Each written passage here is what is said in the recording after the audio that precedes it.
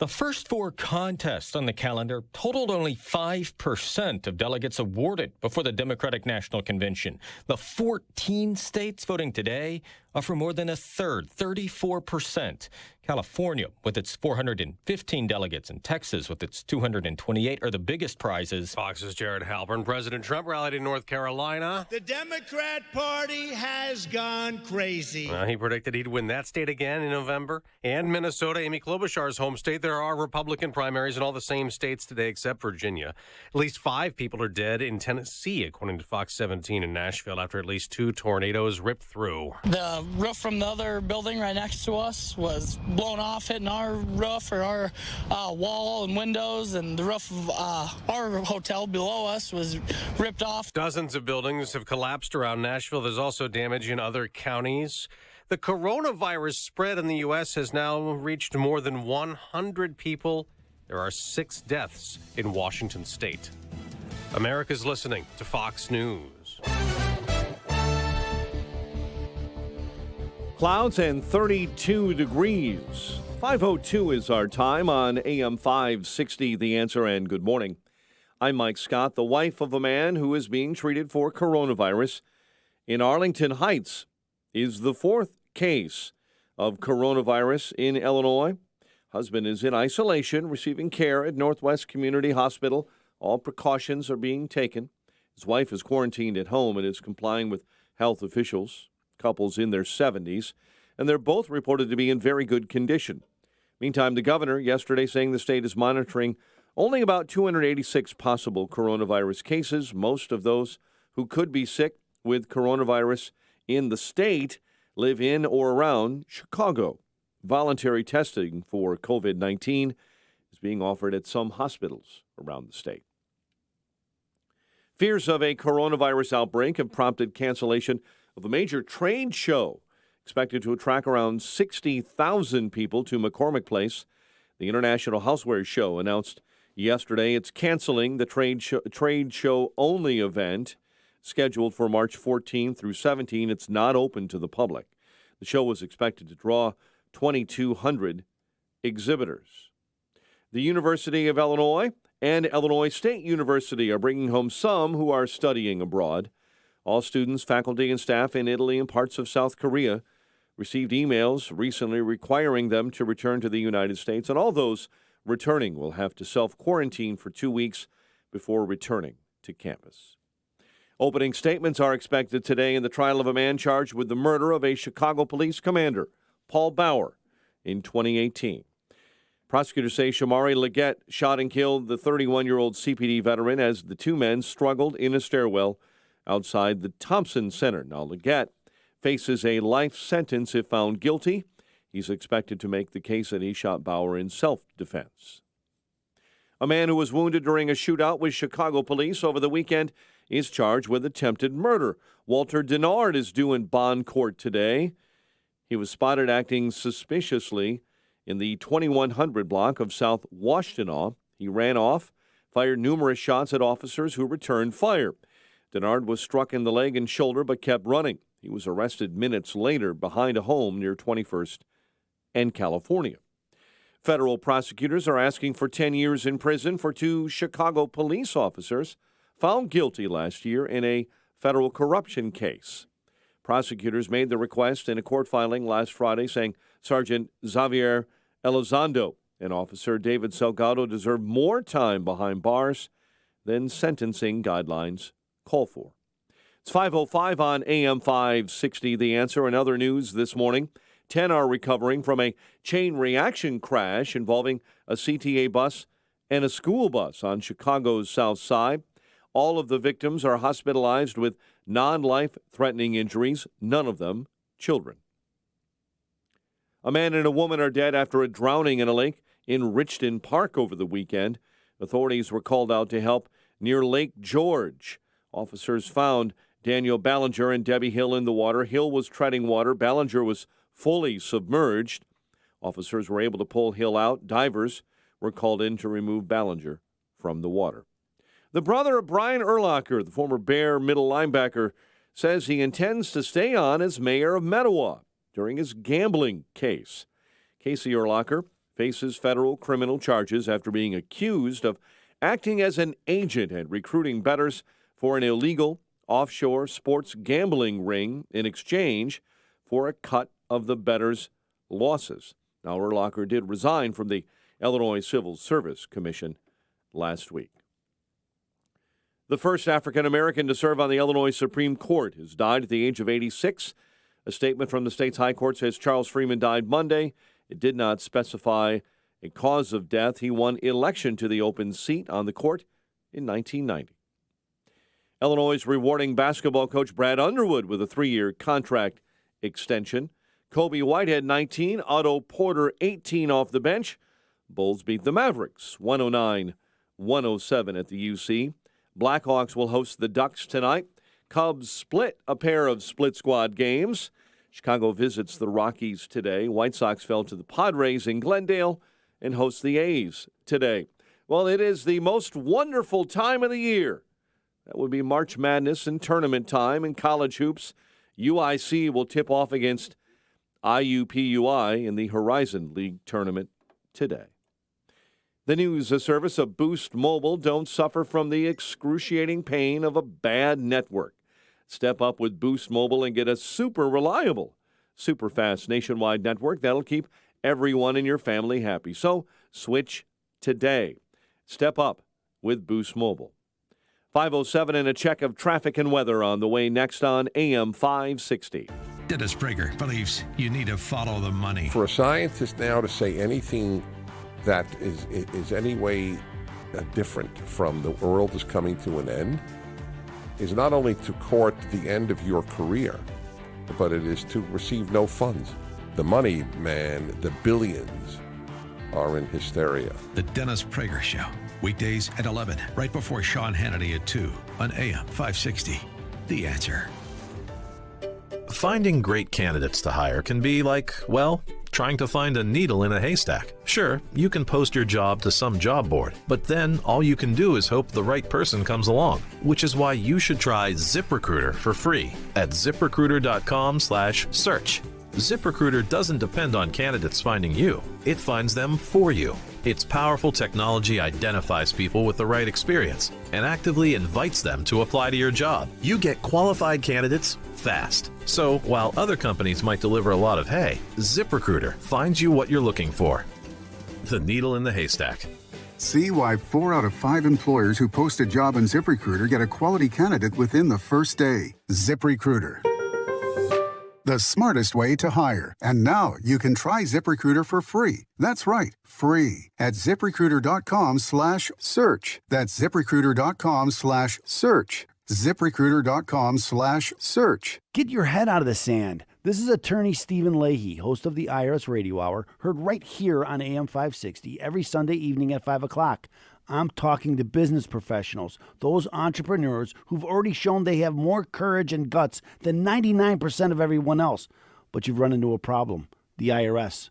I can show you how to retake control of your life and rebuild your success. How you can stop worrying about the IRS so you can grow your business, improve your marriage, strengthen your family, and protect your reputation. You got to decide right now to solve your IRS problem so you can sleep better, maintain your health, and enhance your love life. I wrote the book, Deal with Your IRS Problem Today. This book answers your questions and shows you how to solve your IRS problem. I'll give you a free copy. Just go to freeirsbook.com. That's freeirsbook.com to get your free copy. Or you can call me at 312-664-6649. Fight back now. Don't suffer from the excruciating pain of a bad network. Step up with Boost Mobile and get a super reliable, super fast nationwide network that'll keep everyone in your family happy. So switch today. Step up with Boost Mobile. 5:10 on AM 560. Worried about basement flooding? Well, it's time to call Permaseal. 800-421-SEAL. And time to check the roads in the Team Hochberg Traffic Center with Jim Telemonte. Good Tuesday morning on the Bishop Ford Freeway. Outbound just past 159th Street. Watch out for a crash blocking the left lane. Inbound, there's road work in the area. A little bit north of there, 154th Sibley. Right lane is closed. Should be reopening shortly. Inbound Kennedy, the downtown area, there are ramp closures. Exiting to Adams, Jackson, and to the outbound Eisenhower, those ramps should all reopen shortly. And the Eisenhower and Ida B. Wells are closed right now in both directions. Between the Burns Circle and Wells Street, again, it's set to reopen now any minute. You have no other incidents, crashes to report. Traffic otherwise moves well on the expressways and tollways. That's traffic. I'm Jim Alamonte on AM 560, The Answer. Jim, thank you. Chicago's Morning Answer starts next. Your official Chicagoland weather forecast from the 1 Hour Heating and Air Conditioning Weather Center, and the latest with our meteorologist, Steve Williams.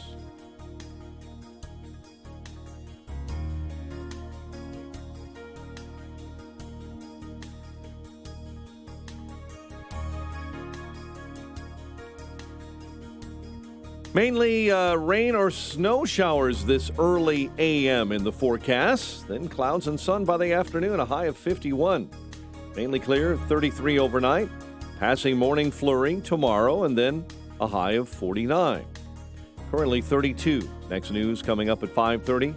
Chicago's Morning Answer with Dan and Amy starts next on AM 560, The Answer. Hi, I'm Dave Nissen, Managing Partner at Mueller CPA. For over 50 years, we have been honored to offer accounting, business, and financial advisory services to our valued clients. We also provide guidance to our clients to help them manage their success and wealth they have earned. We do that by offering retirement investment planning, estate planning, business planning, and insurance. Whether you are a business owner interested in investment strategies or business succession, or a young professional wondering what you need to do today to be financially prepared for tomorrow, it is never too late or early to start. Our team of dedicated professionals are passionate about helping you pursue your goals by educating and inspiring you to make wise financial decisions for yourself, your family, and your business. If you're interested in learning more, call me direct at 630-524-5274 or visit our website at MuellerCPA.com. That's MuellerCPA.com. Message and data rates may apply. Please don't text while driving. If you've been in business more than 20 minutes, you've probably printed your logo on all kinds of promotional products. We all know logos work because they're on everything from the top of skyscrapers to the bottom of shoes.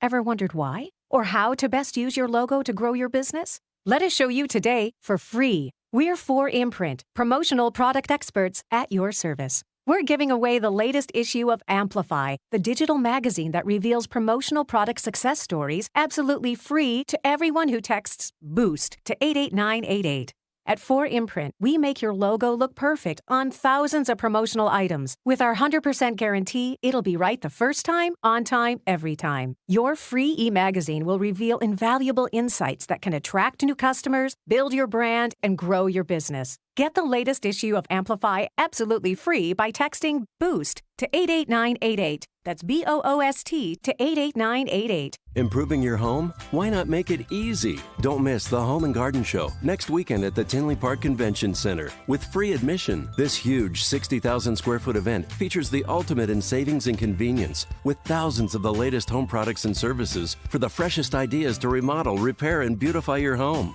Inside and out. Get trusted advice on all your upcoming projects as you speak with experts who will help you with all of your home improvement needs. And be sure to attend the free seminars, live cooking shows, and hourly cash giveaways all weekend long. You'll also see quality indoor and outdoor furniture, home appliances, product demonstrations, a plant sale by Ted's Greenhouse, and so much more. From interiors to exteriors, from decor to outdoor. You'll find it all at the massive Home and Garden Show next weekend at the Tinley Park Convention Center on Harlem Avenue just north of I-80 with free admission and free parking. For details, visit TinleyParkShow.com. That's TinleyParkShow.com. Listen to AM 560, The Answer, online at 560theanswer.com, on the AM 560 mobile app, and your Alexa-powered smart speaker, on TuneIn, iHeart, and radio.com. This is Chicago's Morning Answer with Dan Proft and Amy Jacobson on AM 560, The Answer.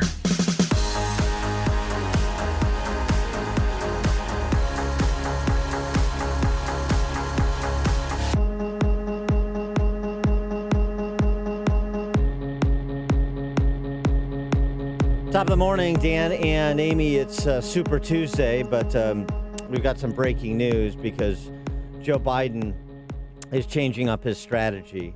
He is not focused on Super Tuesday despite consolidating some endorsements of former Democrat socialist presidential candidates. He's instead going to focus on Super Thursday. Look, tomorrow's Super Tuesday, and I want to thank you all. I tell you what, I'm rushing ahead, aren't I? And I want to speak directly to Democrats here in Texas. Yeah, that was in Houston, Texas. He doesn't want to. He's not rushing ahead because there is no Super Thursday. It's just Super Tuesday. But he went on to talk about the values that bind us together as Americans, our founding documents. The thing. We hold these truths to be self-evident. All men and women created by you know the thing. Yeah, I mean, it's inspired when somebody brings us back to our founding principles that unite us as a nation that way. I thought that was, one of the best distillations of the country's founding and those self-evident truths. That the thing. The truth, the stuff. The founding people the deal with the stuff that they did at the time over there. The thing, Back when I first started in the Senate around that with the stuff that they were doing.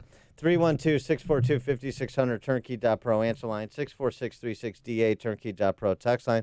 Bernie Sanders, not surprised that Mannequin Pete and Amy Kay. And Beto is back. Bobby O. Bobby. Yeah. Amy Klobuchar, too boring to have a nickname.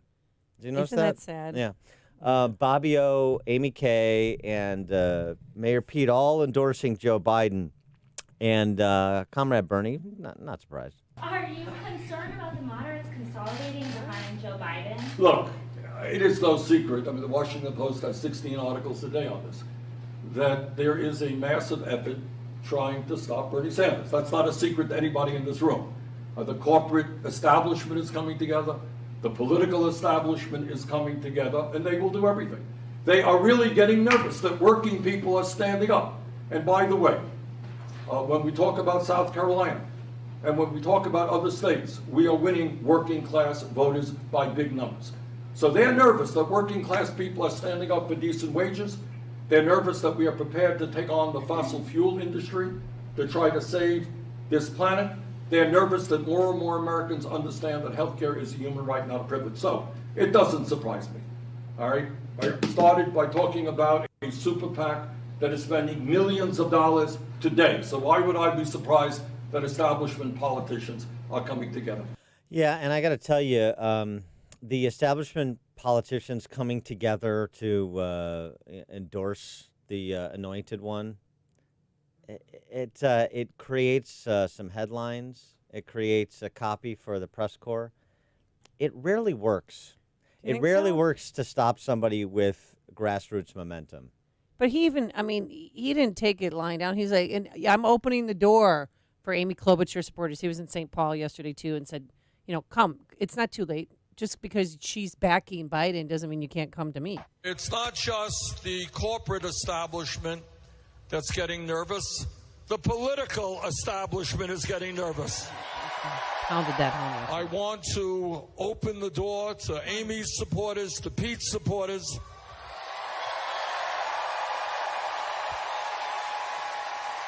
I know that there are political differences, but I also know that virtually all of Amy's support and Pete's support understand that we have got to move toward a government which believes in justice, not greed.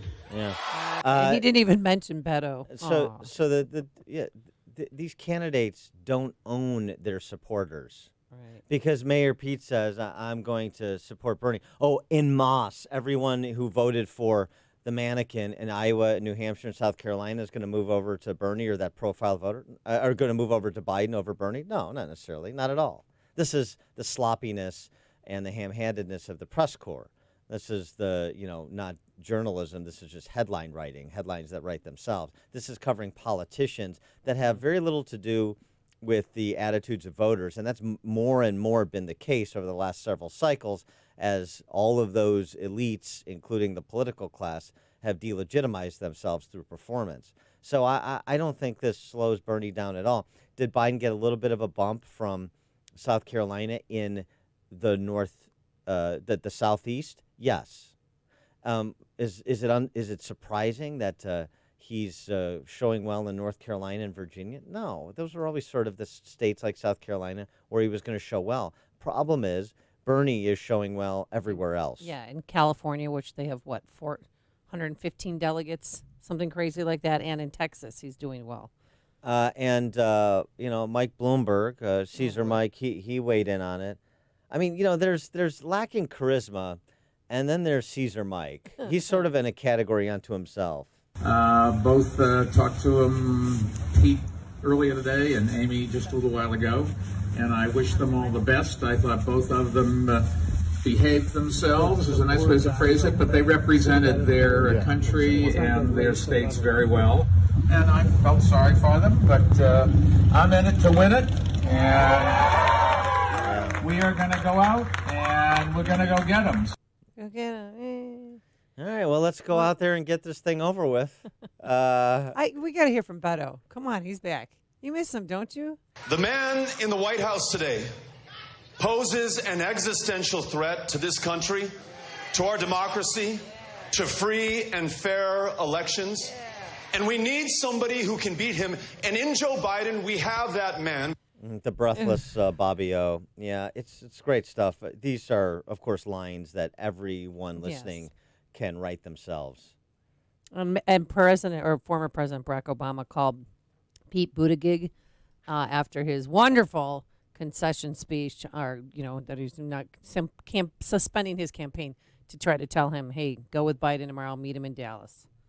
Yeah, we'll pay for your flight, get there. So this is an opportune time for the mannequin, for Amy Kay, to drop out. They just gave her a nickname. They avoid the embarrassment of essentially amassing no delegates on Super Tuesday, and then they're forced out anyway because the money dries up. But isn't their name still on the ballot, though?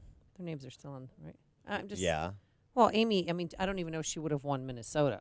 Right. Or taken any of the 75 delegates from Minnesota, so she had to. So they avoid that electoral embarrassment and being pushed out of the race by lack of money. I mean, they could have just subsisted and gone through Super Tuesday, but then they get something out of it, too, because clearly there was a move by party poobahs, not excluding the former president, Obama, to try to make one last gasp to stop Bernie with Biden.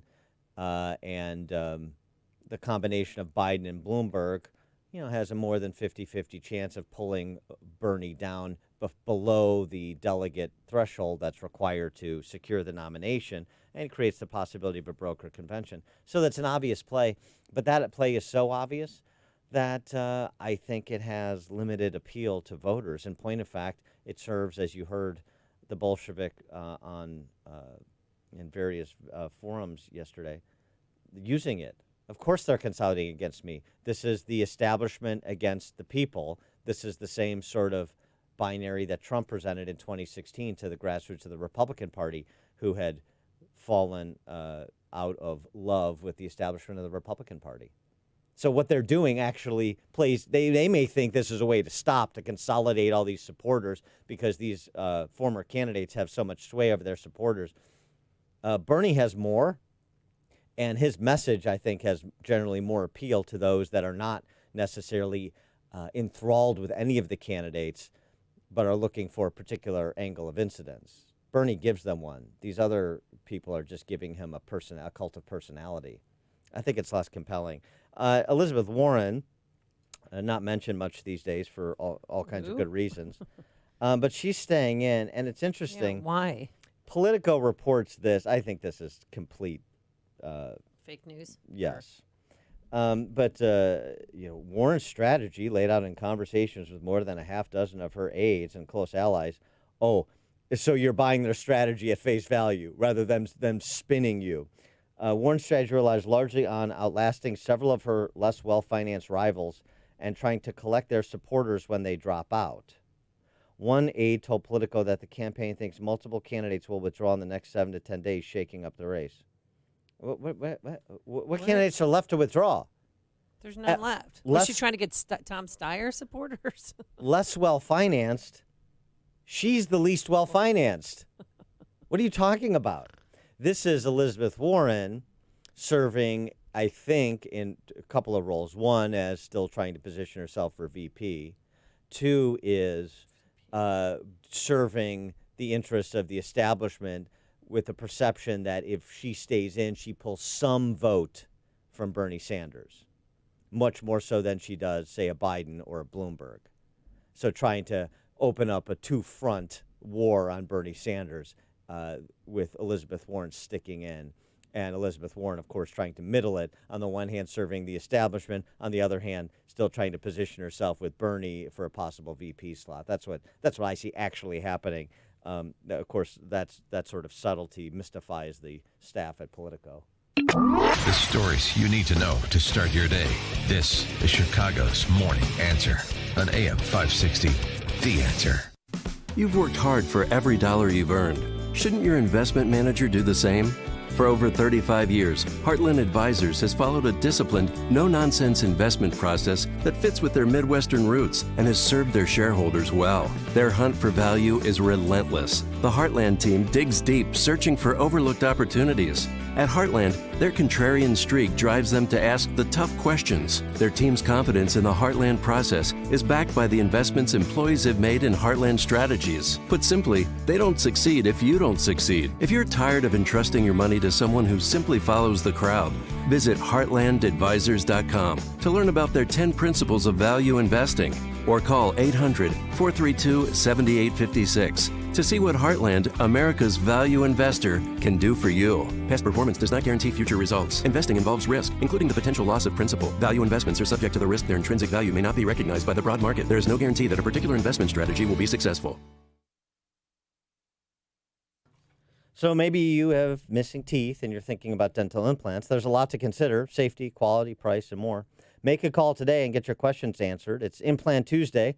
It's your reminder to make the call and get the information. Dr. Neruzzi and his staff at Fox River Periodontics are waiting to take your call from 8 a.m. to 5 p.m. today. Call 630-232-7400. Make the call and get the information to make a good decision. Dr. Neruzzi and his staff will tell you the truth about the procedure and everything you need to know, like the quality of the implant and what you should consider to make it a great experience. It's Implant Tuesday. Call 630-232-7400. Considered a trusted local practice for the Western Burbs and all of Chicagoland. Fox River Periodontics in Geneva. 630-232-7400 is the number, or chat with them online at implants4me.com. Listen up. You got tax problems, you want the IRS off of your ASS. Whether you're an individual or a business and are having problems with the IRS, let PJN Tax Solutions Group help you solve your problems. We aren't one of those large, out-of-state 1-800 firms. We're a local tax resolution firm located here in St. Charles, Illinois. Our fees are fixed, so there's no ugly surprises at the end of the engagement. We will represent you in front of the IRS, allowing you to continue on with your life. You will not have to speak with an IRS agent. We offer a free consultation and free IRS transcript review. Would you go to court without an attorney? Then why would you represent yourself in front of the IRS? Call PJN Tax Solutions Group today at 630-415-5296. Once again, 630-415-5296. Or better yet, visit our website at pjntaxsolutions.com. PJN Tax Solutions Group. Call us when you want the IRS off of your ASS. Attention maintenance coordinators. If you manage an industrial facility, then you know how critical it is to manage a consistent maintenance staff. During outages, when you're shorthanded, Vans has your back. Hi, I'm Dave Van Camp, president of Vans Industrial. Whether you need one person for 8 hours or a large crew for a month, we can supplement your maintenance team. Our personnel are trained mechanics familiar with all material handling processes. Our expertise extends to fabricating, sheet metal, millwright, and ironwork jobs. Our men can work alongside your repairmen, or we can provide an entire crew complete with equipment depending on your requirements. Vans uses only the best and safest union-trained mechanics, insured at the highest level, to perform the job right. Call 833-VANS-IND to schedule your maintenance team. That's 833-VANS-IND. Or visit vansindustrial.com. That's VANSindustrial.com. Vans Industrial. Working safe since 1964. AM 560. The Answer. Coming up on Chicago's Morning Answer. At 5:38, NYU medical professor says he's never seen an outbreak handled better. And an update on the woman we spoke with yesterday who is still quarantined, but others get to go home because of a lawsuit. We'll explain. But now let's head straight into that newsroom. Here is Mike Scott. Good morning, Mike. Amy and Dan, good morning. Good morning, everyone. 32 degrees here in Chicago, but in Nashville this morning, 5 are dead after tornadoes wreaked havoc and on Nashville and nearby parts of Tennessee and now southern Kentucky. These 2 tornadoes were reported overnight near downtown and East Nashville, where police there say 2 were killed. Another 3 were killed just to the east in Putnam County. First tornadoes were reported around 1 a.m. Justin Chambers is a meteorologist at Fox Television affiliate WZTV in Nashville. We had confirmed reports on radar. We had confirmed reports of people seeing it and actually seeing the funnel cloud. We have video of that funnel cloud. And now with all of this destruction, this leads me to believe easily that this is a tornado that touched down and crossed right across Metro Nashville and then right out into Hermitage and Donaldson, right out into Wilson County and continued to track out toward the east. Twisters caused massive damage. Many pictures of rubble, destroyed buildings shared on social media this morning. Voters in 14 states and American Samoa will cast primary ballots this Super Tuesday. More than 1,400 of the nearly 2,000 delegates needed to win the Democrat nomination are up for grabs. Vermont Senator Bernie Sanders is your frontrunner. So to all of Amy and Pete's millions of supporters, the door is open. Come on in. Former Vice President Joe Biden is second in delegates in polling, but earned the endorsement of former candidates Buttigieg and Klobuchar yesterday. President Trump last night on the stump claiming Joe Biden made a deal with the latest Democrat presidential dropouts. Sounds like they made a deal, you know. They both supported Sleepy Joe. You know why? They made a deal. You know why? Quid pro quo. That's why. President saying the Democrat primary is being rigged again against Senator Bernie Sanders. Officials in Washington state are working to slow down the coronavirus. After at least 6 there have died, Vice President Mike Pence in Washington monitoring says most domestic cases are tied to 2 states. 29 of the 43 are either in California or Washington state. And we have communities that are facing what the experts tell us could potentially be a cluster. Pence noting there are also 4 dozen cases of people who return to the U.S. Supreme Court taking up a legal challenge to Obamacare's individual mandate. High Court is agreeing to hear the case in its new term that begins in October of this year. The wife of a man who's being treated for coronavirus in Arlington Heights is the 4th case of the virus in Illinois. The husband is in isolation, receiving good care at Northwest Community Hospital. His wife is quarantined at home. Opening statements expected today in the trial of a man charged with the murder of a Chicago police commander, Paul Bauer, in 2018. Prosecutors say Shamari Leggett shot and killed the 31-year-old CPD veteran as the 2 men struggled in a stairwell outside the Thompson Center. Bulls edge the Mavericks 109-107. Blackhawks host the Ducks later on tonight. White Sox fell to the Padres. Cubs split a pair in spring baseball. And at 5:34, a check of traffic and weather on the way next on AM 560. Why did all this come out on Bloomberg? The Sean Hannity Show. Because Bloomberg had spent $500 million and he was getting close. This came from Democrats. If I had to say the likely culprit, again, educated guess, 31 years on radio, 24 years at Fox, I'd be looking right at the Biden campaign because they know how to play this game better than anybody. The Sean Hannity Show. Afternoons at 2, right before Steve Cortez at 5 on AM 560. The Answer.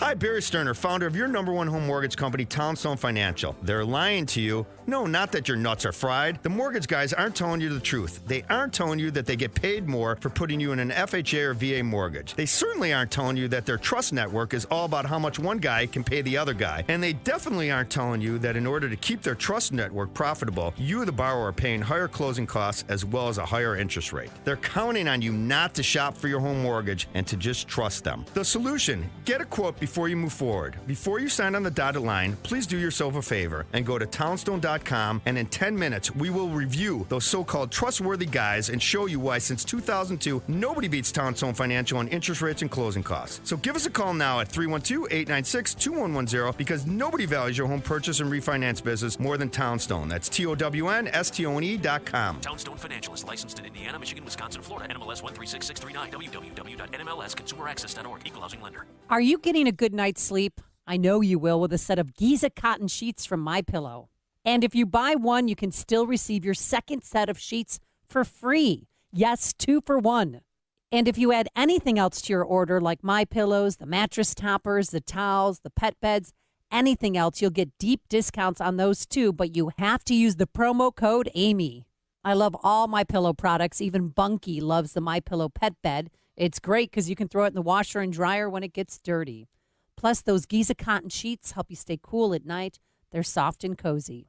All products have a 60-day money-back guarantee and a 10-year warranty. So go to MyPillow.com, click on the radio listener special box, and get 2 sets of Giza cotton sheets for the price of 1. That's MyPillow.com, promo code Amy, or call 800-489-0201, 800-489-0201, and tell them Amy sent you. It's open enrollment season, and MediShare is a Christian healthcare sharing ministry that saves most families about $500 a month. Google MediShare and see if it is a fit for you. 537. Worried about basement flooding? Time to call Permaseal, 800-421-SEAL. And time to check the roads in the Team Hochberg Traffic Center with Jim Telemonti. In West Chicago, there's a crash on 59 at Conde Street, south of the tracks. 59 is open there. Traffic's getting a bit heavy on the inbound Bishop Ford Freeway with delays from 103rd to Merge. Looking at about a 2 or 3 minute delay there. The outbound side is fine. I-57 outbound, the exit to eastbound 167th is closed for construction till 6 this morning. We see no significant delays yet on the Ryan. No delays on the Stevenson yet. Edens is clear. Kennedy looks good. Reversibles are open inbound. We see no significant congestion yet on the Eisenhower. Traffic flows nicely on the tollways. No problems to report on I-80 or in northwest Indiana. That's traffic. I'm Jim Telemonti on AM 560 The Answer. Chicago's Morning Answer continues next in our 1-hour heating and air conditioning weather center. A breezy day ahead. A rain or snow shower could be coursing through this morning. And by the afternoon, a bit of sun. High 51. Clear and 33 overnight. 32 right now. Next news coming up at 6. Chicago's Morning Answer with Dan and Amy continues next on AM 560 The Answer. Listen to AM 560, The Answer, online at 560theanswer.com, on the AM 560 mobile app, on your Alexa-powered smart speaker, on TuneIn, iHeart, and radio.com. Only the biggest stories, only the biggest guests, and only the biggest opinions. This is AM 560, The Answer. Top of the morning, Dan and Amy. The market bounced back from the hysteria yesterday and in historic fashion. Good. Have the Doomsday Preppers. 312-642-5600, turnkey.pro answer line. 64636DA, turnkey.pro text line. Even as the... Have the Doomsday Preppers what? Are we more at ease now? Yeah, are you coming in off the ledge, even as... Because it seems to be happening even as, unfortunately, the death toll increases. Now 6 dead in Washington State. But 4 of them came from the same elderly living center. Right. And that's where they think it's from. And now those first responders who are helping those who were sick, now they're quarantining themselves as well. Right, but my point is that before it really made landfall here at all, you had people, gosh, I don't know, some people close to me, who were running around like chickens without necks, and they're still wearing latex gloves, talking about masks, despite what we know about the medical efficacy of those masks. I don't wear my mask anymore. But if I have a cold, I had a slight cold. So as a precaution in helping my fellow citizens and being responsible, I wore a mask just when I would be in large crowds of people. Has there been enough information, medical information, scientific information, combined with an appropriate enough response from the administration to allay most of your fears about this being some sort of apocalyptic event is the question to our listeners. 312-642-5600, turnkey.pro answer line, 64636DA, turnkey.pro text line. One medical professor at NYU, I've been handling these emerging contagions for about 20 years now, and I have to tell you, I've never seen one handled better. The task force are really top players, noting the inclusion of course, Anthony Fauci. Fauci is one of the top infectious disease experts in the country. They've been doing exactly what they're supposed to do, he said, listing actions that Trump has done, including calling for restricted travel, isolating patients who are sick, trying to cut down on contact. It's a very hard thing to do when people are pouring in from all over the world. Also, CDC Director Dr. Robert Redfield, a virologist, said that he believed that the doom and gloom comment about the inevitable spread of the virus by your friend there, Rod Rosenstein's wife, Dr. Nancy Messonnier, was irresponsible. Was uncalled for. Okay. Yeah. Well, it does spread faster than the regular flu, and it is deadlier than the regular flu, but it's really easy to prevent it. Just don't cough on people. Don't cough on your hands. Now they're saying don't even cough on your sleeve. Cough into a tissue or a paper towel or a handkerchief. And if you feel sick, stay home. And then clean your space. Clean your workspace. Clean your home space. And the reason why I'm a little more at ease, Dan, yesterday I went to the Jewels over here in Elk Grove. They're completely out of hand sanitizer, completely out of Clorox wipes. Shelves were empty, and I'm like, I already got mine. So I'm fine, because they did tell us, Homeland Security said, have 2 weeks supply of food and water and medicines that you need, and your pet's food as well. Yeah, a friend of mine told me good. that they're out of bottled water at the Costco in Glenview. Lemmings is what as my reaction. You think it's precautionary. It's actually hysteria. Well, in my case, I'm going to use that anyway because my kids are growing. So all the food that I bought, they will eat. I'll just have to make one less trip to the store. Sure. And when the weather breaks, well, instead of lemonade stands outside of front of people's homes or yard sales, they'll be selling their excess water and hand sanitizer and hand wipes that they didn't use during this crisis. And we should mention, too, that we have 2 new cases here in Illinois, in Arlington Heights. A couple, they're both in their 70s. He's fine, guys. Doesn't even have a fever. They just have him quarantined in the hospital, and they're still waiting. It's a presumptive positive, but it still needs to be confirmed by the CDC. And his wife, who tested positive, she's at home under self-quarantine. We need to start doing updates of all of the flu cases as well that are reported. Right. Well, they had a press conference last night. Here's the doctor. Along with this patient, our top priority will remain to keep our patients, staff, and community safe at all times. And Governor Jellybelly, well, he had to address the public. We are ready to put the weight of the state behind a full-fledged response when needed, choice of words. And if we meet those thresholds. Okay, whatever that means. Well, that's significant. Just be prepared for schools to close. If you're going to put the weight of the governor behind this, that is not inconsequential. There's no question. They had a body shot, too, of him walking out to the lectern. Woo! Cannot unsee that. Did they have his theme tuba music? And also NBA, they've been telling the players don't give high fives and don't sign autographs because they don't want them touching pens. Right. Yeah. I know. Trump was questioned about the safety of having campaign rallies like the one he had in Charlotte, North Carolina last night. And what did he say? He said, yeah, I think it's safe. I think we need, effectively, to use my words, we need to calm down and carry on with our lives. You'll note that the Democrat presidential candidates are having rallies. Exactly. So I don't know why my rally would be unsafe and theirs is safe. It's an interesting point he made about sort of the press coverage of this, in addition to other major gatherings of people like what you just mentioned, NBA games, sporting events, concerts. And they closed the Home and Garden Show at McCormick Place. That is a huge event, which means brings hundreds of thousands of dollars to local hotels and restaurants. They canceled it. It's March 17th, and they said, no, we're done. Or the week of March 17th. Mm-hmm. Which I think was a little much. Well, are people that were in Amy's camp and proposing martial law just a week ago, like she was, are you now back to embracing a free society? 312-642-5600, turnkey.pro. Answer line. Lewis on the south side. Good morning, Dan. Good morning, Amy. Morning. Hi. This is addressed to Amy. Amy, all that survivalist stuff that you talking about, I don't know if you remember, but there was a Reverend Jim Baker. Do you remember him? I remember him and his wife. He was with Tammy. It was Jim and Tammy Baker. Yeah. Okay. Who could forget her? Yeah. Okay. Every night, every morning at about 2:30, he has a show that comes on, and they sell all that survivalist stuff that you talking about. The food that lasts for 100 years, the water purification bottles that'll purify anything, the solar power generators, and the basement, the survivalist basement for nuclear bombs, nuclear blasts, and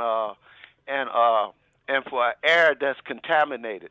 They sell all that stuff in the morning at about 2:30. Okay. His name is Jim Baker. Yeah. All right. Thanks for the call, Lewis. Rest in peace, Tammy Faye Baker.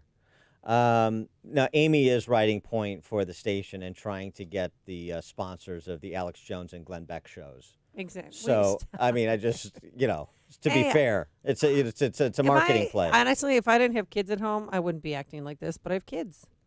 And they're at those petri dishes of high school. So when they come home, I spray the bottom of their shoes, make them go wash their hands. And then every day I clean off every doorknob, every handle in the kitchen and the pantry and the bathrooms. Wow, thank you for a day in the life. Is what I'm hearing. Very exciting. What I'm hearing is you're not worried about the kids. You're worried about the kids as it could impact you. No, the whole family. Well, I have heart conditions, so I've got to be on the ready to go. You come at me. But then I was thinking too. Remember when we were kids and we had chicken pox parties? Like if somebody on the street got the chicken pox. Oh yeah, that's right. You're younger than me. If somebody on the street got chicken pox, everybody would go to that person's house to get the You'd chicken come pox. in from the game of stickball you were playing in the 1950s. No, we were playing 500, but thank you. Out in the street, and we'd all go to that person's house and get chicken pox so that you got over it. Because the older you get, it's more dangerous to get the chicken pox. And you would have parties where you would seek out getting chicken pox. Oh, people did that all the time. I know somebody did. 312-642-5600 chicken pox parties. If you've heard of it, call. But I'm thinking we should just have coronavirus parties to just get this over with. Let's just get this done. So we should seek out getting infected with the virus after let's just get it over with. After you spent the last month suggesting that we should shoot anybody on site who's infected. You were Kim Jong-un. You were Kim Jong-uning it. You were a half a step behind him. No, I was You were proposing that we beat crazy. infected poodles to death on the streets of Wuhan. No. And I stopped short of buying Bunky a mask. I was so close. You think now the strategy now to let's just get it contain over the with. spread is for everybody to get it? Mm-hmm. Because I talked to somebody. Wouldn't that be the opposite of containing it? Well, because it's going to come anyway. It's already here. And I do believe that it's been in the state of Washington for 6 weeks. Mm-hmm. It's already here. Let's just get it over with and be done with it. And then we can move on. You recognize that it's a very small percentage of the population, even in China, where it's arguably been mishandled. Well, how many cases? Let's say it's 100,000. Let's say it's 200,000. There's 1 billion people there.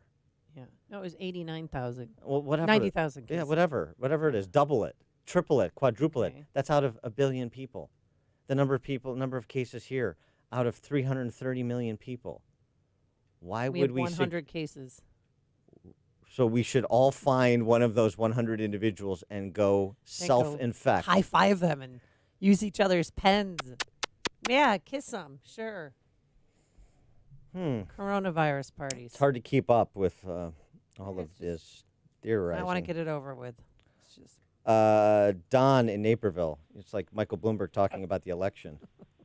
I have never heard Kim Jong Un used as a verb before. Kim Jong Uning it. That's really good. Yes, thank you.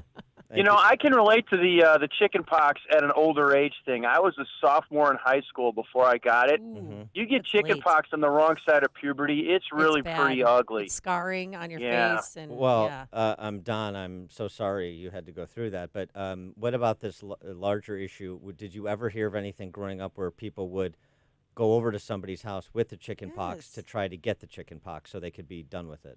Chicken pox. No. Yeah. Well, wait, how old are you, Don? I am 55. So a little younger than Amy. All right. Thanks for the call, Don. Maybe it was a Mount Prospect thing. Maybe it was an Amy Jacobson thing. No. Did your sisters do that? We'd have chicken pox parties. Somebody on our street had chicken pox. We'd all go over to get the chicken pox. I don't know why you're looking at me funny. Somebody out there had I've never a heard chicken of pox it. party. Don in Naperville's never heard of it. Well, If Don in he didn't- Naperville hasn't heard of it. Yeah, but he should have because he got the chicken pox in high school, which is the worst time ever because it's scarring, because it's open scabs, and that'll scar your face for life. When you're a kid and you get it, you grow out of it. Yeah, That's why hence the chicken pox party. I remember Open Scabs was the name of my high school band, so I remember that. Tastes like chicken. Joanne in Schaumburg. Good morning. I have a question for you. Yesterday you interviewed Shelley from Texas. Yes. And she said that it was optional to be tested It sure for the was. virus. And they are getting out today. The mayor I question why all people who are under quarantine who came from China, like the 1,000 did, of Americans coming back here, why aren't they being tested? He had no symptoms, but because they were going back to retirement community, in good conscience, they felt they should be tested. But why aren't they all being tested? Because they want to go home. They've had enough. Some are having emotional breakdowns. But Because they were could be spreading it. I know. Amy. That's why we had her on the show yesterday to try and stop it. The CDC, the mayor of San Antonio, came out yesterday because he was so upset because one of those passengers tested negative. Then another test came back that she was positive, and that's why he said none of you are leaving today. Yes. But yet they let them all leave for Yes, Travis yes, Air Force yes. Base. The underlying question is why weren't they mandated to be tested? That's what you're Exactly. asking, Joanne. And Exactly. it's a good question because as Ms. Conlon explained to us, when they boarded the ship, they were initially resistant to the test, and the CDC basically said you're going to get tested, and they were working down, I guess, first the Japanese authorities and then maybe the CDC, but by that time they were already being transported.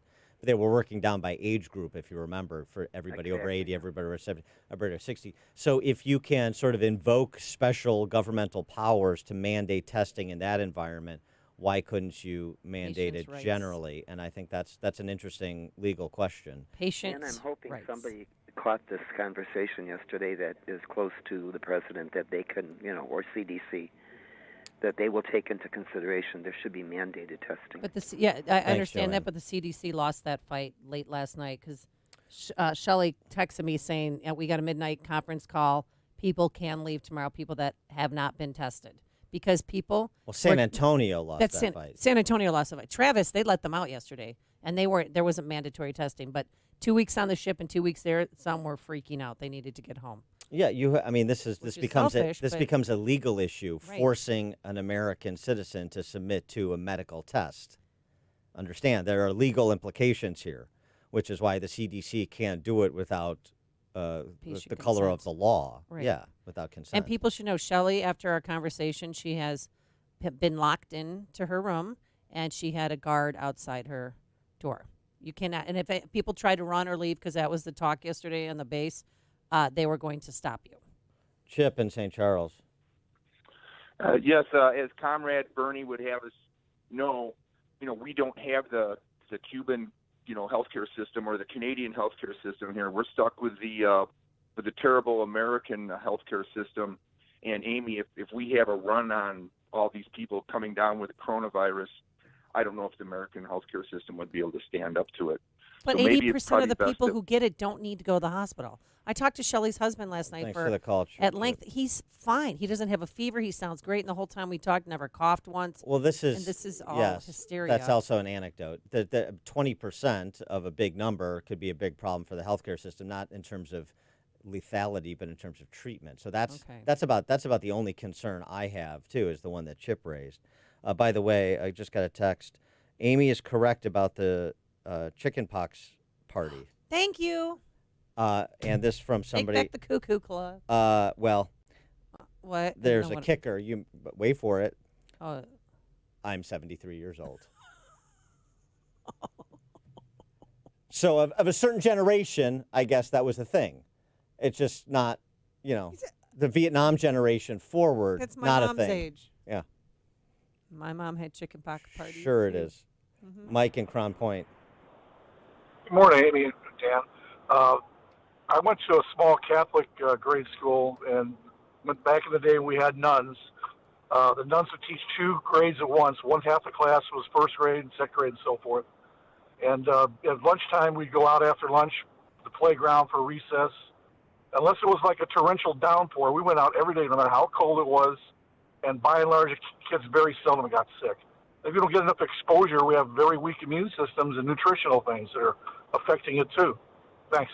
Thanks, Mike. The other Mike on the north side. Hey, good morning. Hey, contrary to what Amy Bloomberg is saying over there, this is not a big thing. I mean, Amy, the only heart problem you have is a bleeding liberal heart. And your poor dog, Punky, he doesn't have to worry about a mask. He's got more to worry about somebody from China eating him than giving him a disease. People, this is all made up BS. They want to take your mind off the news saying, listen, forget about all the kids getting shot in Chicago. Forget about all the criminals that Crimea Fox is putting back on the street. Let's talk about the new avian flu or bird flu or this BS. Forget about all the crap the Democrats are doing in Chicago and ruining the city and making us Detroit or Mogadishu or Zimbabwe where we're going broke. Let's worry about this. Thanks for the call, Mike. Well, it's interesting. Second City Cop tweeted out that exact binary, which will result in more deaths in Chicago this year: coronavirus or street violence. Oh, street violence, of course. Of course. And so, how do we cover the two? To Mike's point. All right. John in Marengo. I'm 30. So I grew up in the 90s in Chicago, and I remember having chicken pox parties. Thank you. Thank you so much, John, and my other elderly friend for texting Dan that information. All right. Well, that buys her another hour outside the institution. You've made the switch, and it feels so good. You've switched to Chicago's Morning Answer on AM 560. The Answer. 10, 15, 20, 30-year term, whole life, universal life, index universal life, variable universal life, long-term care. Are you confused yet? No need to be. For nearly 3 decades, Northern Resource Group has assisted families and businesses understand the maze of insurance and safe money choices. Then, after careful analysis of your needs, they shop and search every leading company to find the best products and services for your family or business. Whether it's tax advantage policies, living benefits, simple term insurance, or something else, Northern Resource Group excels in selection, underwriting, and service. Call Chicagoland-based Northern Resource Group to receive your free, valuable, all-life report. It's packed with educational and easy-to-understand information. Call toll-free 888-762-8020 or visit northernresourcegroup.com. Northern Resource Group, Chicagoland's insurance and safe money professionals. That's 888-762-8020 or online at northernresourcegroup.com. Again, that number, 888-762-8020. AM 560. The Answer. I know this is going to be very hurtful to our friend Mike Scott, but Kevin Rooney tweeted, we were talking about how the NBA has been affected by coronavirus. They just said, don't give high fives, don't sign autographs. Kevin Rooney, at least the WNBA won't be affected by the coronavirus. Oh. That's true. Do we have a team here? Do we have a team here? Mike, Chicago Sky. Oh, that's I right. know He's that. the only one to report Chicago Sky scores in the city. Occasionally. Yeah. Yeah. Coming up on Chicago's Morning Answer. The thrill up his leg is gone at 6:06. Uh-oh. We'll tell you why and his replacement, how he handled it last night. But now let's go into the newsroom. Here is Mike Scott. Trial to begin today for a man charged with the murder of a Chicago police commander. Well, that story in just a moment. WIND Chicago News Time is 6 o'clock. The polls are opening now in 2 more states. I'm Dave Anthony, Fox News. Voters in Massachusetts and Tennessee ready to cast ballots on Super Tuesday. We have got to move toward a government which believes in justice, not greed. Bernie Sanders hopes to extend his delegate lead today. He rallied in Minnesota, Amy Klobuchar's home state, hours after she dropped out and endorsed Joe Biden. Vote for Joe. Vote for decency. Vote for dignity. Two other ex-Democratic candidates, Pete Buttigieg and Beto O'Rourke, also endorsed Biden. Just a few days ago, the press and the pundits declared this campaign dead. There are 14 primaries today. Fox's Rachel Sutherland live in Prince William County, Virginia. Dave, here in Virginia, 99 delegates are up for grabs, the fourth largest haul today. Mike Bloomberg campaigned here yesterday, reacting to news that Buttigieg and Klobuchar dropped out of the race and threw their support behind Biden. They represented their country and their states very well, and I felt sorry for them, but I'm in it to win it. Bernie Sanders told supporters in Utah there's a massive effort to stop him. The big prizes today are in California with 415 delegates and Texas with 228. Dave? Rachel, Republicans don't vote today in Virginia, but do in 13 other Super Tuesday states. President Trump rallied in North Carolina. We're going to defeat the radical socialists. We're going to win the great state of North Carolina in a landslide. Fox News Radio will cover the results tonight starting at 7 p.m. Eastern, live on the Fox News app. Parts of Tennessee have been twisted apart by at least 2 tornadoes. We're not going to understand the scope and the breadth of this damage at all until we actually get first light. Greg Bobos, a meteorologist with Fox 17 in Nashville, which is reporting at least 5 people are dead. Dozens of buildings have collapsed in Nashville, and there's damage in other counties as well. America's listening to Fox News. Clouds and 32 degrees this morning at 6:02 on AM 560. The Answer. Good morning, I'm Mike Scott. The wife of a man who is being treated for coronavirus in Arlington Heights is the 4th case known in Illinois. The husband is in isolation, receiving care at Northwest Community Hospital. His wife quarantined at home in good condition, complying with health officials. Fears of coronavirus outbreaks prompting the cancellation of a major trade show expected to attract around 60,000 people to McCormick Place. International Housewares Show announcing it's canceling the trade-only event scheduled March 14 through 17.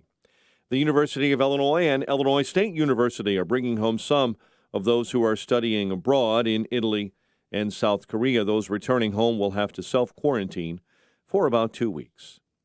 Opening statements are expected today in the trial of a man charged with murdering Chicago Police Commander Paul Bauer in 2018. Shamari Leggett faces a life sentence if found guilty. He's expected to make the case that he shot Bauer in self-defense. Federal prosecutors are asking for 10 years in prison for 2 Chicago police officers found guilty last year in a corruption case.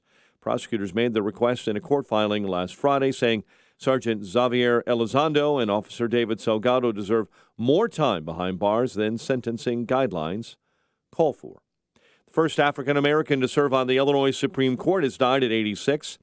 A statement from the state's high court says Charles Freeman died Monday, though it did not specify a cause of death. He won election to an open Supreme Court seat in 1990. Bulls edged the Mavericks 109-107 last night.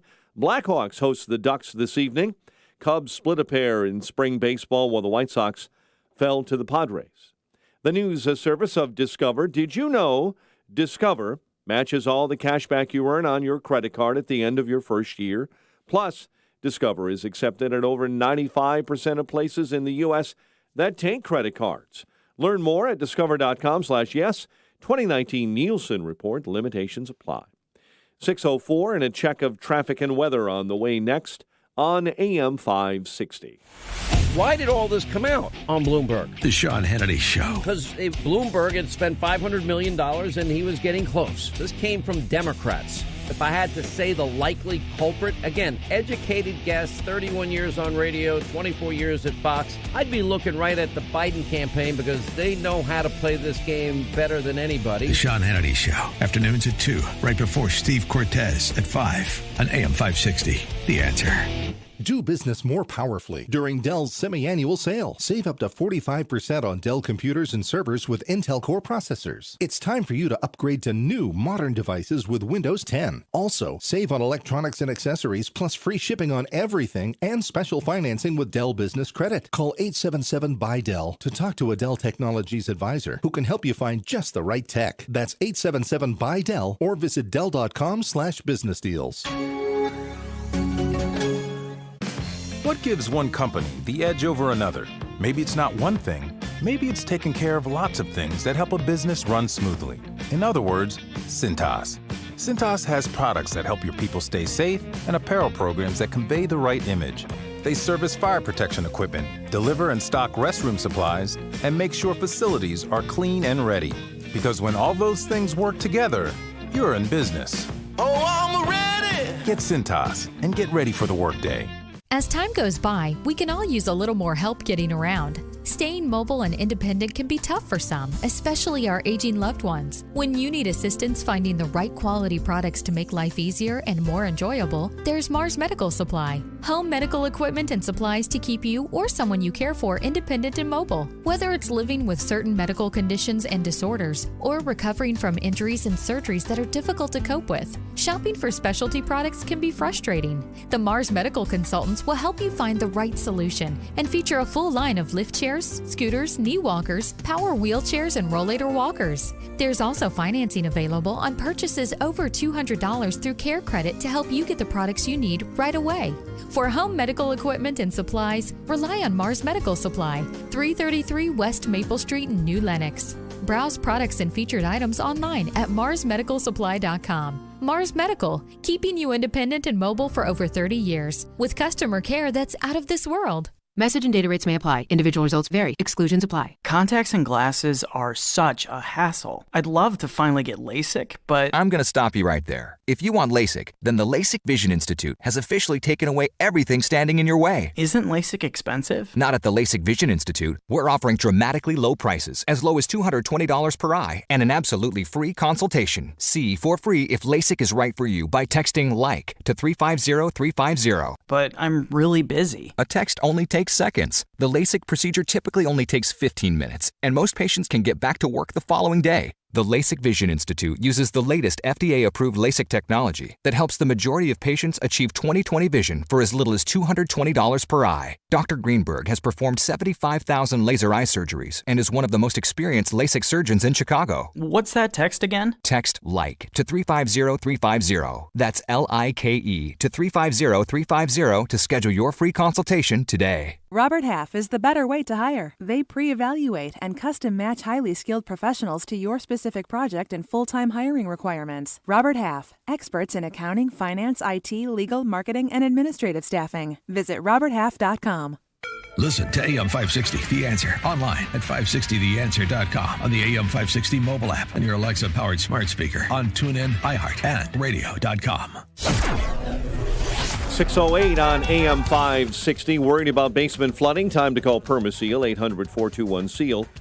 And time to check the roads in the Team Hochberg Traffic Center with Jim Telemonte. Mattress reporting about a 15-minute delay on the BNSF line right now. In Villa Park, there's a crash on eastbound North Avenue at Villa Avenue. Inbound Kennedy, traffic's tight Nagle to Central. You've got about a 2-minute delay. Outbound, it's still fine.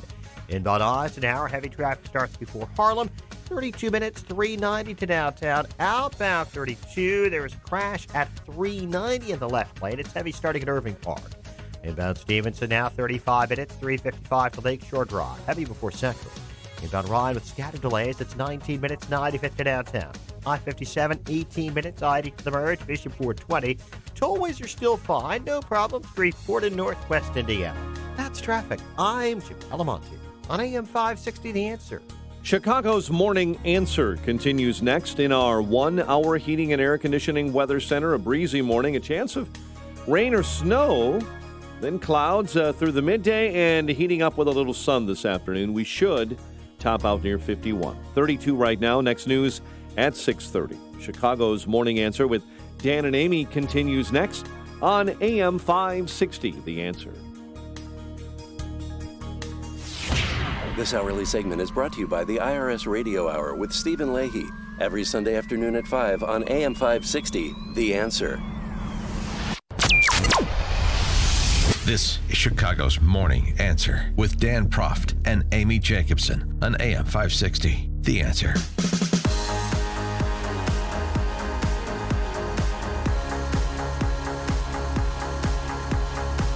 Top of the morning, Dan and Amy. Is this a Me Too scalp or a Bernie Bros? Chris Matthews announcing his retirement from hardball after 2 decades last night, his opening monologue. Well, after conversation with MSNBC, I decided tonight will be my last hardball, so let me tell you why. The younger generations out there are ready to take the reins. We see them in politics, in the media, in fighting for their causes. They are improving the workplace. We're talking here about better standards than we grew up with, fair standards. A lot of it has to do with how we talk to each other. Compliments on a woman's appearance that some men, including me, might have once incorrectly thought were okay. We're never okay. Not then and certainly not today. And for making such comments in the past, I'm sorry. I'm very proud of the work I've done here. Long before I went on television, I worked for years in politics, was a newspaper columnist, an author. I'm working on another book. I'll continue to write and talk about politics and cheer on my producers and crew here in Washington and New York and my MSNBC colleagues. They will continue to produce great journalism in the years ahead. And for those of you who have gotten into the habit of watching hardball every night, I hope you're going to miss me because I'm going to miss you. But remembering Humphrey Bogart and Casablanca, we'll always have hardball. So let's not say goodbye, but till we meet again. What a cheese ball. Hardball turns into cheese ball. Humphrey Bogart will always get Casablanca. We'll always have hardball. Oh, but so romantic. Here's the thing. Happened? I know you what think. What did he do? I know you think that we would use "the thrill is gone," Mr. Thrill up his leg when Obama speaks. But I am not going to insult the music or legacy of B.B. King by allowing that to be used for Chris Matthews. He's too insignificant.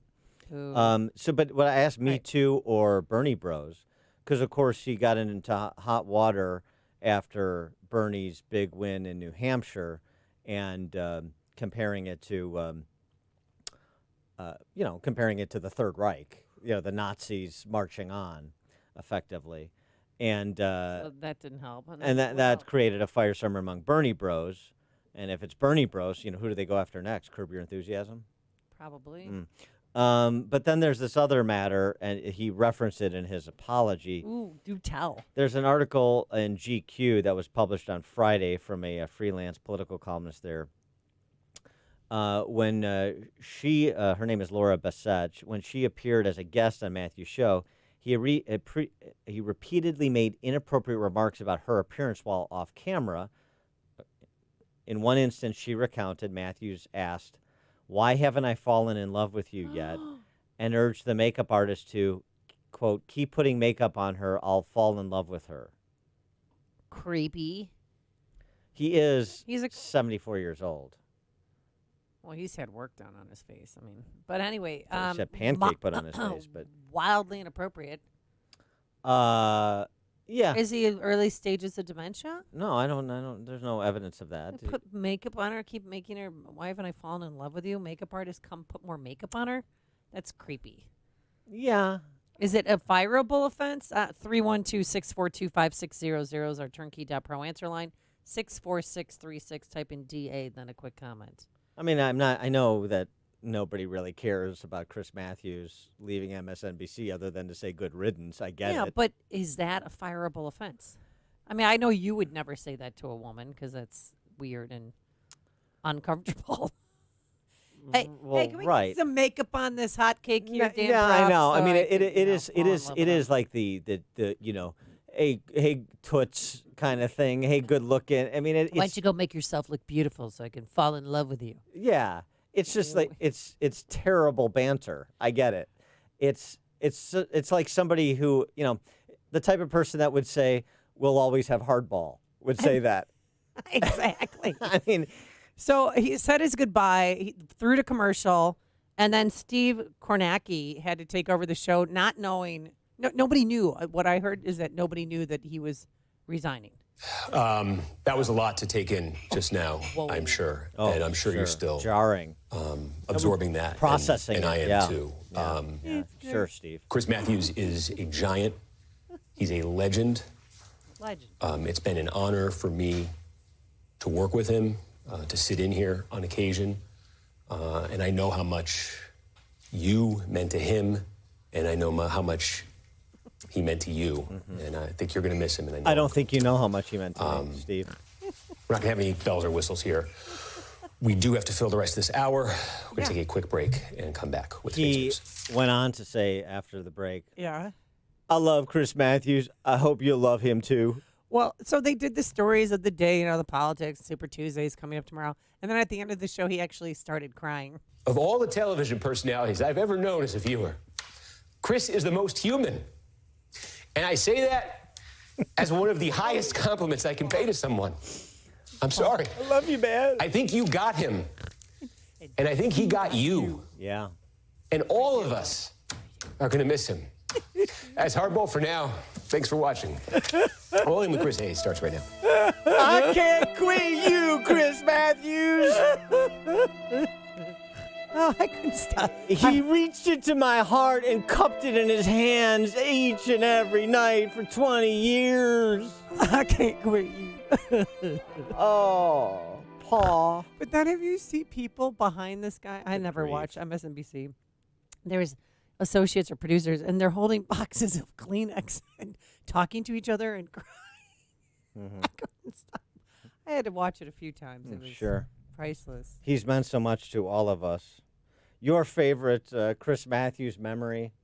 Remembering Chris Matthews on this very special Chicago's Morning Answer.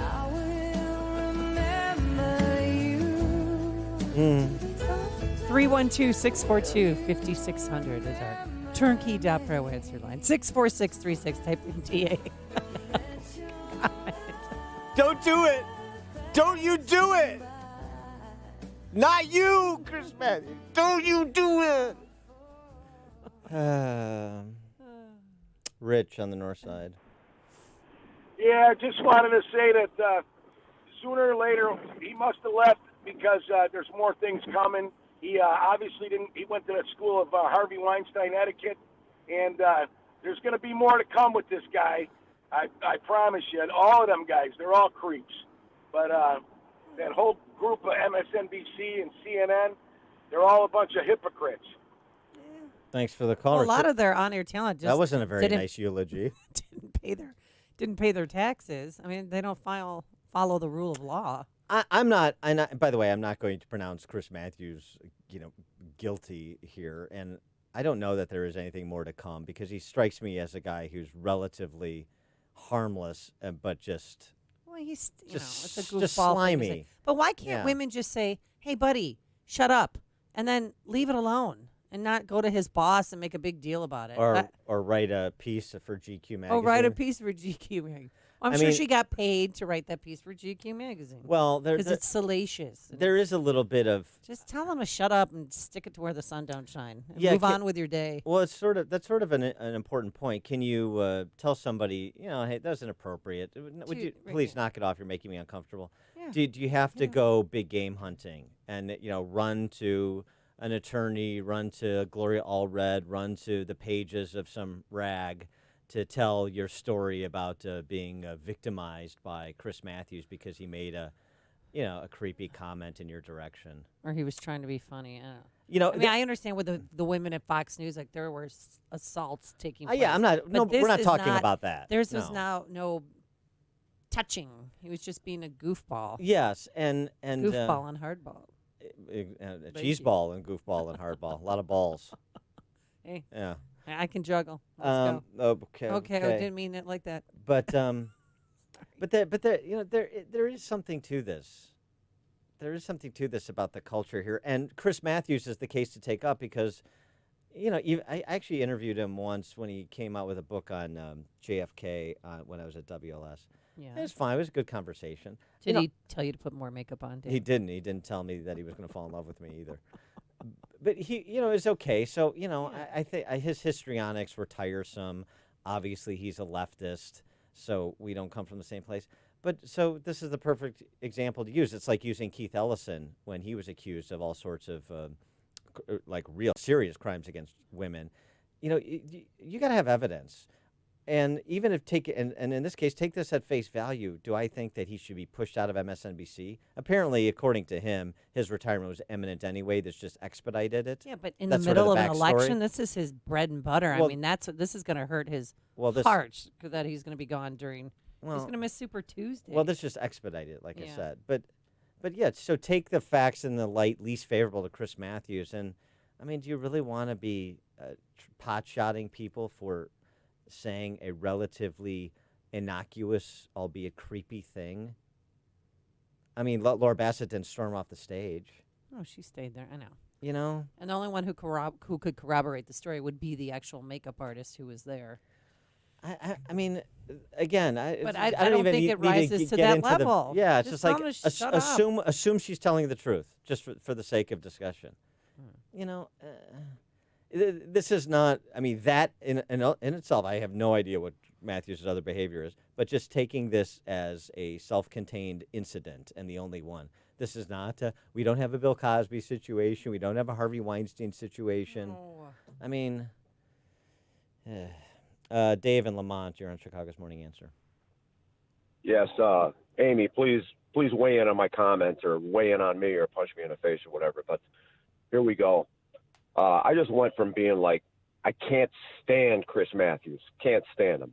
Obviously, I vote the opposite side of the political aisle from the guy. That's the main reason why. Right. To suddenly becoming his biggest supporter, because as a man in this culture, it's a single man also, I don't get it.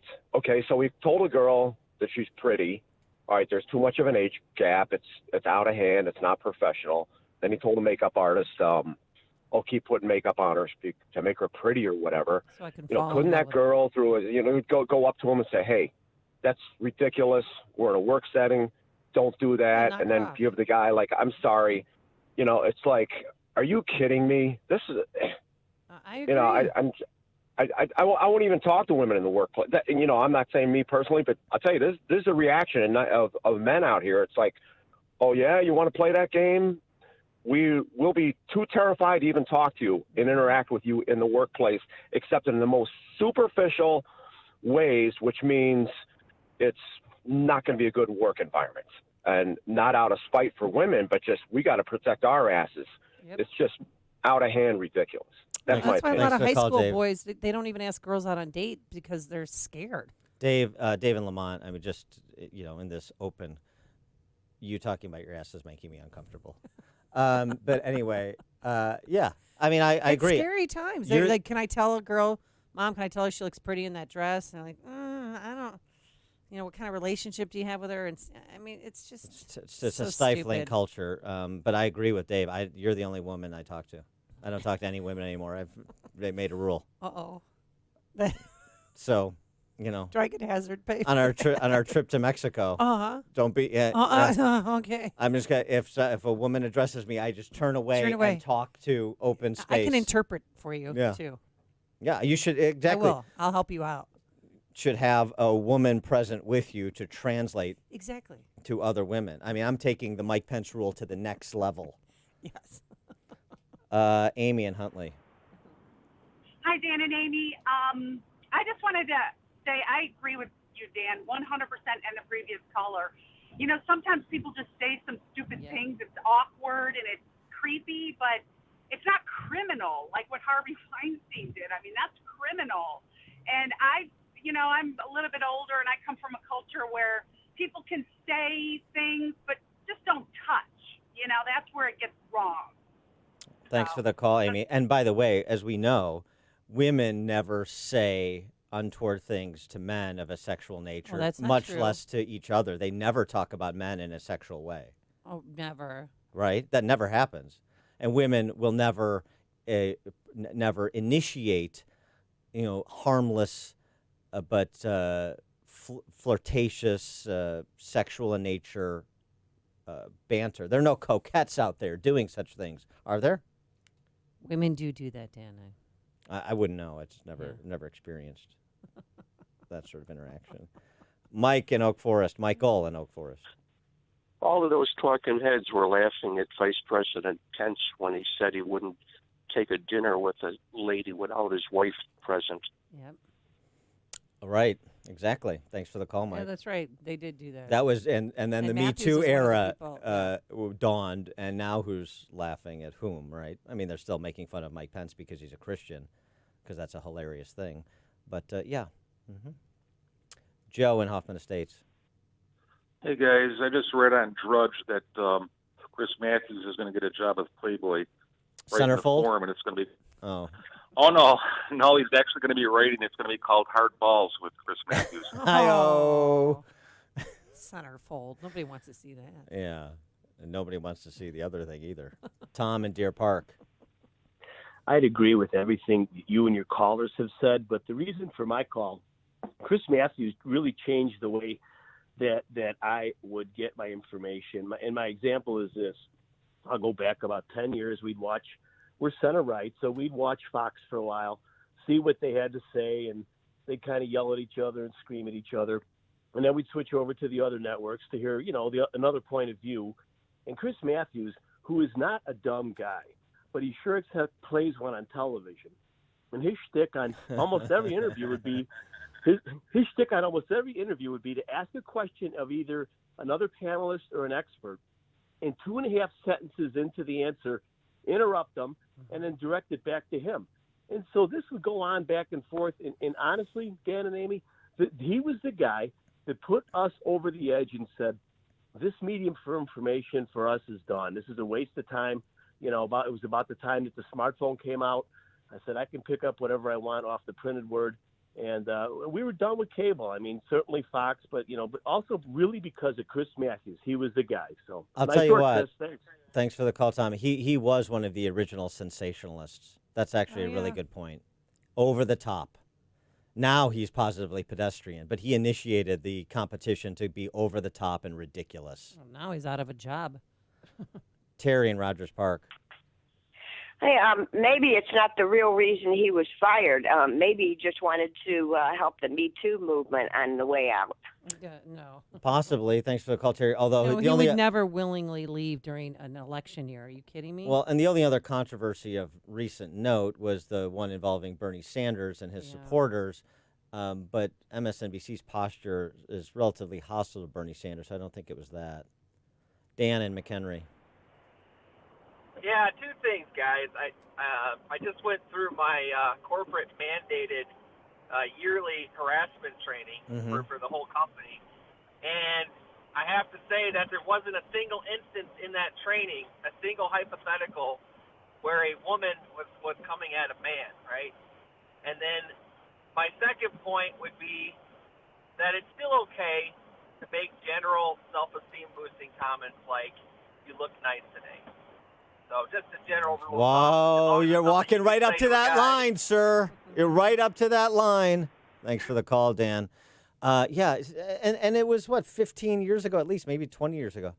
Disclosure, the movie with Michael Douglas and Demi Moore, where Demi Moore is the sexual harasser. That's right. It does happen. So, ladies, check yourselves. So, those who are forced to go through those lobotomized corporate training sessions that Dan from McHenry was talking about, painful? Why don't you raise your hand and say, can we get some balance here? Let's put on Disclosure and kill a couple of hours of this ridiculousness watching that movie. Connect with Dan and Amy using the AM560 mobile app. Download it today at 560theanswer.com/mobile. The following is a paid political announcement. Hello, I'm Dr. Willie Wilson. And it's time for reparations. Reparations for the black community are bigger than a single check. Reparations are an opportunity to repair the results from the African enslavement, the redlining, the war on drugs, police terror, and continued discrimination. It is time for an investment as target as the policies that create our divide. I'm asking you to support the bill I sponsor. Please call your state legislator. Paid for by drwillywilsonfoundation.org. Hi, I'm Dr. Willie Wilson, and I've dedicated my life in the service of others. As Reverend Dr. Martin Luther King Jr. said, life's most pressing and urgent question is, what are you doing for others? By supporting the reparation bill, I am working for the descendants of slaves to gain generation wealth, education, housing, job, and service for senior citizens. Call your state representatives to support this bill. God bless. Paid for by drwilliewilsonfoundation.org. The following is a paid political announcement. Jim Oberweis is the conservative leader we know and trust, and he gets results. Jim Oberweis has raised millions of dollars to help conservatives across Illinois fight Mike Madigan and the Chicago Democrats. As a state senator, Jim Oberweis has never voted for a tax increase and never will. Jim Oberweis is the only candidate to stand up and fight against Dick Durbin and the D.C. swamp, beating Dick Durbin in each county in the 14th district. Jim Oberweis fought to stop J.B. Pritzker's liberal agenda and strongly opposes Pritzker's graduated income tax. Jim Oberweis is the conservative leader we need to beat Nancy Pelosi and Lauren Underwood. Jim Oberweis stands with President Trump and will vote to fund and build the wall. If you want to support President Trump, stop the liberals, and keep America great, you need to vote for conservative leader Jim Oberweis in the Republican primary on March 17th. I'm Jim Oberweis, and I approve this message. AM 560, The Answer. Coming up on Chicago's Morning Answer. Could the coronavirus in China be different than the iteration of it in America? We'll ask Josh Phillips, senior investigative reporter for the Epoch Times and host of the China Report at 6:36. And later, how facial hair may mess with your mask if you have one. But now let's go into the newsroom. Here is Mike Scott. 32 degrees this morning. Residents in Nashville are waking up to glimpses of major damage done by 2 overnight tornadoes. Got to our hotel, and the roof from the other building right next to us was blown off, hitting our roof or our wall and windows, and the roof of our hotel below us was ripped off, and it was hitting our stuff, and yeah, it was pretty scary. Twisters are blamed for at least 6 deaths now, while dozens of homes and businesses have been severely impacted. With Super Tuesday finally upon us, President Trump claims that Joe Biden made a deal with the latest presidential dropouts. President's comments came during a Charlotte campaign rally and came as Pete Buttigieg and Amy Klobuchar endorsed Biden for president on Monday. We need a politics that's about decency, a politics that brings back dignity. And that is what we sought to practice in my campaign. That's what Joe Biden has been practicing his entire life. Buttigieg and Klobuchar ending their campaigns yesterday before throwing their support behind Biden. President Trump thinks political rallies are safe despite the growing coronavirus threat. This was set up a long time ago, and others are. I mean, you could ask that to the Democrats because they're having a lot of rallies. The president telling reporters he's also asking pharmaceutical companies to accelerate efforts to create a coronavirus vaccine.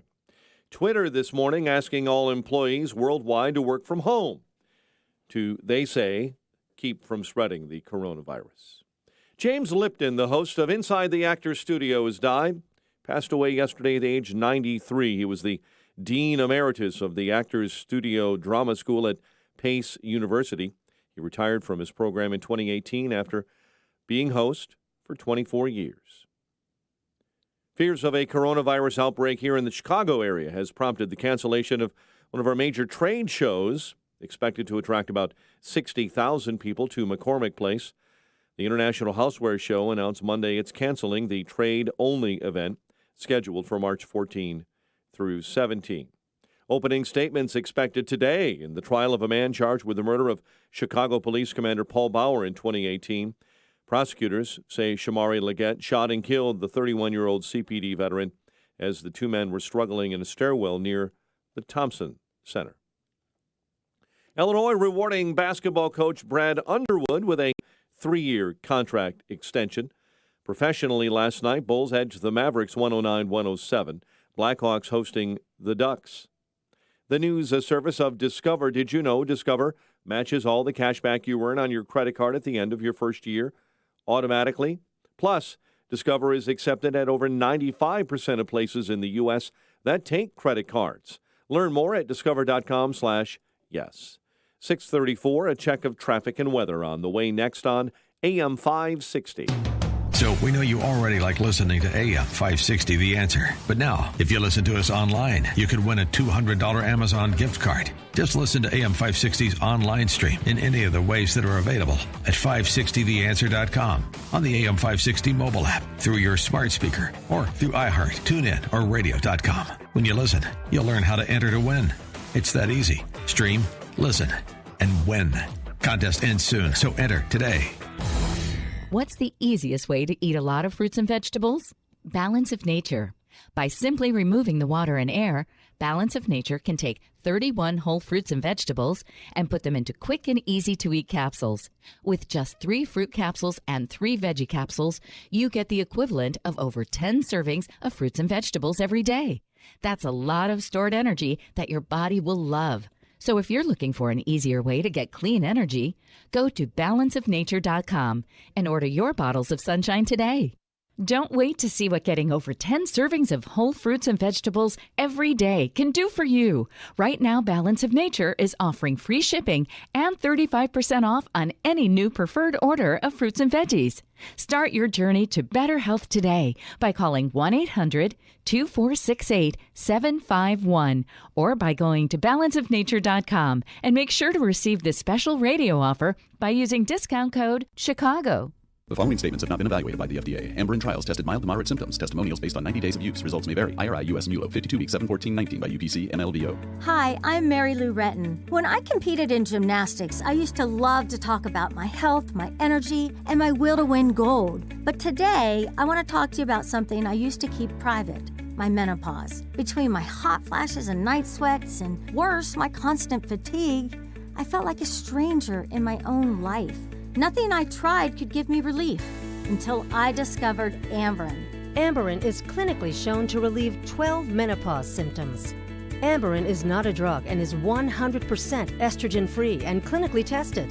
Thanks to Amberen now, my energy is back, and those days of fearing hot flashes and night sweats are gone. I feel like myself again. Amberen works. It really works. Hurry to your Walmart, Walgreens, Target, and other fine stores and see why Amberen is America's #1 menopause relief supplement. It's open enrollment season, and MediShare is a Christian healthcare sharing ministry that saves most families about $500 a month. Google MediShare and see if it is a fit for you. 637. Worried about basement flooding? It's time to call Permaseal, 800-421-SEAL. Check the roads in the Team Hochberg Traffic Center with Jim Telemonte. Inbound Aiden's traffic's tight. Cicero to the junction. 17 minutes to Lake Oak to Montrose. Inbound Kennedy delays begin at Cumberland. It's 30 minutes, so O'Hare to downtown. A little quicker than the express. Outbound 21 minutes downtown to O'Hare. Inbound Eisenhower delays kick in at Manheim. 38 minutes, 390 to downtown. Outbound 31. Inbound Stevenson, we're looking at about 39 minutes from 355 to Lakeshore Drive. Ryan, 22 minutes from 95th to downtown. I-57, 20 minutes, I-80 to the Verge, Bishop 419. The northbound tri-state is heavy from the Reagan tollway to the Eisenhower. The other tollways look good. There will be a midday closure of the Cermak Bridge over the Chicago River. Testing today. It's traffic. I'm Jim Telemonte on AM 560 The Answer. Chicago's Morning Answer continues next in our 1-hour heating and air conditioning weather center. A breezy morning, a little bit of rain or snow could fall. There is a front sweeping through the area. Clouds for the midday. When the sun breaks out this afternoon, a high between 49 and 51. 33 overnight. 32 officially at O'Hare. Your next news update is at 7.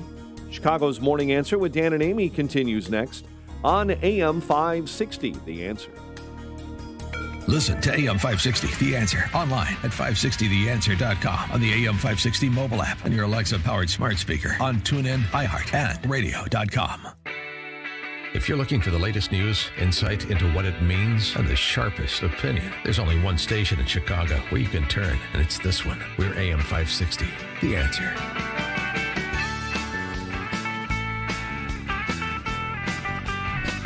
Top of the morning, Dan and Amy, and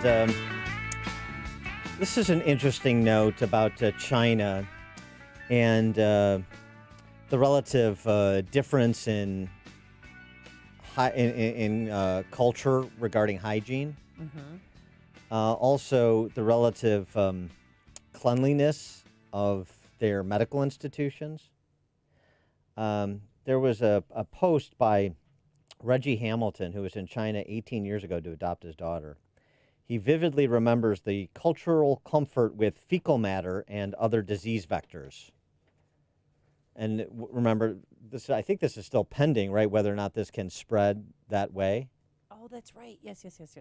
Talking about coronavirus. When my wife and I got off the plane 18 years ago to adopt our first daughter, we were taken aback by the split pants. Split pants were pants that children would wear that are open in the crotch area. Crotch. That's on the list of do not use words here. That allows them to urinate or defecate unobstructed onto the street or wherever they may be. The theory is that eventually they'll learn to aim it at the toilet or something to that effect. Yeah, because diapers are expensive.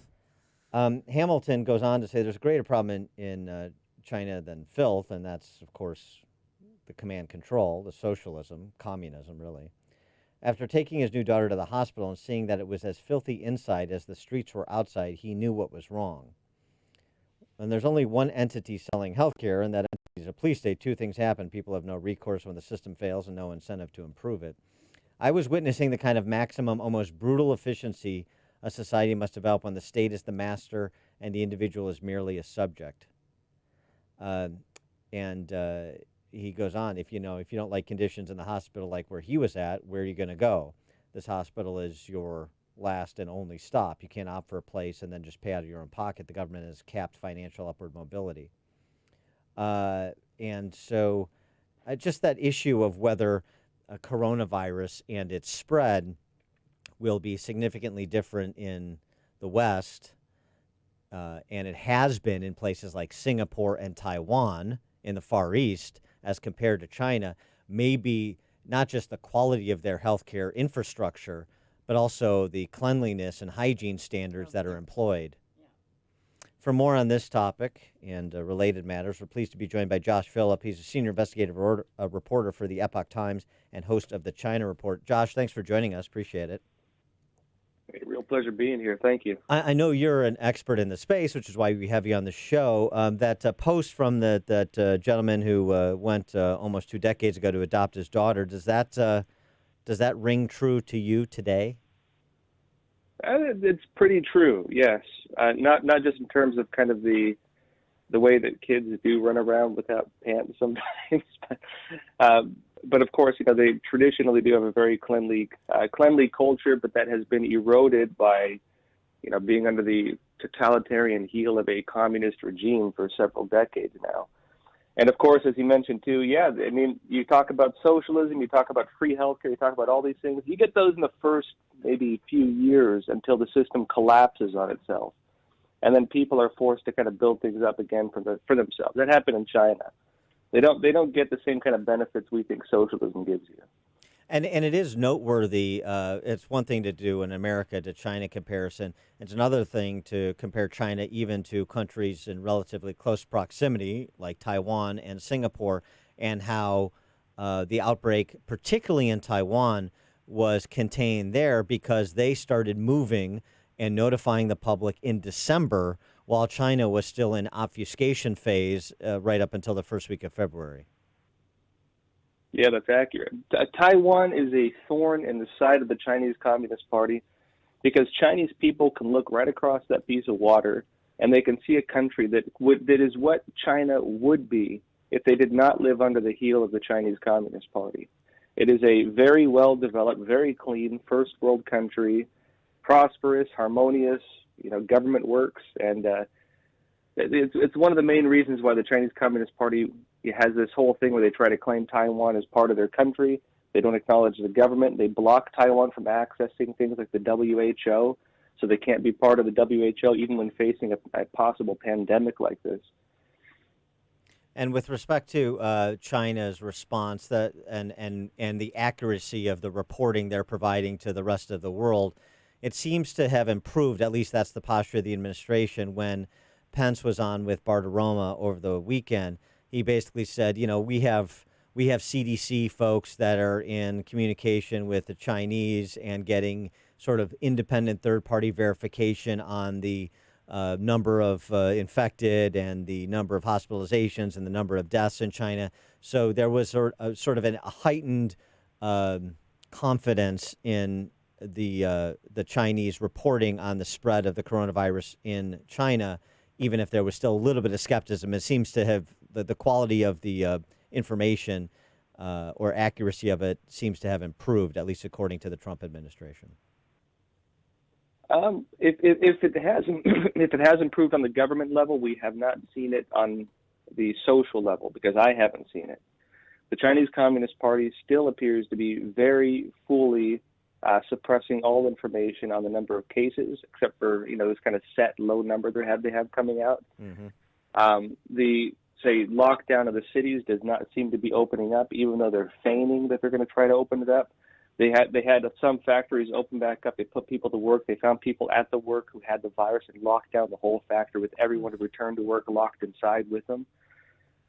We had leaked documents at Epoch Times showing that the number of cases in some areas was over 50 times what they were saying it was.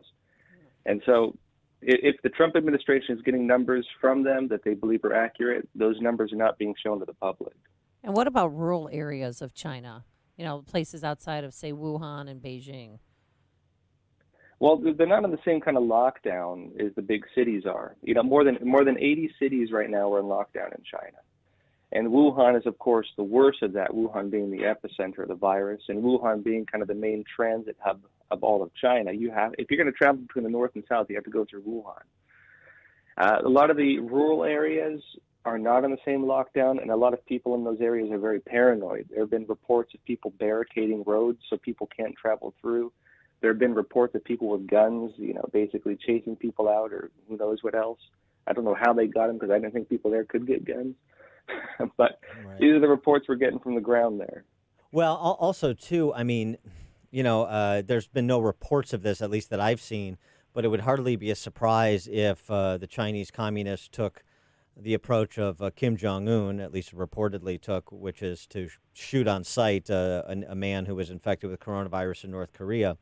You watch that One Child Nation documentary on their one-child policy, or we know, thanks to your reporting and others reporting, on the effectively concentration camps in which they have imprisoned Uyghur Muslims in China. You wouldn't be surprised if they would engage in grotesque measures against their own people who are infected or in areas where the virus is spread. I wouldn't be surprised one bit, as much as I hate to say it.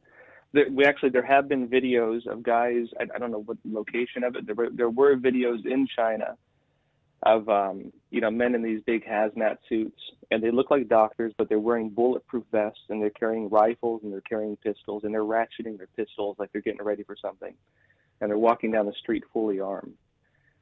There have been reports. Actually, there was one viral video that went around, and a lot of media came out and said, "Oh, it's fake, and it was a picture of body bags moving. In other words, there was suspicion in China that they were putting people in body bags, that they were still alive, and they were incinerating them. And keep in mind, they have 40 mobile incinerators moving around the city, which they claim are for dead animals, and the virus is not affecting animals. So what are they for? The media claimed the video is fake, based on nothing, based solely on the fact that they don't want to believe it, based on the fact that they can't verify it. Personally, I don't think that's a reason to write something off as fake. But, believe what you will. PolitiFact says it's fake. And it's true, too. The Chinese Communist Party. I mean, look, this is one of the reasons why a lot of guys like myself do not believe the virus is anywhere near as, say, contained as the Chinese Communist Party wants people to think. Because for the Chinese Communist Party, there's two things they care about in terms of social stability. One is the fear among the Chinese. The Chinese Communist Party needs to be more scary than anything else in the country so people don't rise up against it, so people don't start questioning it. They have lost that because of the way they've handled this. People are more terrified of the virus than they are of the Chinese Communist Party. They've lost that key element of control. The other part is money. Go ahead. They've shut down. Yeah, they've shut down the entire economy of the country, which tells me that they fear this virus more than they do the instability they're risking from basically destroying their own economy and from losing that control element of fear. To me, this says that the Chinese Communist Party regards this as a bigger threat than anything we've seen before. Apple's Tim Cook said on Friday that he was optimistic that the Chinese government was containing the virus, that the number of reported infections had gone down, and that Apple was starting to reopen some of its factories to maintain its supply chain intact. How do you respond to Cook's pronouncements? Well, I mean, I'd like to be optimistic. I'd like to think it's contained. At the same time, I have trouble believing guys like that, mainly because the stock market is tanking because of this. Supply chains are being affected. When you have guys like that coming out, he has to think of his board. He has to think of his shareholders. And look, the stocks are crashing because of this. Again, they can't sell products because of this. It's in his full interest to come out and say everything's under control. The Chinese Communist Party has everything under control. Don't worry about it. We're going to be reopening our factories. I would question how safe those factories are for the workers, to be honest. But I'd take it with a grain of salt coming from someone who has financial interest in saying that.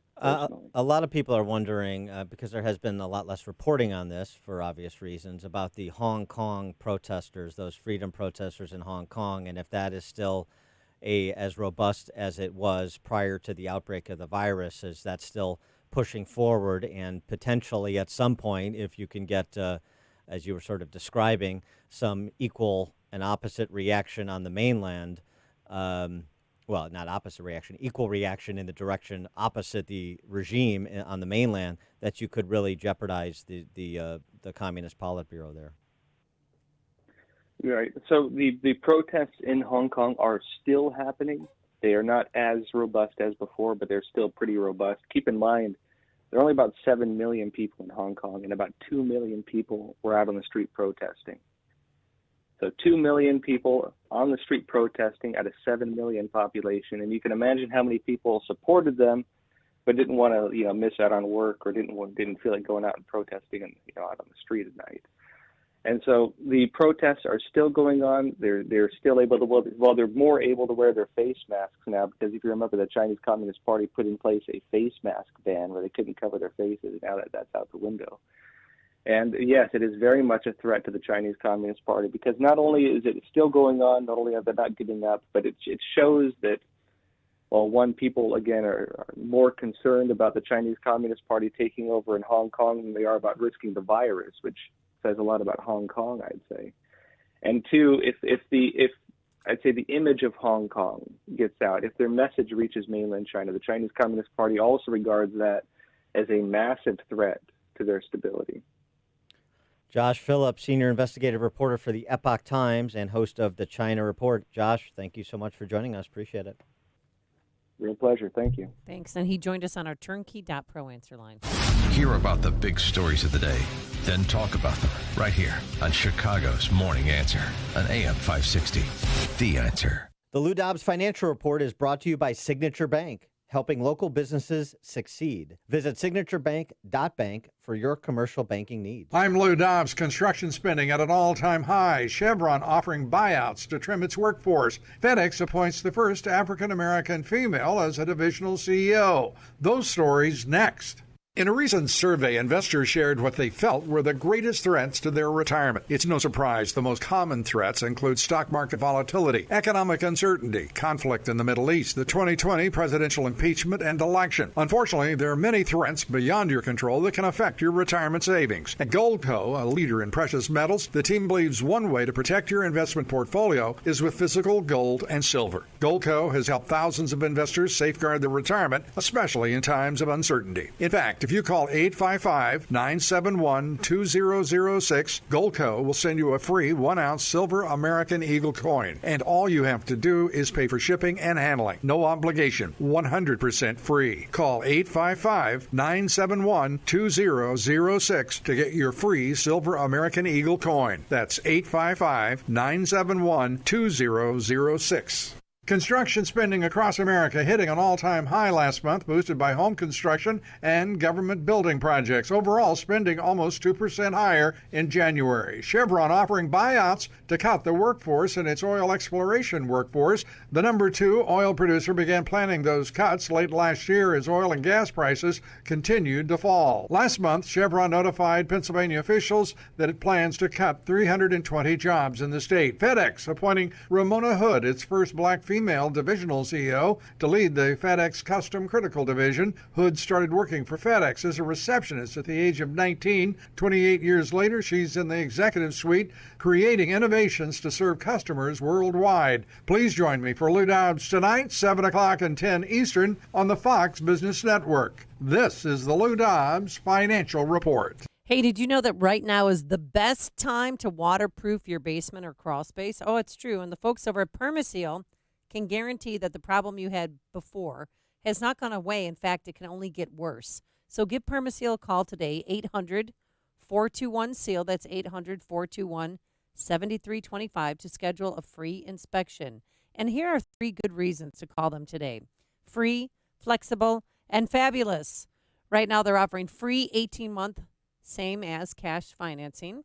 They have flexible scheduling so that you can get your project done before the spring rains. And finally, they will deliver a fabulous customer service experience. Yes, check out their 4.9 star rating on Google, an A+ rating with the Better Business Bureau. For a permanently dry basement and healthy home, call Permaseal, 800-421-SEAL, or visit permaseal.net.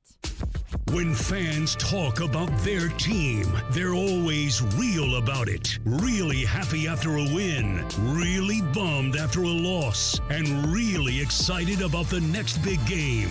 Let us help make it real for you, right here on the Husky Sports Network. Tonight at 7, the Huskies battle the Toledo Rockets. NIU basketball is on AM 560. The Answer. All right, we're just over a few months into 2020. It seems like everyone's getting sick, from the common cold to the flu.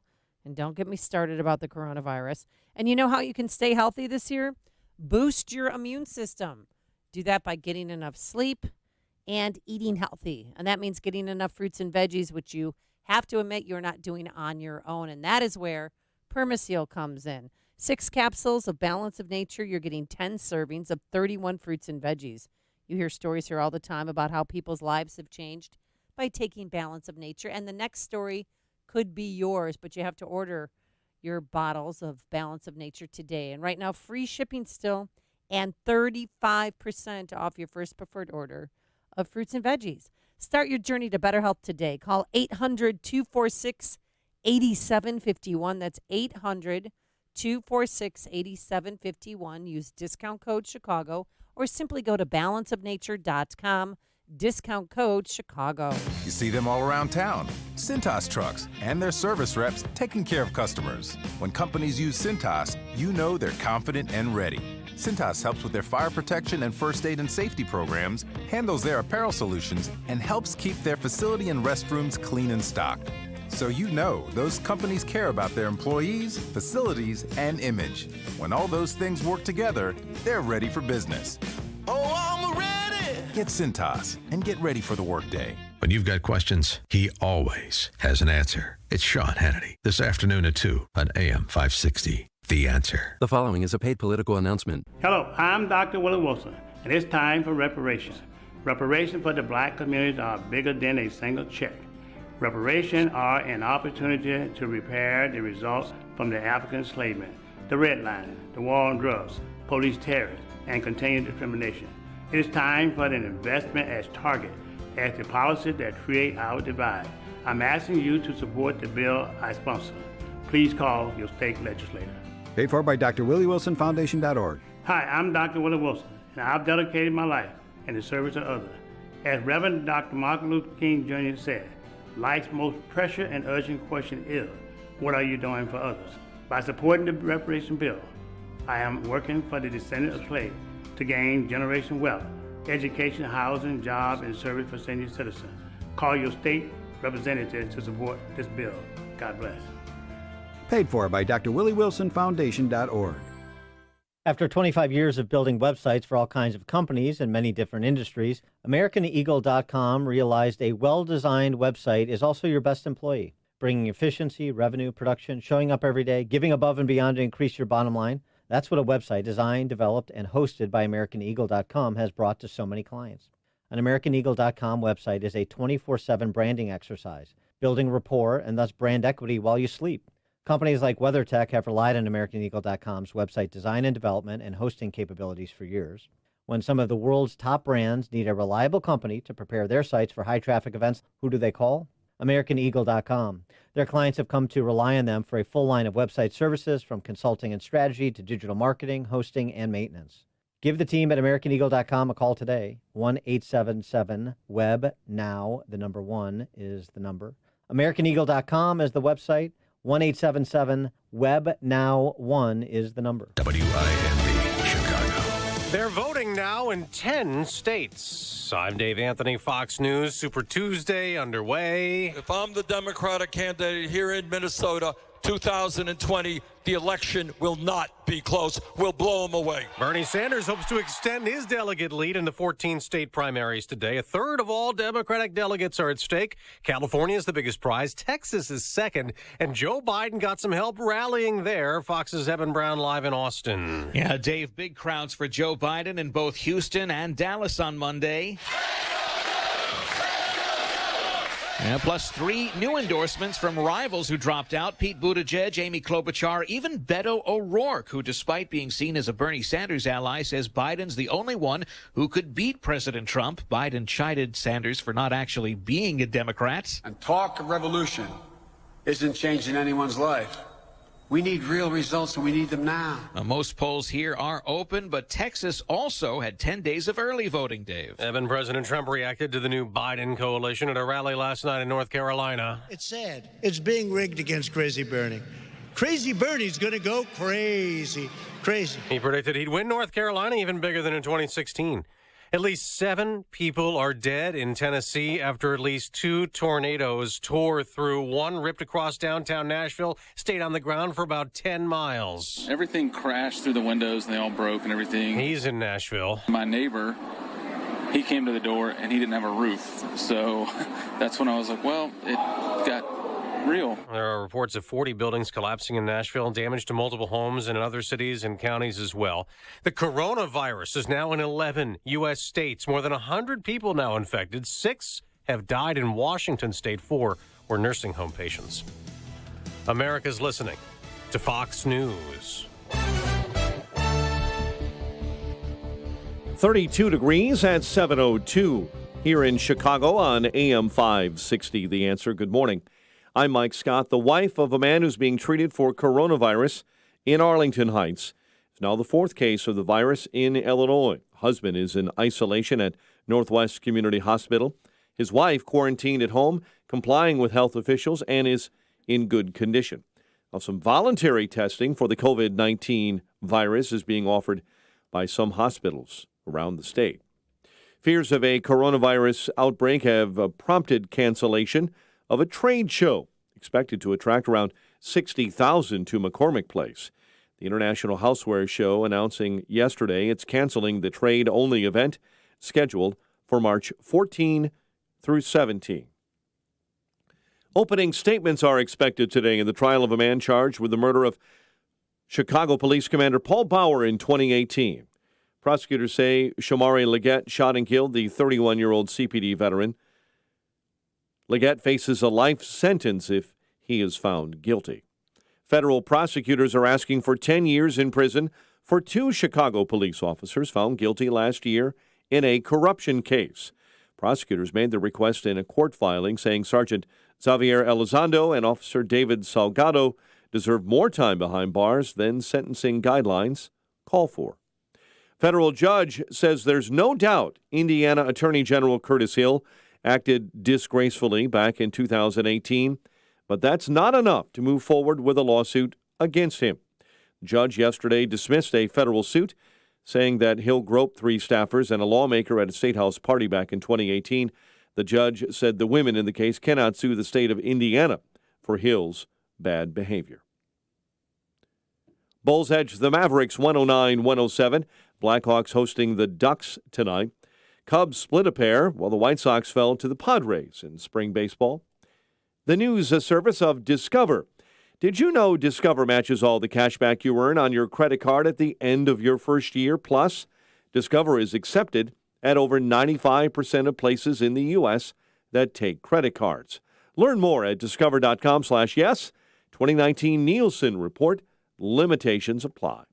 7:04 and a check of traffic and weather on the way next on AM 560. Mike Gallagher can break down the Bloomberg campaign. No one's going to vote for Mike Bloomberg based on his ideas because he doesn't have any. He's got one. He wants to take your guns away. He's anti-gun. That much we know. And he's big nanny, big government, typical liberal. The government knows better than you do how much salt you can eat and how big your big gulps can be. He's all into that. But other than that, he doesn't have any core beliefs. The Mike Gallagher Show. Weekdays at 9, right before Dennis Prager at 11 on AM 560. The Answer. Do business more powerfully during Dell's semi-annual sale. Save up to 45% on Dell computers and servers with Intel Core processors. It's time for you to upgrade to new modern devices with Windows 10. Also, save on electronics and accessories plus free shipping on everything and special financing with Dell Business Credit. Call 877-BUY-DELL to talk to a Dell Technologies advisor who can help you find just the right tech. That's 877-BUY-DELL or visit Dell.com/business deals. You see them all around town. Cintas trucks and their service reps taking care of customers. When companies use Cintas, you know they're confident and ready. Cintas helps with their fire protection and first aid and safety programs, handles their apparel solutions, and helps keep their facility and restrooms clean and stocked. So you know those companies care about their employees, facilities, and image. When all those things work together, they're ready for business. Oh, I'm ready! Get Cintas and get ready for the workday.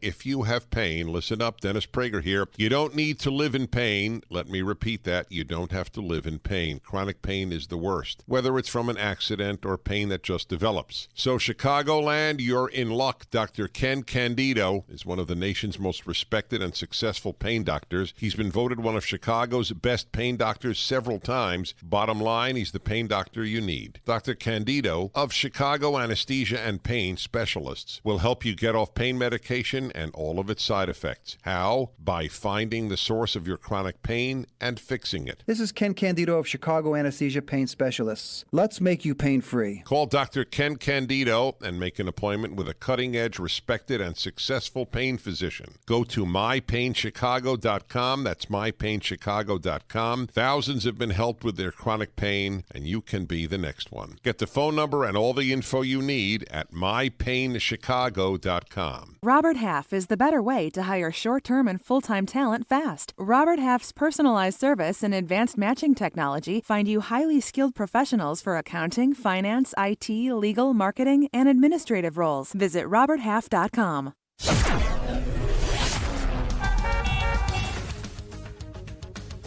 7:07 on AM 560. Worried about basement flooding? It's time to call Permaseal, 800-421-SEAL. Time to check the roads in the Team Hochberg Traffic Center with Jim Telemonti. Eastbound Reagan Tollway traffic's a little bit heavy now from Raymond to Washington. Your northbound tri-state delays are from Southwest Highway to 75th and from the Reagan Tollway to North Avenue southward. There's a crash on the exit to the Stevenson.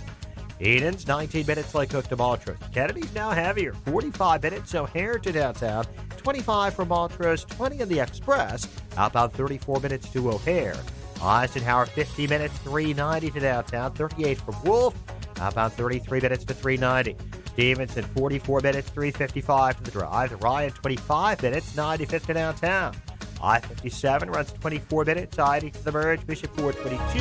No delays to report in northwest Indiana. It's traffic. I'm Jim Telemonti on AM 560, The Answer. Chicago's Morning Answer continues next.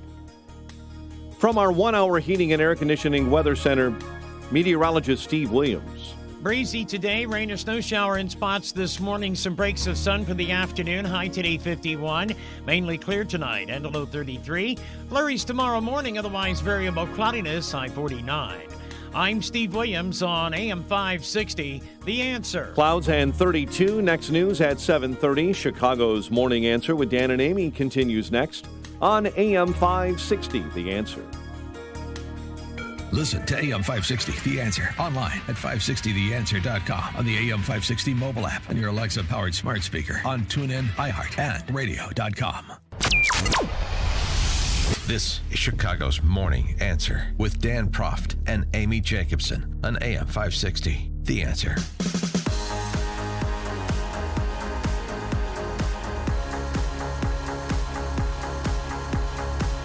Top of the morning, Dan and Amy. I learned something new today, and that is I was even more unpopular in school than I thought, as I couldn't even draw an invite to a chickenpox party, which was a real thing. Yeah, it was. No I idea. started thinking that we should intentionally have our boys play with a child who has the chickenpox. Let them get it now while they're young. That's not crazy at all, Sharon. Mothers do it all the time. Oh, yes. When I was a child, my mother had me go over to a little girl's house who had the chickenpox just so I would get it. So it's not such a crazy idea after all.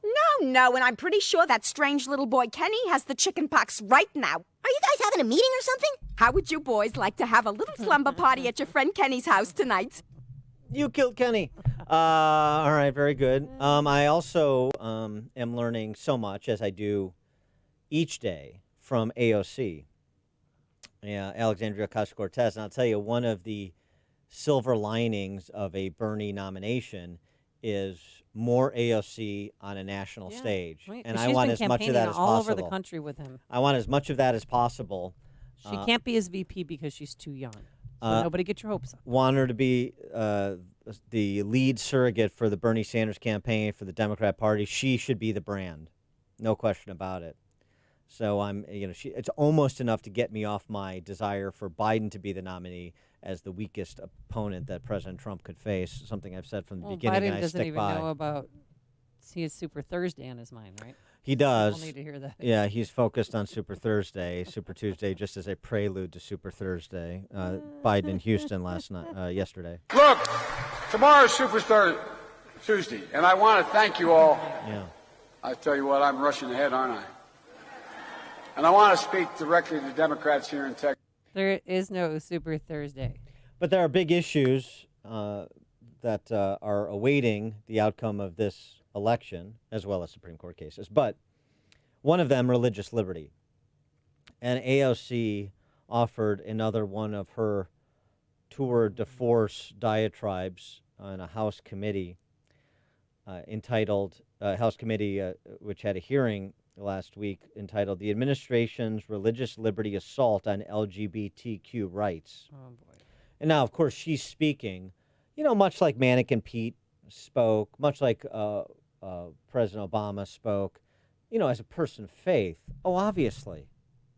I'm experiencing this hearing, and I'm struggling whether I respond or launch into this question as a legislator or from the perspective of a woman of faith. Because I cannot, it's very difficult to sit here and listen to arguments in the long history of this country of using scripture and weaponizing and abusing scripture to justify bigotry. White supremacists have done it. Those who justified slavery did it. Those who fought against integration did it. And we're seeing it today.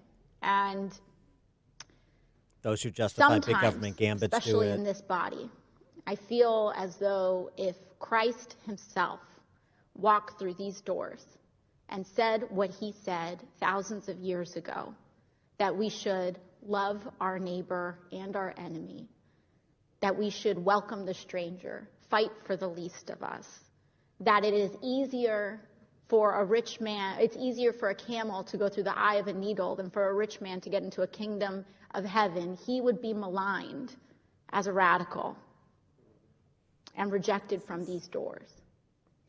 And I know, and it is part of my faith, that all people are holy and all people are sacred. Except Trump voters. Unconditionally. And that is what makes faith sometimes, that's what prompts us to transform. because it is unconditional. It's not about that it is up to us to love parts of people. We love all people. Except the unborn. There is nothing holy about rejecting medical care of people, no matter who they are on the grounds of what their identity is. There is nothing holy about turning someone away from a hospital. There's nothing holy about rejecting a child from a family. Nikita Khrushchev routine. There's nothing holy about writing discrimination into the law. And I am tired of communities of faith being weaponized and being mischaracterized because the only time religious freedom is invoked is in the name of bigotry and discrimination. 312-642-5600, turnkey.pro answer line, 64636DA, turnkey.pro text line. You religious liberty types, those focused on religious liberty, you people of faith, your faith is just a veneer for your bigotry. You understand? So she's all for religious liberty as long as you comply with the political ideology of the left.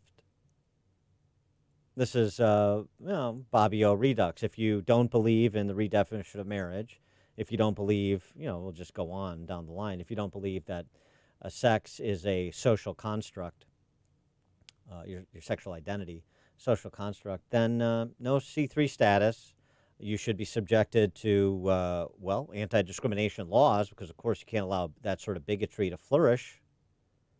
And yet we're also protecting religious liberty simultaneously. And it turns out that the two are mutually exclusive, it would seem, but not in AOC's world. And remember, she's a person of faith. What do you think? 312-642-5600 is our turnkey.pro answer line. 64636, type in DA, then a quick comment. First of all, was she quoting the Bible correctly? Was she? She wasn't interpreting it correctly, the same way that Mayor Pete talked about life beginning when you see breath. I never heard of that passage. Which the camel, a camel to pass through the eye of a needle, than a rich man to get into heaven. You've never heard that before? Oh, that's right. Your church doesn't go off the Bible. That's right. I forgot. It goes off the Black Lives Matter, manual. That's a citation. But it doesn't mean what she, I believe, thinks it means, which is sort of a recurring description of AOC's pronouncements. It meant that your wealth will not get you into heaven. Okay. It's only through God. Okay. Yeah. I have heard that before. And wealth was, seen as something that's demands respect, that provides status. So, your wealth, you can't buy your way into heaven is the point. It doesn't mean you're a rich person, so you're not going to heaven, which is sort of her clear insinuation. Also, all of those passages that she referenced or, sort of paraphrased, can you tell me where it says you should do it by force through the government? I'm thinking of the Beatitudes. I'm thinking of the passages that she talks about. I'm thinking of the sensationalism that she added, people being turned away from hospitals. Doesn't happen. It doesn't happen. It's just a lie. There was a rule that was, in 1968, there was a law passed. Nobody can be turned away from any emergency room. You don't need a law. It's just a lie. It's just a protocol. It's just not going to happen. Right. And but where does it say that we need big government programs? By the way, her entire argument and all of this invocation of Scripture and who's holy, it's funny. Everybody's holy and we're to love everyone, but then you people are using religious liberty arguments to cover your bigotry. So you're not holy, are you? It's all very confusing. She's very confused, but she has done great work in eradicating colonial cauliflower in the Bronx. So you give her that. But yeah, I just going back to this. Government is the means, or is it the individual through the way they live their lives and through the acts that they commit is to be the provider of these goods and benefits to their fellow man? Is it, I am my brother's keeper, or is it, I am my brother's keeper through the government and various social welfare programs? because you'll have to point to the passages in the Bible for me if you want to use Scripture to justify, Obama Medicare expansion like Republican John Kasich did. It is shameless. It is ridiculous. It is atheological. It is a violation of logic. And it will persist. What do you say to AOC? Because if you don't get it, the AOCs and the Bobby O's, they are coming for your religious liberty. And by the way, you should have known that generations ago. And it should have been brought home to bear with the Obergefell decision, redefining marriage through state action, an institution that predates government.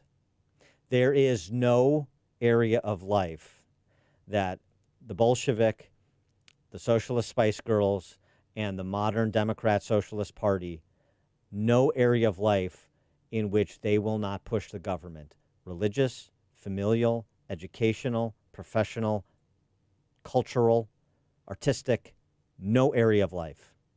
And if you don't understand that, then you are oblivious to what's happening. Tim in DeKalb.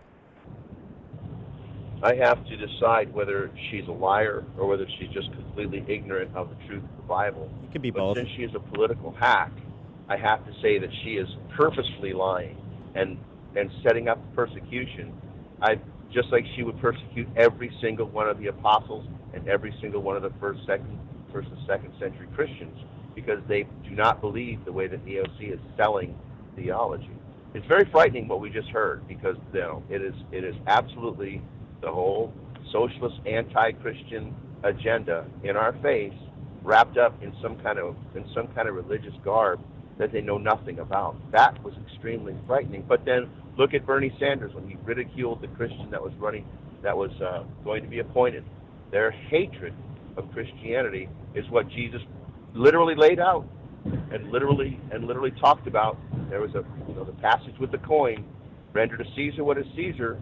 Whose face is on the coin? Caesar. What's the inscription say? Well, it said the divine son of the divine Augustus.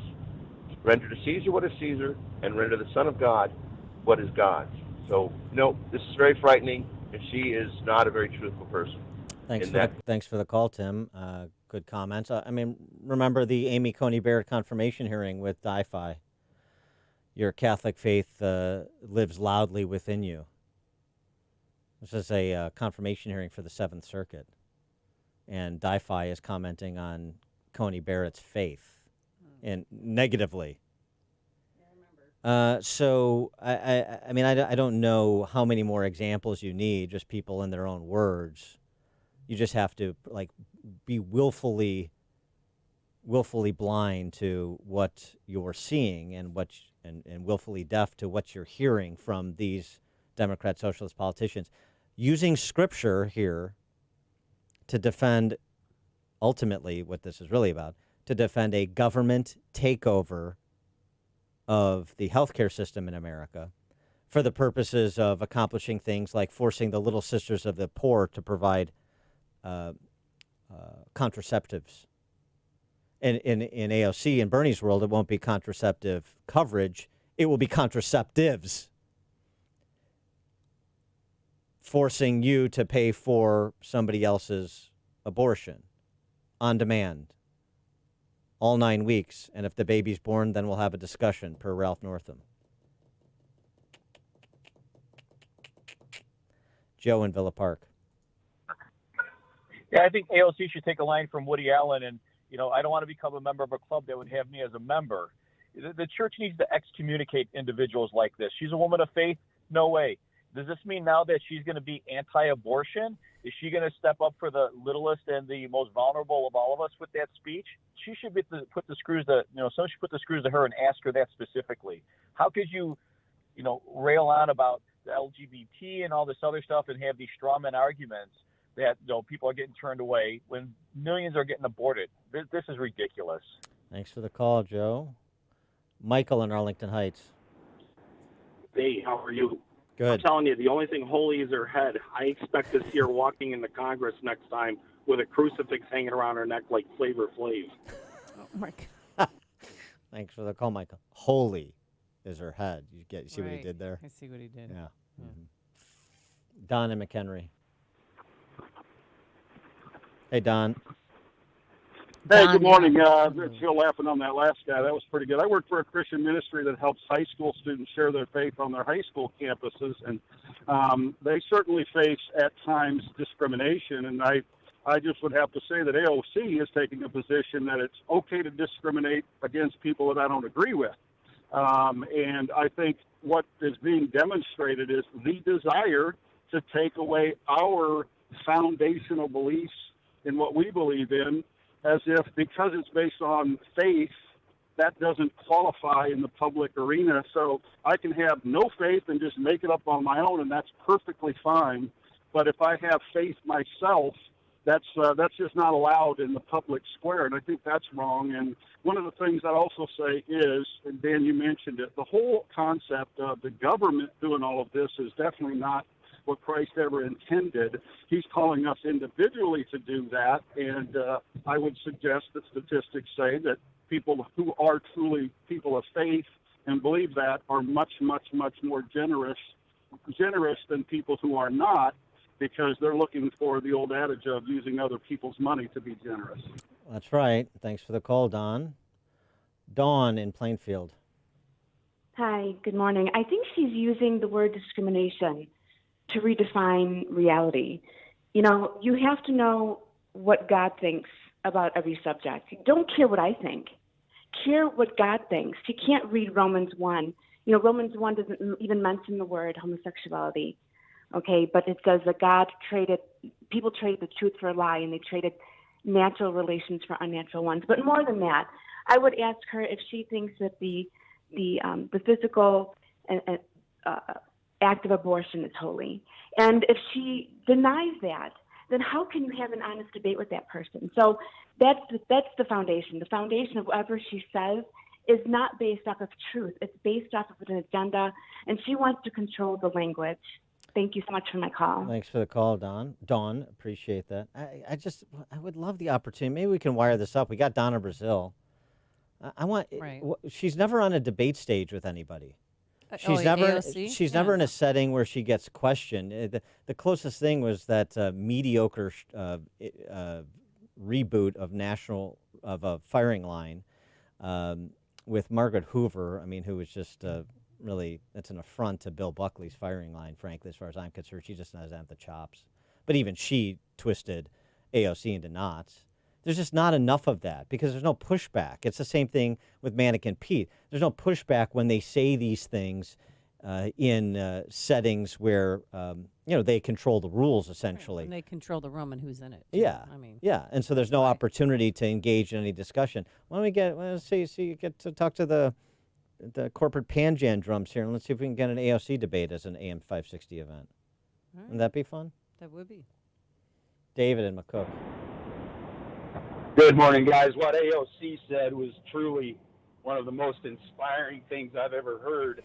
And I'm impressed because she actually formed more without calling someone a racist or using the words existential threat.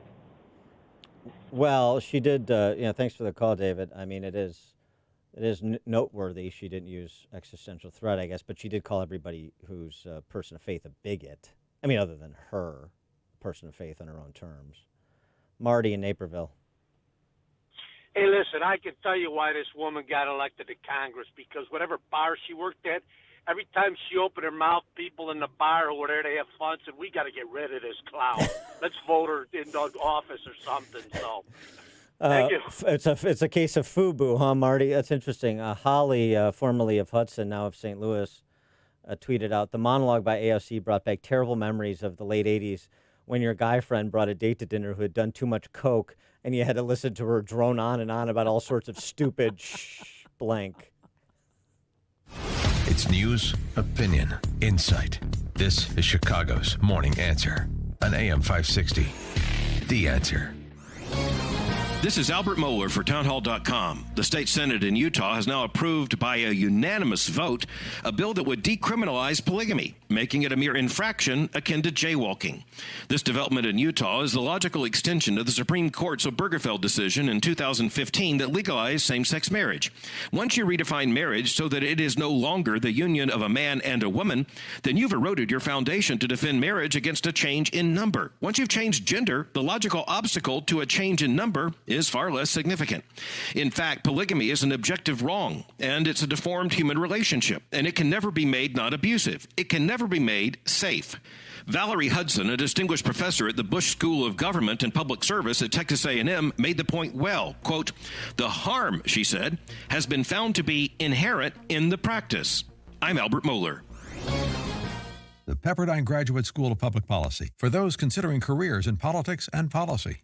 Oh, wow! It can't be. Oh, yes, yes, yes! Oh, where have you been? If you snore, the first time you use mute can be quite an experience. I can breathe. I can breathe. Snoring can happen when your nose is blocked, forcing you to breathe through your mouth. Mute is a comfortable nasal breathing device designed to increase airflow through the nose by gently opening the airways. Thanks to Mute, you get all the air you need through your nose and not your mouth, which means less snoring and more chance of sleep. Oh, that's the best night I've had in years. In trials, 75% of couples reported a reduction in snoring when using Mute. Available at Walgreens, CVS, Rite Aid, and other fine stores. To find your local store or for more information, go to mutesnoring.com. Mute. Breathe more, snore less, sleep better. AM 560. The Answer. Coming up on Chicago's Morning Answer. At 7:37, we'll talk to Chuck DeVore from the Texas Public Policy Foundation about today's primary. That's one of the Super Tuesday states. He's worried about illegal voting and its impact on Texas, not just today, but more importantly in November. And then continuing our discussion of faith, of course, it is said that man shall not live on bread alone, but a Chicago bartender is going to live on beer alone during Lent, and we'll have that at 7:47. That's fantastic. And later, Dan, perfect for our trip to Mexico, taped on swimsuits. It's the newest thing. Pick out your colored duct tape. Way ahead of you. But now let's head into the newsroom. Here is Mike Scott. 33 degrees outside at 7:31. The death toll steadily rising in Nashville after 2 tornadoes struck overnight. At least 9 are now reported dead. This resident lives in Nashville's Germantown neighborhood. And I basically jumped out of my bed, and just as I jumped out of the bed, the last thing I remember was both my windows simultaneously, basically exploding. Nashville Fire says as many as 40 buildings have collapsed. The damage is widespread as some of the tornadoes stayed on the ground for as long as 10 miles, and the death toll continues to rise. The tornadoes touched down just after midnight. Voters in more than a dozen states will cast primary election ballots this Super Tuesday. Vermont Senator Bernie Sanders is the front runner, and he rallied in Minnesota. So to all of Amy and Pete's millions of supporters, the door is open. Come on in. Former Vice President Joe Biden has some momentum after winning South Carolina and gaining the backing of Pete Buttigieg, who dropped out of the race yesterday. That was always a goal that was much bigger than me becoming president. And it is in the name of that very same goal that I'm delighted to endorse and support Joe Biden for president. Former New York Mayor Michael Bloomberg will also be on the ballot for the first time. Congress reportedly could unveil $7 to $8 billion in emergency coronavirus funding today. Prime Minister Benjamin Netanyahu's Likud party has pulled ahead to a significant lead over its opponents in Israel's third election in under a year, though along with its ultra-religious and nationalist alliance, still appear to fall just short of the parliamentary majority required to form a government. Fears of that coronavirus outbreak is prompting the cancellation of a major trade show at McCormick Place. International Housewares Association announcing it's canceling its trade-only event scheduled for March 14 through 17. University of Illinois and Illinois State University bringing home some studying abroad in Italy and South Korea. And opening statements are expected today in the trial of a man charged with the murder of Chicago Police Commander Paul Bauer in 2018. Bulls edge the Mavericks 109-107. Blackhawks host the Ducks later tonight. Spring baseball, Cubs split a pair and the White Sox fell to the Padres. The news service of Discover. Did you know Discover matches all the cash back you earn on your credit card at the end of your first year? Plus, Discover is accepted at over 95% of places in the U.S. that take credit cards. Learn more at discover.com/yes. 2019 Nielsen Report. Limitations apply. 7:34 and a check of traffic and weather on the way next on AM 560. I've been talking about this risk of coronavirus for weeks. Steve Cortez. I think that it's looking increasingly not only possible, but probable that at least parts of the United States will end up in those kinds of situations where school is closed, where mass gatherings are restricted.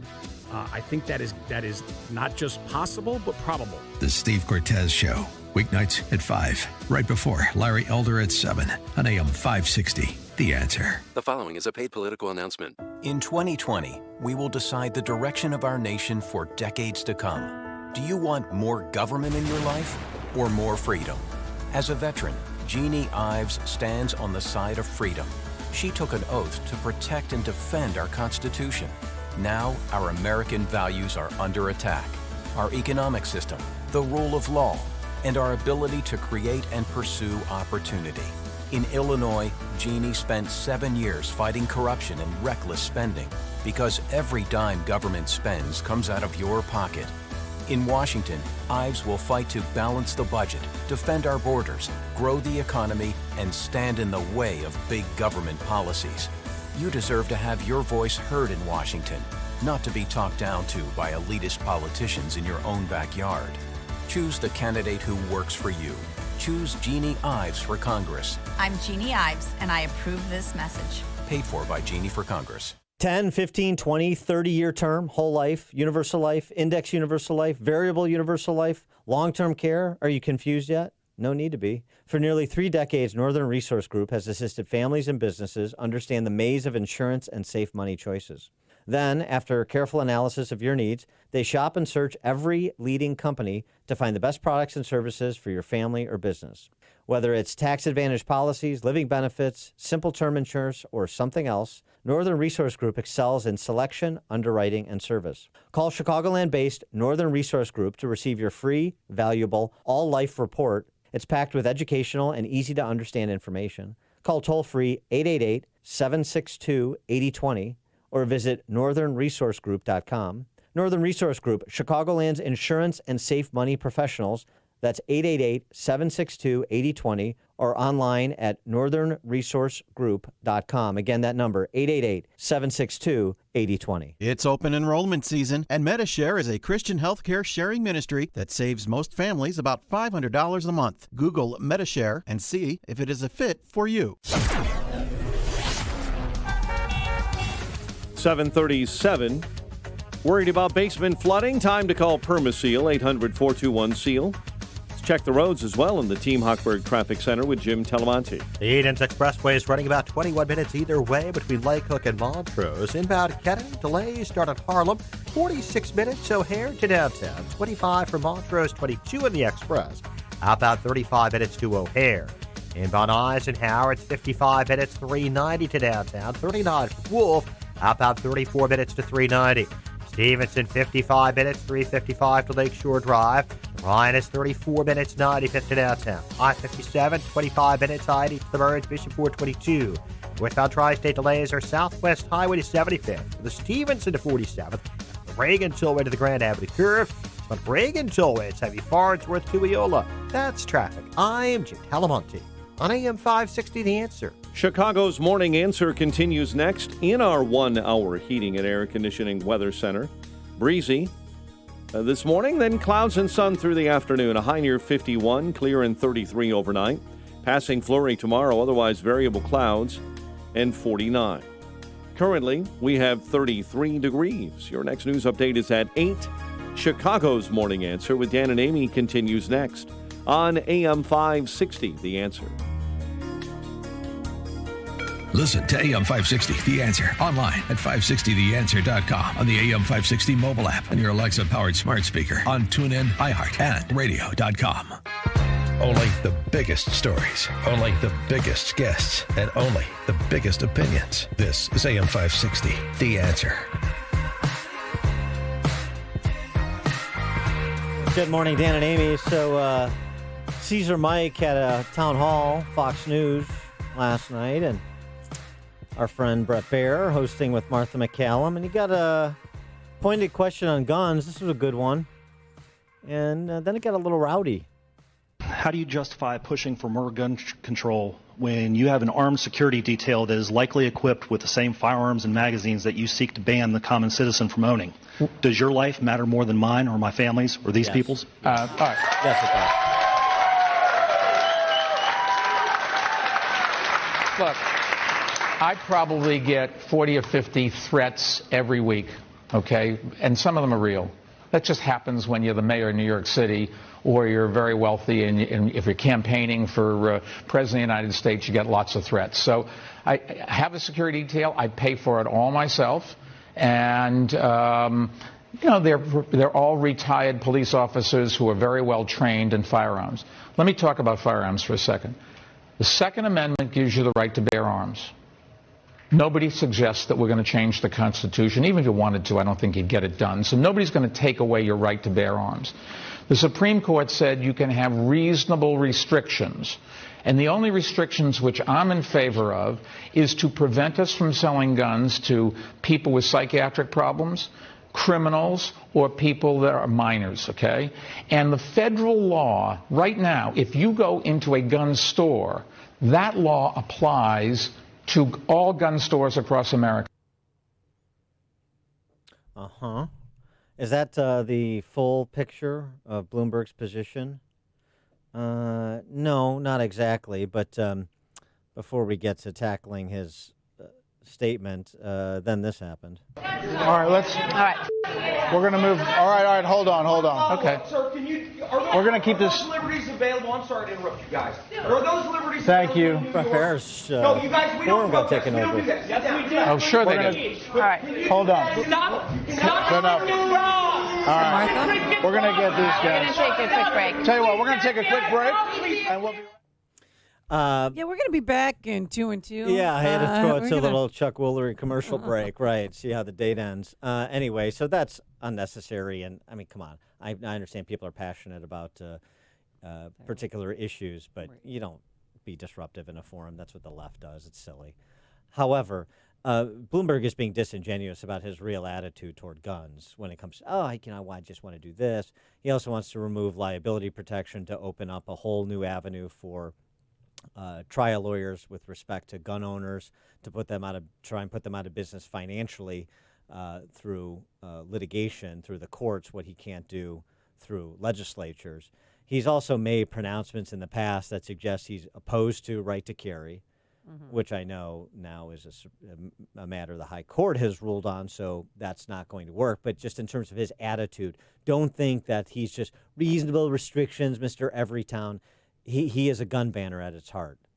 In his heart, it's clear from statements he's made and positions he's taken over many years that he believes that only police should have guns. Right. He doesn't believe law-abiding people should be allowed to protect themselves, particularly outside their home. That's fact. And so, Bloomberg, how does Bloomberg or any of these individuals set up for today's Super Tuesday primary, but also for the general election in states with, starting tonight, in some states with more conservative Democrats, a la South Carolina, a la Texas, for example, and Florida. O'Rourke is, supporting Biden as well as Pete Buttigieg. And Bobby Amy O'Rourke would have problems getting his congressional seat back, much less does he have any swag in Texas. He took him on. He's like, you want to endorse me? Come to Dallas, speak with me. And then he spoke with him. And then they went to Whataburger. The man in the White House today poses an existential threat to this country, to our democracy, to free and fair elections. And we need somebody who can beat him. And in Joe Biden, we have that man. Yeah, it's real powerful stuff. Very, very Gonna- Bobby. all the Texans are going to rush to Biden. Very Bobby Kennedy-esque. Chuck DeVore is the vice president of national initiatives at the Texas Public Policy Foundation, former California legislator, special assistant for foreign affairs in the Reagan-era Pentagon, and a lieutenant colonel in the U.S. Army Reserve, who is retired. And he joins us again now. Chuck, thanks for being with us. Appreciate it.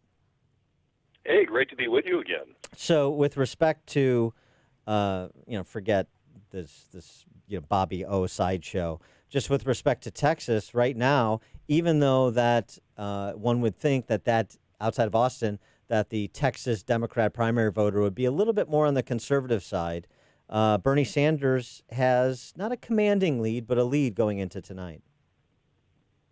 He does, but there's a big difference between Texas, the lay of the land now versus 2016. In 2016, it was just a mano-a-mano race between Sanders and Hillary Clinton.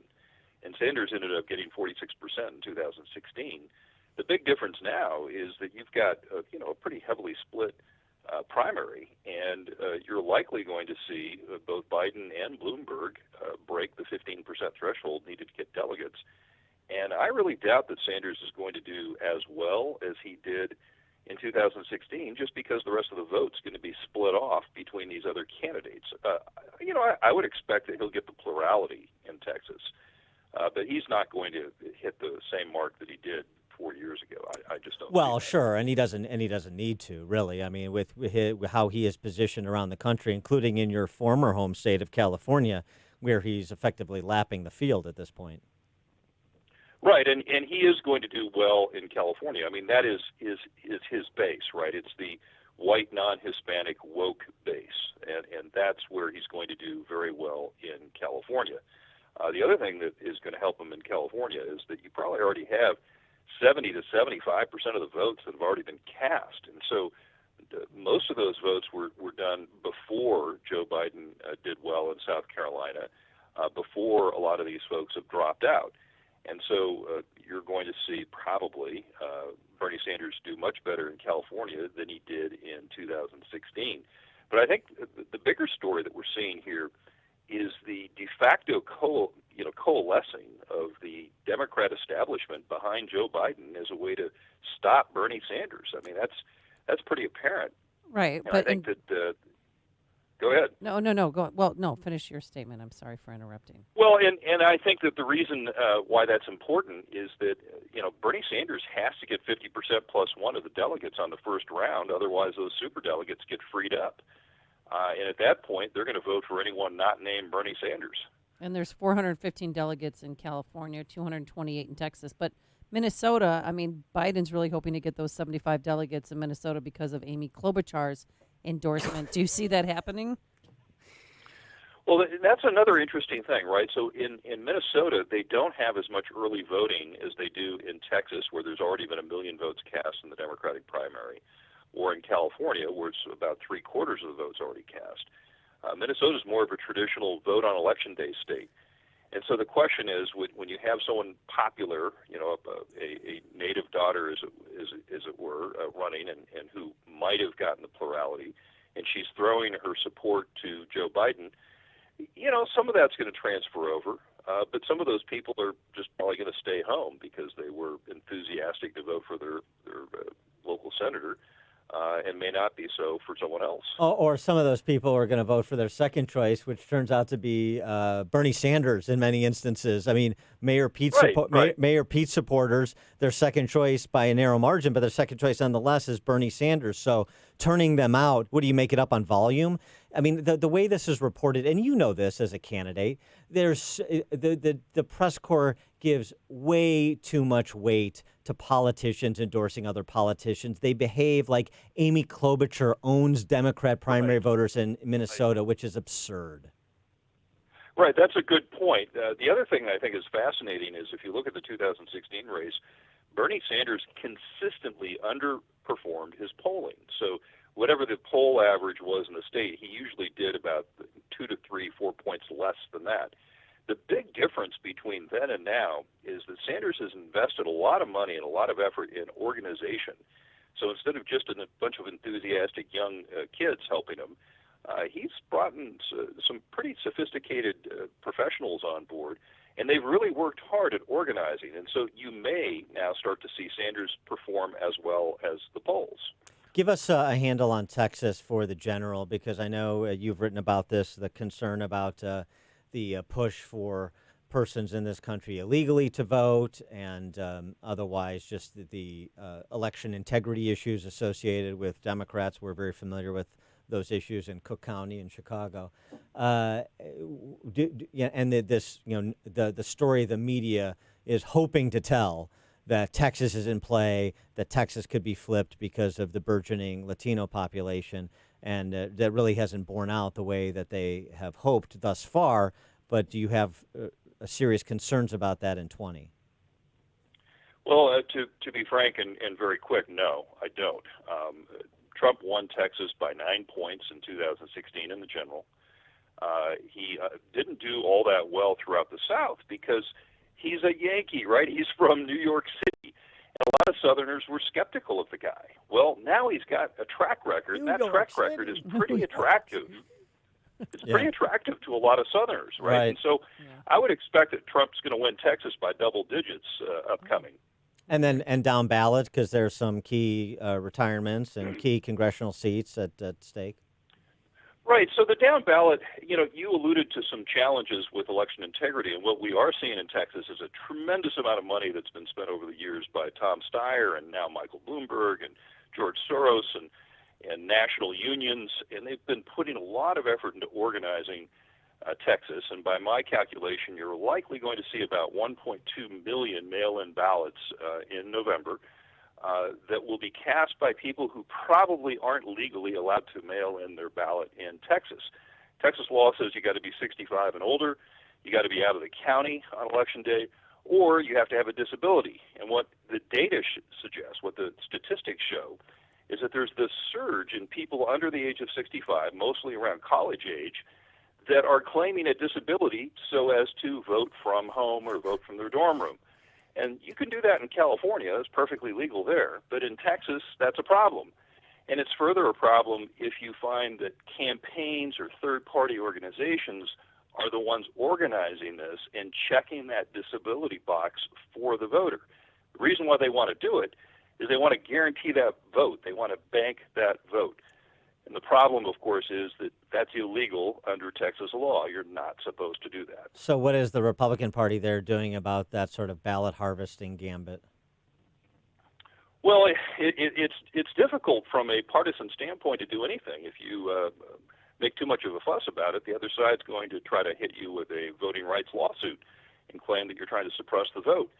So what really needs to happen is the Attorney General and local DAs need to look into this. And at the state level, Attorney General Ken Paxton now has 5 people dedicated to tracking down allegations of voter fraud, which is up from only 1 in past election cycles. So they are putting more resources behind it. They do have 38 active cases that they're pursuing, going after election integrity issues, going after people who have committed crimes with regard to our election process.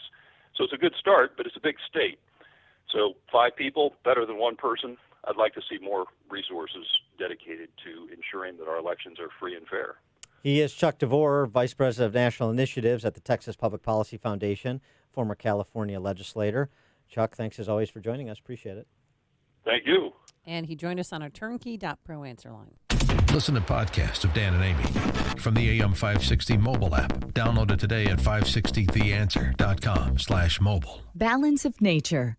Changing the world, one life at a time. I love the product. I absolutely love the product. It's amazing, and I'm sure you hear all kinds of great reviews, but I put my mom on it. I put another friend of mine, everybody that I talked to about it. I said, listen, you need to take this. It's amazing. It has helped me. My blood pressure was terrible. My energy was really low. I started taking it, and it was just amazing. I've been using it for a while. And my mom, she went to the doctor. She said, the doctor asked her, well, what are you doing? She said, I'm not doing anything. I'm not doing anything, because she thought it was going to be bad. She said, well, your numbers are good. She loves it. Right now, Balance of Nature is offering free shipping and 35% off on any new preferred order of fruits and veggies. Start your journey to better health today by calling 1-800-2468-751 or by going to balanceofnature.com and make sure to receive this special radio offer by using discount code CHICAGO. Got a great night's sleep last night, all thanks to my pillow. It conforms to my neck and back and able to get the best sleep ever. And right now, they still have those Giza cotton sheets, which are wonderful. Can't sleep without those. They keep you cool at night, and they're perfect. They're just like 1,000-count Egyptian cotton sheets, but these are less expensive. And right now, you can still get 2 sets of Giza cotton sheets for the price of 1. Yes, 2 for 1 on the Giza cotton sheets, plus deep discounts on all of MyPillow products, including the MyPillows, the mattress topper, towels, anything, you name it, and those pet beds too.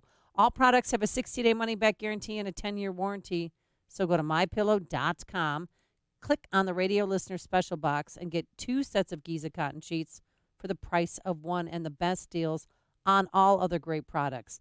That's MyPillow.com, promo code Amy, A-M-Y, or call 800-489-0201. That's 800-489-0201. MyPillow.com, promo code Amy. The following is a paid political announcement. Jim Oberweis is the conservative leader we know and trust, and he gets results. Jim Oberweis has raised millions of dollars to help conservatives across Illinois fight Mike Madigan and the Chicago Democrats. As a state senator, Jim Oberweis has never voted for a tax increase and never will. Jim Oberweis is the only candidate to stand up and fight against Dick Durbin and the D.C. swamp, beating Dick Durbin in each county in the 14th district. Jim Oberweis fought to stop J.B. Pritzker's liberal agenda and strongly opposes Pritzker's graduated income tax. Jim Oberweis is the conservative leader we need to beat Nancy Pelosi and Lauren Underwood. Jim Oberweis stands with President Trump and will vote to fund and build the wall. If you want to support President Trump, stop the liberals, and keep America great, you need to vote for conservative leader Jim Oberweis in the Republican primary on March 17th. I'm Jim Oberweis, and I approve this message. Signature Bank is Chicago's fastest-growing independently owned business bank. It's a bank where relationships still matter. Signature Bank knows your name and your story. I'm Dan Proft, and I know this because Signature Bank is my business bank. I'm Robert Anderson, president of McLaughlin Body Company in the Quad Cities, and a customer of Signature Bank. When our 100-year-old family-owned manufacturing company was looking for a new bank, we found an excellent partner with Signature Bank. Signature Bank understands the challenges with manufacturing in today's highly competitive environment. We recently participated in the New Markets Tax Credit Program and were fortunate to have the experts at Signature Bank help us navigate the complexities of this program. With Signature Bank's support, we were able to expand not only our facility, but ultimately our business. If you're looking for a trusted banking partner for your business, look to Chicago's own Signature Bank. Signature Bank is looking for their next success story. To learn more about turning your business vision into reality, visit signaturebank.bank. Signature Bank, helping local businesses succeed. Member FDIC, Equal Housing Lender. We're all aware of national dealers that sell gold and silver. But national dealers? It sounds so impersonal and far away. Guess what? Fox Valley Coins in Naperville is a national dealer, and they're right here in our backyard. With Fox Valley Coins close by, you won't have to relinquish your personal information and money through the mail and hope that you receive what you ordered in the next days, weeks, or months. Most of the time at Fox Valley Coins, you just walk in the store, pick out what you want, pay for it, and walk out the door. It can be that easy. And if you're interested in selling your rare collector coins or currency, Fox Valley Coins specialize in the rare ones. Buying and selling individual coins and currency, as well as all gold, silver, platinum, palladium, and rhodium in coin, bar, and scrap form.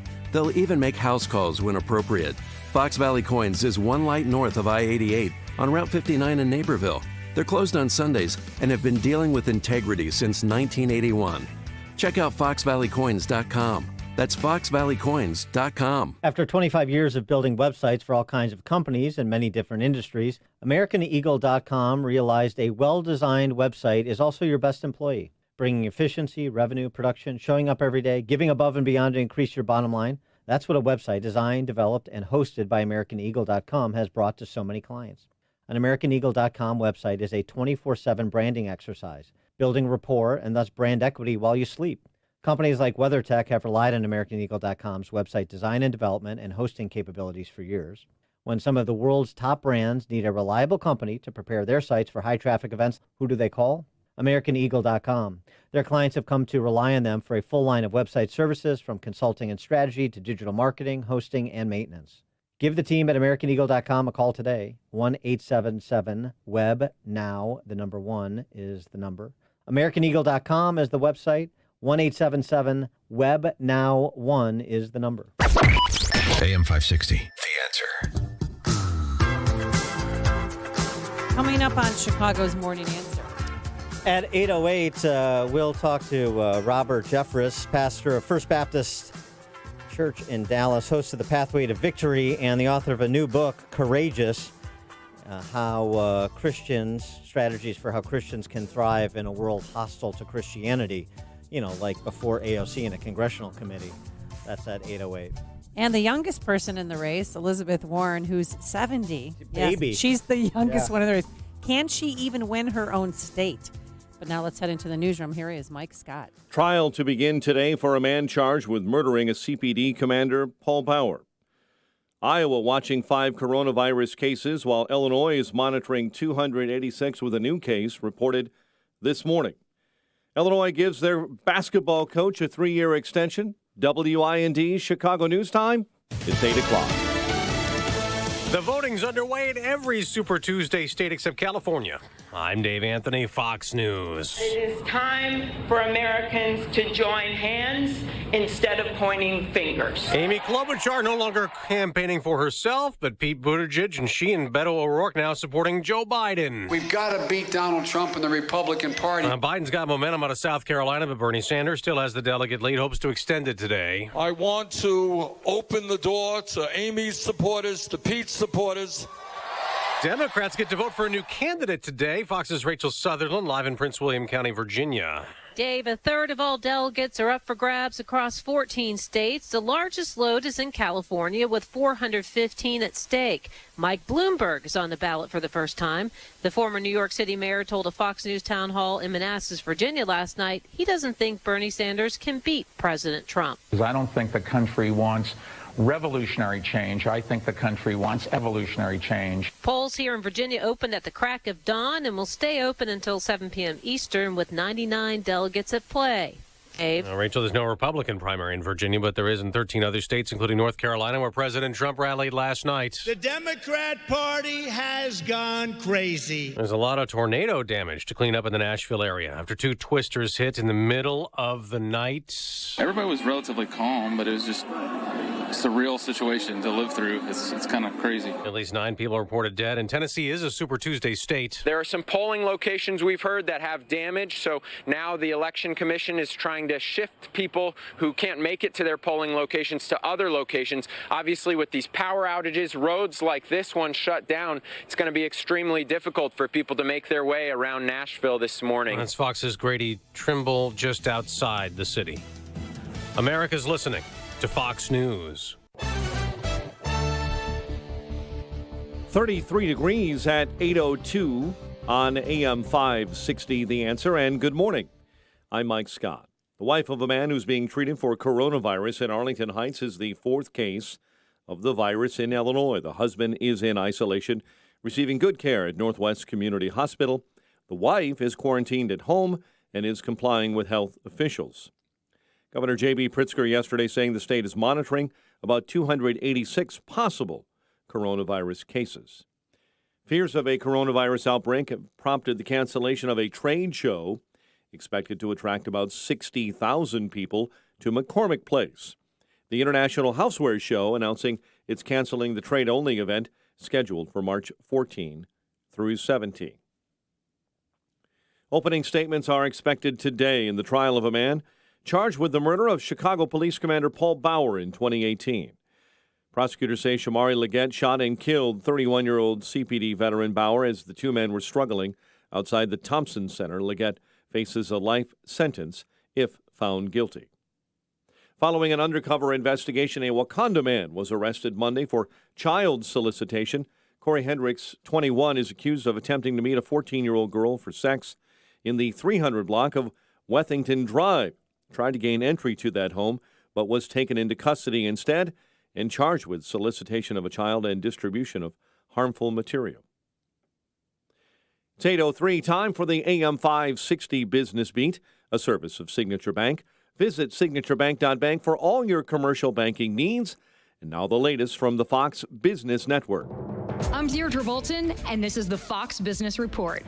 Kohl's holiday quarter was better than predicted, though its comparable sales were flat compared with a year ago, and Kohl's is calling 2019 a disappointing year. Target's earnings are stronger than expected. Its comparable sales were up 1.5%. Electric car and battery maker Nikola is planning to sell stock to the public. The stock launch will be made possible as it merges with a partner. Waymo, the self-driving tech business, just raised more than $2 billion in outside money for the first time. Waymo is a unit of Google's parent company, Alphabet. It's a sign of how much it costs to develop autonomous technology. Stocks made a dramatic comeback yesterday on optimism that central banks in the U.S. and around the world will lower interest rates to counter the impact of the coronavirus. That's your Fox Business Report. I'm Ginny Cosola, invested in you. It's 8:04, a check of traffic and weather on the way next on AM 560. Larry Elder sees the Democrats taking credit for this economy. I find it fascinating that Obama and the Democrats are taking credit for this economy. Remember what they said that Trump would do to the economy?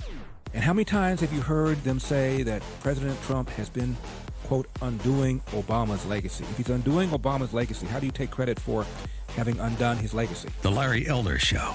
Weeknights at 7, right before Jay Sekulow at 9 on AM 560. The Answer. The following is a paid political announcement. Hello, I'm Dr. Willie Wilson, and it's time for reparations. Reparations for the black community are bigger than a single check. Reparations are an opportunity to repair the results from the African enslavement, the redlining, the war on drugs, police terrorists, and continued discrimination. It is time for an investment as target, as the policies that create our divide. I'm asking you to support the bill I sponsor. Please call your state legislator. Paid for by drwillywilsonfoundation.org. Hi, I'm Dr. Willie Wilson, and I've dedicated my life in the service of others. As Reverend Dr. Martin Luther King Jr. said, life's most pressing and urgent question is, what are you doing for others? By supporting the reparation bill, I am working for the descendants of slaves to gain generational wealth, education, housing, job, and service for senior citizens. Call your state representatives to support this bill. God bless. Paid for by drwillywilsonfoundation.org.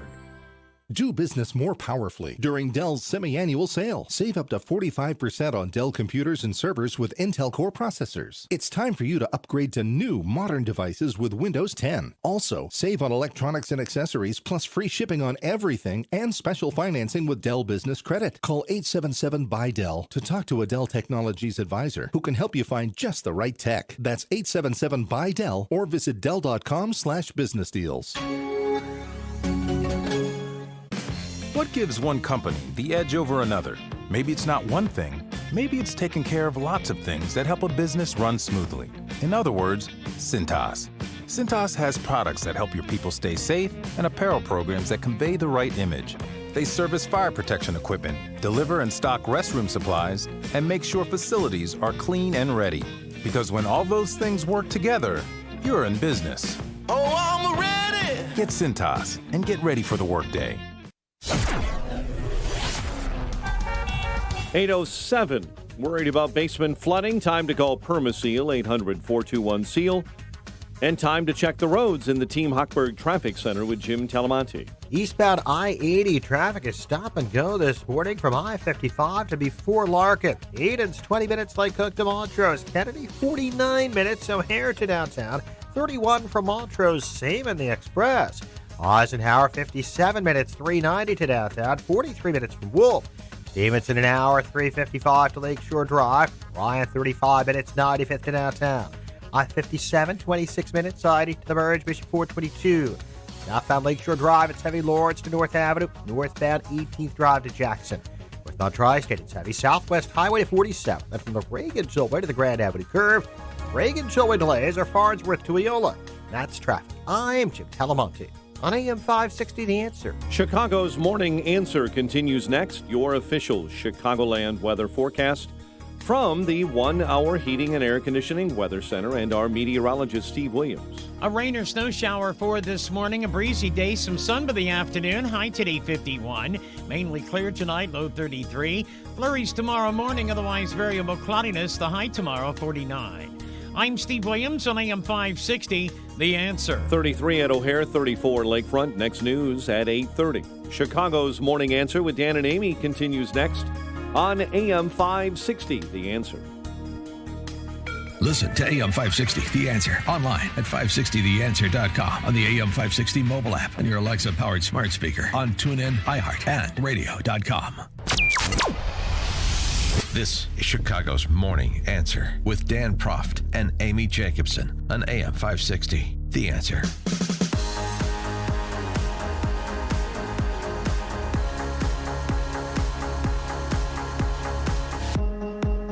Top of the morning, Dan and Amy, and of course, thinking about our friends in Nashville, as Mike Scott reported now, the death toll up to 8 after those early morning tornadoes ripped through that area, including coming, I guess, fairly close to areas of downtown Nashville. So there's so many Chicagoans who have relocated to Nashville. And one of our good, Mike Sakoff, who's worked here forever, and he still works for Salem. He's down in Nashville. Mm-hmm. Just got their new place. So yeah. So we'll keep an eye on that story, obviously, and hopefully if you have friends and family down there, everyone is okay. We talked a little bit last hour about AOC's latest pronouncement on religious liberty, and that is always truly something to behold, as was the diatribe that she presented. The upshot being essentially people who invoke religious liberty do so to cover their bigotry because they don't support the Marxist cultural agenda. And also, you have to support the state takeover of America's healthcare system. Otherwise, you're a bigot as well, and you're not being holy. And also, if you don't support, if you're one of those people who doesn't support any of that, the cultural Marxism, the government takeover of healthcare, if you vote for Trump, well, then you're a bigot. You're not a person of faith. You're not holy. You're one of those people who would deny Christ if he came down from heaven. Literally what she said. So we had this discussion with our listeners last hour about what she said, and people are rightly chilled by it. Just the latest example of many, from the Masterpiece Cake Shop case and Barnell Stutzman's florist shop, to DiFi interrogating Amy Coney Barrett during her confirmation hearing to the Seventh Circuit Court of Appeals. It's almost like you need a survivor's guide to be a Christian in today's America. Well, luckily we have one, and it's been authored by Dr. Robert Jeffress, who is a pastor of First Baptist, the pastor of First Baptist in Dallas, First Baptist Church in Dallas, host of Pathway to Victory, and which is a national radio and television ministry, Fox News contributor. And the book is Courageous, 10 Strategies for Thriving in a Hostile World, parenthetically, if you're a Christian. Pastor Jeffress, thanks so much for joining us. Appreciate it.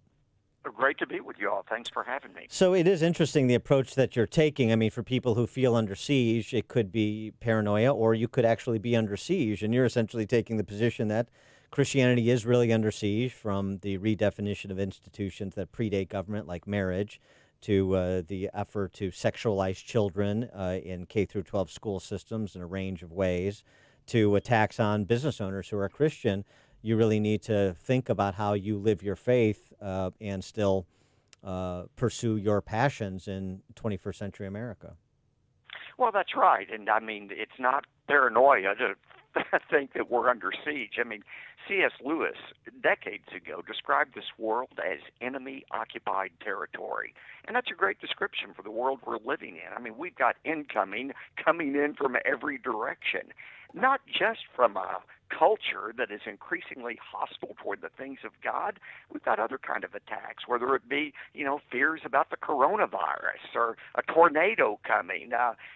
We have incoming from an adversary, the devil, who's out to destroy everything important to us. So we've got challenges from every direction.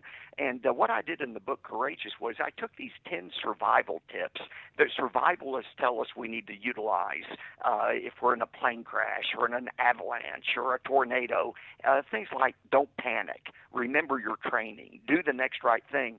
I've applied these survival tactics to how we're to live our life, not just to survive, but to thrive as God wants us to. Well, give us an example. So do the next right thing in this context of living out your faith. What does that look like? Well, do the next right thing means you can't always see, a mile in front of you or 10 miles in front of you, but you can usually know what the next right thing to do. There's an old saying, light obeyed brings more light. Light rejected brings night. God doesn't give us a floodlight all the time to illuminate our path, but he does give us a flashlight, a lantern, God's word, to know what to do next. The first step that I talk about in the book Courageous is don't panic. I mean, so often, especially now with this coronavirus, it is so easy for people to get overwhelmed and to panic. Survivalists tell us that in threatening situations, 80% of people freeze. And I used the story of Joshua. I mean, Joshua had threatening news that he was going to be Moses' successor. He started to panic, and God said to him, don't be fearful, don't be dismayed, for I am with you wherever you go. Take courage. And again, there are some practical things we can do to make sure that we're not overwhelmed with fear. Jesus said in John 16:33, in this world you're going to have tribulation. You're going to have problems. But he said, take courage, for I've overcome the world. Well, do you consider worrying, panicking? Because I know a lot of people that are just constant worriers. I think what's important is our first instinct may be to worry. It's not that it's wrong to be concerned, but it shouldn't be our final response to threatening situations. The fact is, we need to remember, I mean, we serve a God who is bigger than our problems. I tell people, anytime you're worried about something, there are people who are natural worriers. I encourage them to take out a piece of paper, write at the top of the piece of paper, my worry list, and list everything you're worried about, everything you're concerned about. It may take several pages. And once you've exhausted your worry list, take a pen, scratch out the word worry, and put the word prayer. Turn your worry list into your prayer list. And that's what Paul said in Philippians 4. Don't worry about anything. Instead, pray about everything. One of the survival tips, take the victor's mentality, not the victims, and that has a lot of secular application, of course, as well. But I wanted to see, get from you, how do you calibrate the level of confrontation you should exhibit? In other words, it's one thing to live out your life as a Christian. It's another thing to see things that are wholly unchristian in the political arena and just in everyday life, and be willing to engage in those fights, whether it's for Masterpiece Cake Shop in Colorado or it's some public policy measure like in Illinois, for example. There's a HPV vaccine legislation that would be mandated on sixth graders, no religious exemption. The level of confrontation, I think that's a struggle that people have. Yeah, and I want to make it very clear. My book, Courageous, is not just a culture war book. Again, there are challenges from every direction, but one of those challenges is a culture that's increasingly at odds with God. And if you're a Christian trying to live out your faith, you've got to be ready to fight those battles. I have a chapter in the book, one of the survival tips, bend but don't break. And I think, the practical application is we can't make every issue a federal issue. I think we need to be clear. If we're getting ready to take a stand, to be sure that our stand is based on God's word and not our personal preferences. We can't fight every battle, but we should fight those battles that are based on God's word. And then I think if we do stand up to the culture, we should be ready to suffer if we oppose the culture that's against God. A lot of Christians are actually surprised when they say no to the culture, they say no to government, and then have to suffer the consequences for it. I mean, people who engage in civil disobedience are going to be punished, and Christians shouldn't be surprised by that. But I would just, again, say make sure your stand is really rooted in Scripture and not your own personal preference. Now, you talk about courageous acts from biblical times, but also from modern times. And tell us your passage about Sully Sullenberg's. Right. One of the principles is Yeah, Sullenberger. One of the principles is trust your training. And I use Sully as an example of that. You know, remember he was the pilot of the U.S. airplane that lost both of its engines on the takeoff from LaGuardia. He landed safely on the Hudson River. It's never been done before. All the lives were preserved. And reporters asked him, how did you do that? He said, oh, it was easy. I trusted my training. And the fact is he had trained and trained and trained for that kind of contingency and knew what to do when the crisis hit. For Christians, we've got to be sure that we're trained. I contrast Sully's story to another story of a 737 that found itself pitching downward. The pilots couldn't stop the plane from pitching downward. They frantically searched the flight manual to discover what to do, and the plane went into the ground before they could discover the answer. If you wait until a crisis to figure out what you're going to do, you've waited too long. Our flight manual, our training manual is the Word of God. And that's why we've got to be prepared before the crisis hits to know exactly where to go in God's Word to find comfort, to find direction, just like Jesus did in the wilderness. You know, when Satan started tempting him, Jesus didn't say, Satan, could you hold off just a moment? Let me pull out the Old Testament. I know there's a verse in here somewhere to help me. No, he already had God's Word in his heart, so he knew exactly what to do. There's another aphorism that I like about politics, which is just because you don't take an interest in politics doesn't mean politics won't take an interest in you. And this is particularly so these days, thus the need for your survival guide. And so I wonder what the message is to evangelical Christians, to conservative Catholics, to Orthodox Jews, people of faith who practice their faith, when it comes to the political arena and the need to engage in the political arena in order to protect religious liberty in this country from encroachments by legislatures and courts. Well, it's the old saying, evil triumphs when good people do nothing. And, you know, we have been called by Jesus in Matthew 5 to be salt. You know, salt was a preservative. Salt didn't prevent the decay of meat, but it did delay the decay of meat. It gave the meat a longer shelf life. But Jesus said if salt loses its saltiness, it becomes worthless. And I think a lot of the problem in the world today and in our country today, we can't lay at the feet of unbelievers. Why should people be surprised when unbelievers act like unbelievers? The problem is Christians who have lost their saltiness. They have identified more with the world than influencing the world. Jesus said we're to be light. Light does no good if the light is, you know, if you have a flashlight, if it's in the bedroom drawer and not out confronting the darkness before it can dispel the darkness. And so I think there is a place for Christians to be that salt and light Jesus commanded us to be, and that's going to take courage. And, you know, courage at its essence is a willingness to obey God regardless of the consequences.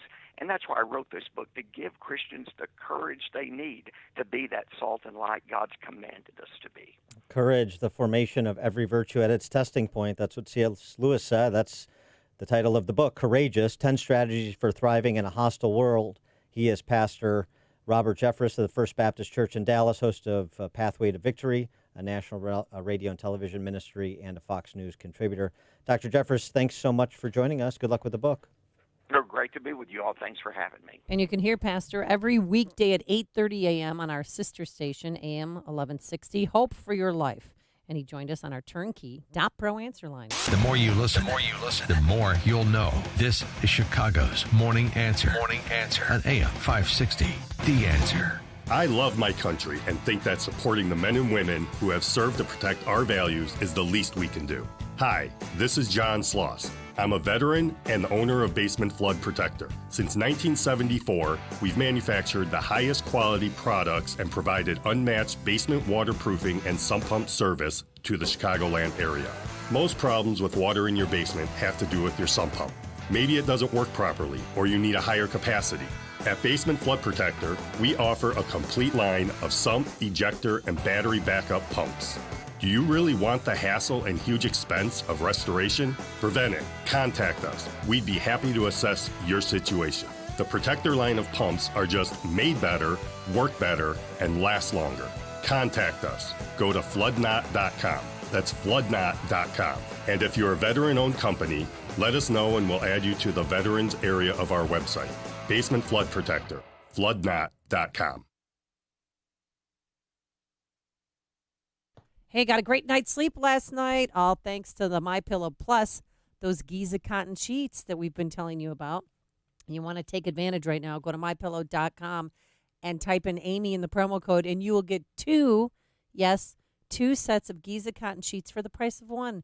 It's always good to have a backup, and you can get a king size for yourself and get something for someone else, a full-size bed or a queen-size bed. That's how it works. But you have to go to MyPillow.com, and when you check out, type Amy, A-M-Y, and that promo code, and voila, you'll see the savings. And there's also deep discounts on all MyPillow products, including the MyPillow, the mattress toppers, the towels, which are new, and they're soft and absorbent as well, and, of course, the pet beds.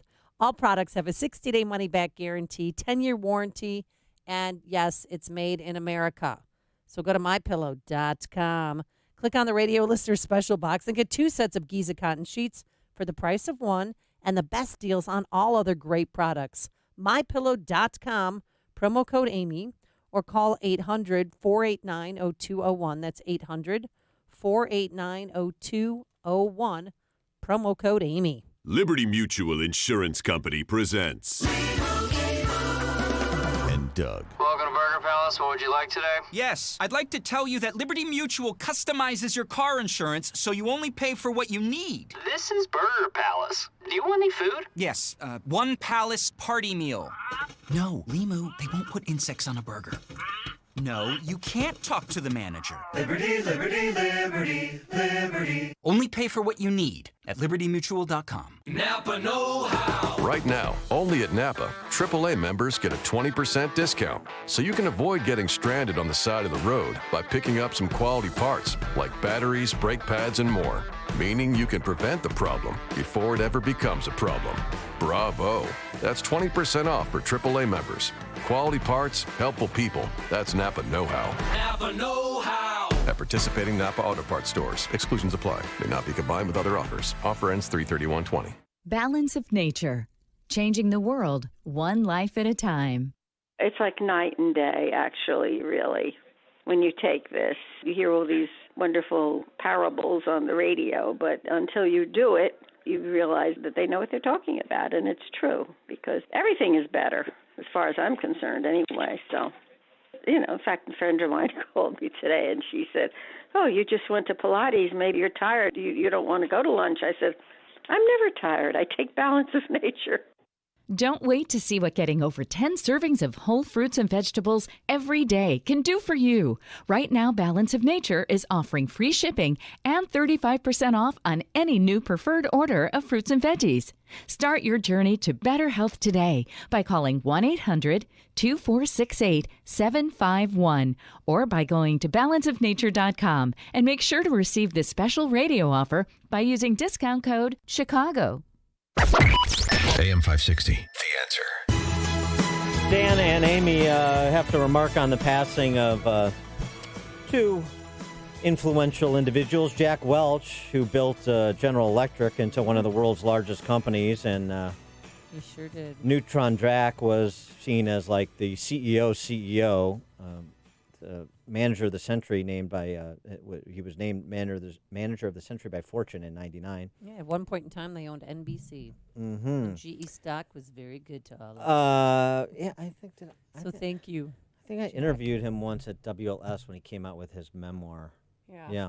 And then James Lipton, 93 years old, and he just retired from Inside the Actors Studio in 2018. He did that into his 90s. It's remarkable.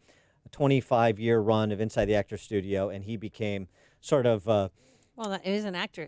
Any actor wanted to be on his show. He became a bit of a cultural icon also, too, because stylistically he was such an entertaining interviewer, as parodied by Will Ferrell. And he actually loved the Will Ferrell parody of him. The first time I heard about it, I got a call from the West Coast from the head of that department of NBC, because I'd done all the Bob Hope specials and we knew each other. And he said, they're doing you tonight on SNL. I said, oh my God.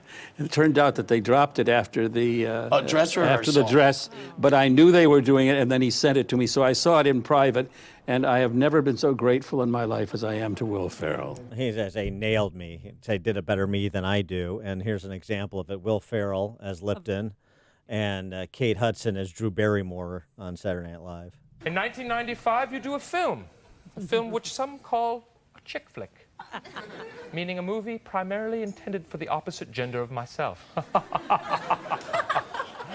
Yes. The film, of course, Boys on the Side. And on that film, you worked with the Whoopi Goldberg. What was that like? Magical.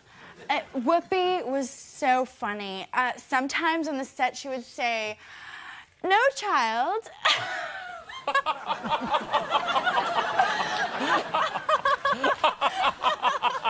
I know. It's so over the top. Kate Hudson, by the way, that's the best acting she's ever done, impersonating Drew Barrymore. But and he would always ask the You question. didn't like Failure to Launch? Oh gosh, but but he was so effusive with the actors, and everybody was magical and a star and He made profound. Bradley Cooper cry because he brought in Made all- Bradley Cooper's, acting coach who inspired him to be a better person and to calm down. Made everybody cry on the show. That was one of the signatures of it. And then he Yeah. would always ask the question of every guest at the end, if there is a heaven, what do you want God, and you get there, what do you want God to say to you? And then you get the And then people start various crying. But he said he answers. wanted every interview to be as if people were eavesdropping on him, just having a conversation with an actor. Yeah. So. It was an entertaining show. I mean, people are getting a little over the top about how wonderful his interviewing was, but it was fun. And look, the bottom line is he got the top actors to sit with him for hours and do these interviews, including with acting students and so on and so forth. So it was a unique program, and he was sort of a unique personality. It was a great show. Take a look at the time he was with Marilyn Monroe. That was a good one. Coming up on Chicago's Morning Answer. We'll circle back to Super Tuesday business with Jazz Shaw from hotair.com at 8:38. But now let's head straight into that newsroom. Here is Mike Scott. Amy and Dan, good morning. 33 degrees here in Chicago, but our eyes are on Nashville this morning, where at least 9 are dead after powerful tornadoes roll through just a little after midnight. We have crews out around right now. We have a number of structures that have been damaged. We have a number of structures that are damaged. Joseph Pleasant is with Nashville Emergency Management. Nashville Fire says that as many as 40 buildings have collapsed in the area. We did have some sightings of a confirmed tornado. We had one that went through Nashville and then up through Wilson County in the Mount Juliet area, Lebanon, Mount Juliet area. Faith Borden is a tornado expert with the National Weather Service in Nashville, says the tornadoes touched down just after midnight while most were sleeping. Pope Francis says this morning he does not have the COVID-19 virus, but he's still ill. An Italian newspaper says he has tested negative for coronavirus. That word comes hours after the pontiff announced he'd be skipping a Lenten retreat for the first time since his election. Voters are casting their ballots in every Super Tuesday state other than California right now. Vermont Senator Bernie Sanders is leading in some of the biggest states. So to all of Amy and Pete's millions of supporters, the door is open. Come on in. Bernie Sanders rallying supporters in St. Paul, Minnesota, asking fans of Amy Klobuchar, who were supporting her in Minnesota, to join him after she dropped out yesterday. Wife of a man who is being treated for coronavirus in Arlington Heights is the 4th case of the virus in Illinois. Fears of that coronavirus outbreak here have prompted cancellation of a major trade show, the International Housewares Show, scheduled for March 14 through 17. Opening statements are expected today in the trial of a man charged with the murder of Chicago Police Commander Paul Bauer in 2018. And the brother of Brian Urlacher says he plans to stay on as mayor of Mattawa during his gambling case. Casey Urlacher faces federal criminal charges. He did resign, though, from the Illinois Civil Service Commission last week. Bulls edge the Mavericks 109-107 last night. Blackhawks host the Ducks tonight. College hoops, UIC hosting IUPUI. That's Indiana University, Purdue University, Indianapolis, if you need to know, in the Horizon League tournament. Let the madness begin. The news, a service of Robert Half. Robert Half is the better way to hire. They pre-evaluate and custom match highly skilled professionals to your specific project and full-time hiring requirements. Robert Half, experts in accounting, finance, IT, legal, marketing, and administrative staffing. Visit roberthalf.com. 8:33 and a check of traffic and weather on the way next on AM 560. Mike Gallagher can break down the Bloomberg campaign. No one's going to vote for Mike Bloomberg based on his ideas because he doesn't have any. He's got one. He wants to take your guns away. He's anti-gun. That much we know. And he's big nanny, big government, typical liberal. The government knows better than you do how much salt you can eat and how big your big gulps can be. He's all into that. But other than that, he doesn't have any core beliefs. The Mike Gallagher Show. Weekdays at 9, right before Dennis Prager at 11 on AM 560. The Answer. The following is a paid political announcement. In 2020, we will decide the direction of our nation for decades to come. Do you want more government in your life or more freedom? As a veteran, Jeannie Ives stands on the side of freedom. She took an oath to protect and defend our Constitution. Now, our American values are under attack. Our economic system, the rule of law, and our ability to create and pursue opportunity. In Illinois, Jeannie spent 7 years fighting corruption and reckless spending because every dime government spends comes out of your pocket. In Washington, Ives will fight to balance the budget, defend our borders, grow the economy, and stand in the way of big government policies. You deserve to have your voice heard in Washington, not to be talked down to by elitist politicians in your own backyard. Choose the candidate who works for you. Choose Jeannie Ives for Congress. I'm Jeannie Ives, and I approve this message. Paid for by Jeannie for Congress. Famous conservative quotes, presented by Automated Systems. Winston Churchill remarked, "Socialism is a philosophy of failure, the creed of ignorance, the gospel of envy. Its inherent virtue is the equal sharing of misery." How truly relevant. Manufacturing companies, I encourage you to call my friend Laz Kulchar from Automated Systems. Automated Systems is a software and systems integration company that specializes in companies that are required to meet FDA compliance requirements. Automated Systems will create a custom solution for your business that will make your production lines, facilities, and plants run more efficiently. Imagine less downtime, more speed, and fewer rejects. From Fortune 500 to startup, ASI delivers solutions for your toughest automation challenges. For information, I encourage you to talk to Laz at Automated Systems. Call 844-HIRE-ASI or visit hireasi.com. That's 844-HIRE-ASI, 844-HIRE-ASI, or online at hireasi.com. Listen to AM 560, The Answer, online at 560theanswer.com, on the AM 560 mobile app, and your Alexa-powered smart speaker, on TuneIn, iHeart, and radio.com.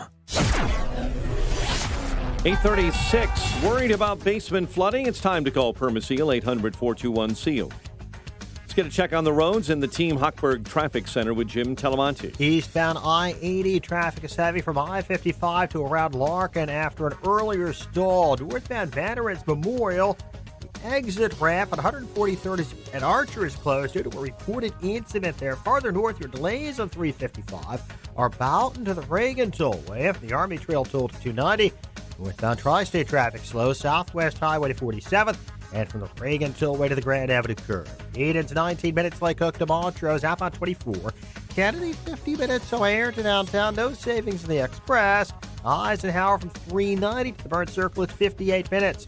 Stevenson, 50 minutes, 355 to Lakeshore Drive. Ride 34 minutes, 95th to downtown. That's traffic. I'm Jim Telemonte on AM 560, The Answer.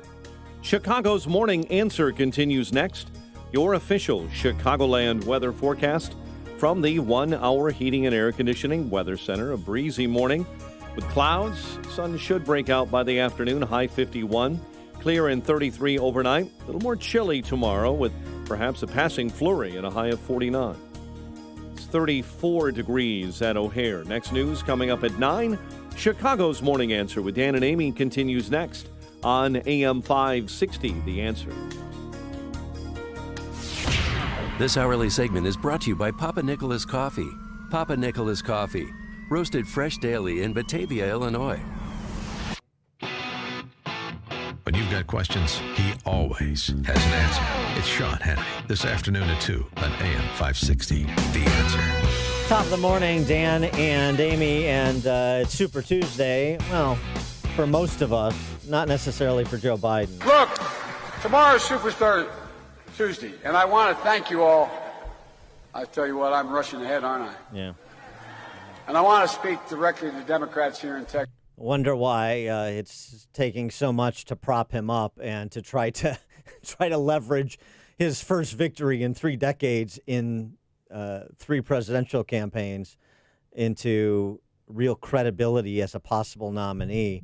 And his performance in Houston yesterday didn't help any. We hold these truths to be self-evident. All men and women created by you know the thing. Yeah, boy, I mean, it's created by the. It's like You know the thing. It's like listening to Thomas Jefferson or James Madison, one of our founders. I mean, the eloquence, the command of the nation's founding principles. It's impressive, isn't it? By the way, has everybody forgotten not only that he's a creep show, that he's also a fabulist, and that's a euphemism for liar? Yeah, he used to lie about his degrees, that he had 3 degrees in undergrad, which he had 1, and that he graduated at the top of his class in law school, or the top half, which is a lie, too. Yeah, this instant classic from back in 1988. Explaining to do. The new questions stem from taped remarks of Biden during an April campaign appearance in New Hampshire. I went to law school on a full academic scholarship, the only one in my class to have a full academic scholarship. Went back to law school and, in fact, ended up in the top half of my class. I was the outstanding student in the political science department at the end of my year. I graduated with 3 degrees from undergraduate school and 165 credits, only needed 123 credits. Biden now concedes he did not graduate in the top half of his law school class, that he does not have 3 degrees from college, and that he was not named outstanding political science student in college. Newsweek says Biden actually went to school on a half scholarship, ended up near the bottom of his class, and won only 1 degree, not 3. Joe Biden ranked 76th in a class of 85 at the University of Syracuse Law School. I mean, this guy comes off this whole thing as a flyweight. Now Biden says Newsweek is right. His memory had failed him. Of course, his memory has been failing him for 3 decades. You just lie to make up for all that you lack. And he felt insecure about his education. So, of course, just not 1 but 3 degrees, really? That's a bit of a stretch. He is an insecure man who has much to be insecure about. And that was the same campaign, by the way, where Joe Biden established not only was he a fabulist, he's also a plagiarist, plagiarizing speeches from Bobby Kennedy and British labor leader Neil Kinnock. And now the establishment of the Democrat Socialist Party is rallying around him. It must be very embarrassing. To the extent that shame is an emotion that these individuals are capable of feeling. For more on this topic on this day, we're pleased to be joined by Jazz Shaw, weekend editor at hotair.com. Jazz, thanks for being with us. Appreciate it. Pleasure to be here. Thank you. Moderate Joe Biden, the establishment choice. I love the rebranding as the needle has moved so far left in the Democrat Socialist Party, such that we call it the Democrat Socialist Party today. But Joe Biden and Bloomberg and Bernie and Elizabeth Warren pretending that she still has a path to victory to angle for a VP or some other sinecure from the establishment to ostensibly pull voters from Bernie. How do you see this playing out tonight and after tonight? Well, a lot of that, the original, I just wrote something about this today, the original conventional wisdom was that, Bernie Sanders was so far ahead in the polling in so many of the states going to vote today that he was going to come sailing out with a really huge, but perhaps not insurmountable lead in the delegates. I'm no longer entirely sure of that, because now that we had a couple of people drop out, pretty much everybody with a chance, I almost said except for Mike Bloomberg, but he doesn't really have a chance either, that, maybe everybody's going to go consolidate, with Joe Biden, despite all the clips you just played and the rather embarrassing nature of the campaign. So I don't know if Bernie's going to do as well, but he does have a few things going in his favor that everybody should keep an eye on. Number one, there was a lot of early voting. There are millions of votes that have already been cast, and those can't be reeled back in. All the votes for Buttigieg and Klobuchar are basically wasted unless they miraculously still come up with 15% somewhere. So those are gone. And Bloomberg is polling better than I thought he was going to. Even after that disastrous debate in California and Texas, he's up around 20, and that's mostly coming at Biden's expense. So if I had to guess, I say it's still Bernie's day, but not by as big of a margin as we were thinking as recently as Sunday. Well, the youngest person in the race is a 70-year-old Senator Elizabeth Warren. How is she polling in her own state? Can she win any of the 91 delegates in Massachusetts? I think she'll get delegates. I don't think she wins. I think Bernie's too far ahead, and Biden really hasn't had much of an impact in Massachusetts. You know what's funny about this is the idea that politicians bring all their voters, whether it's in their particular campaign or from their state, to the table. So, it's going to be just that easy. Oh, my gosh, you got Pete and Amy Kay and Bobby O. Bobby O is going to deliver El Paso for Joe Biden. I mean, it's absurd. If you look at the polling data, in point of fact, a lot of people, when their first choice drops off, will go to their second choice. And their second choice, for example, in Mayor Pete's case, is Bernie Sanders. So these people consolidating around Biden has a double effect. One, it frees up their voters who may, on margin, go to Bernie Sanders and extend his margin, number one. Number two, it certainly helps feed his narrative. And he's the only one who has something resembling momentum and an actual constituency around his candidacy. So in point of fact, despite all of the endorsements, this could end up actually, I think, being a better day for Bernie than people predict. Biden winning Virginia, Biden winning North Carolina, that was sort of caked in regardless of South Carolina. So, or assuming South Carolina played out as it did, which of course it did. I almost think that this is reminiscent. I know there may be too many parallels to 2016 and Trump, but it's reminiscent of the arguments that were being made by conservatives around Cruz and the reluctant endorsements he was getting from the Scott Walkers and so on and so forth to try and stop Trump. And all it did was feed the momentum behind Trump. Well, I can't argue with what you're saying as one possibility. I would also point out that the Morning Consult numbers, when they were polling everybody for what their second choice was for Klobuchar, they split four ways. And the number one choice, but only by a little bit, was Bernie Sanders. Now, will she get it? Will the fact that she got up there last night and said, no, I want everybody to vote for Biden, will that push some of them towards Biden if he's looking like the only non-Sanders choice? I still think that's possible. But no, it won't be a clean sweep. Getting beyond Super Tuesday, I wanted to get your reaction on the passing of Chris Matthews. Your favorite Chris Matthews moment from his storied career on Hardball and MSNBC. Well, wasn't it Chris Matthews who once, I think we're going back all the way to 2008, described how he got a thrill up his leg when he was listening to Barack Obama speak? Yeah, and that's you got him. a tingle. Yeah, that's the guy, tingle, thrill, Tingle whatever of it the was, leg.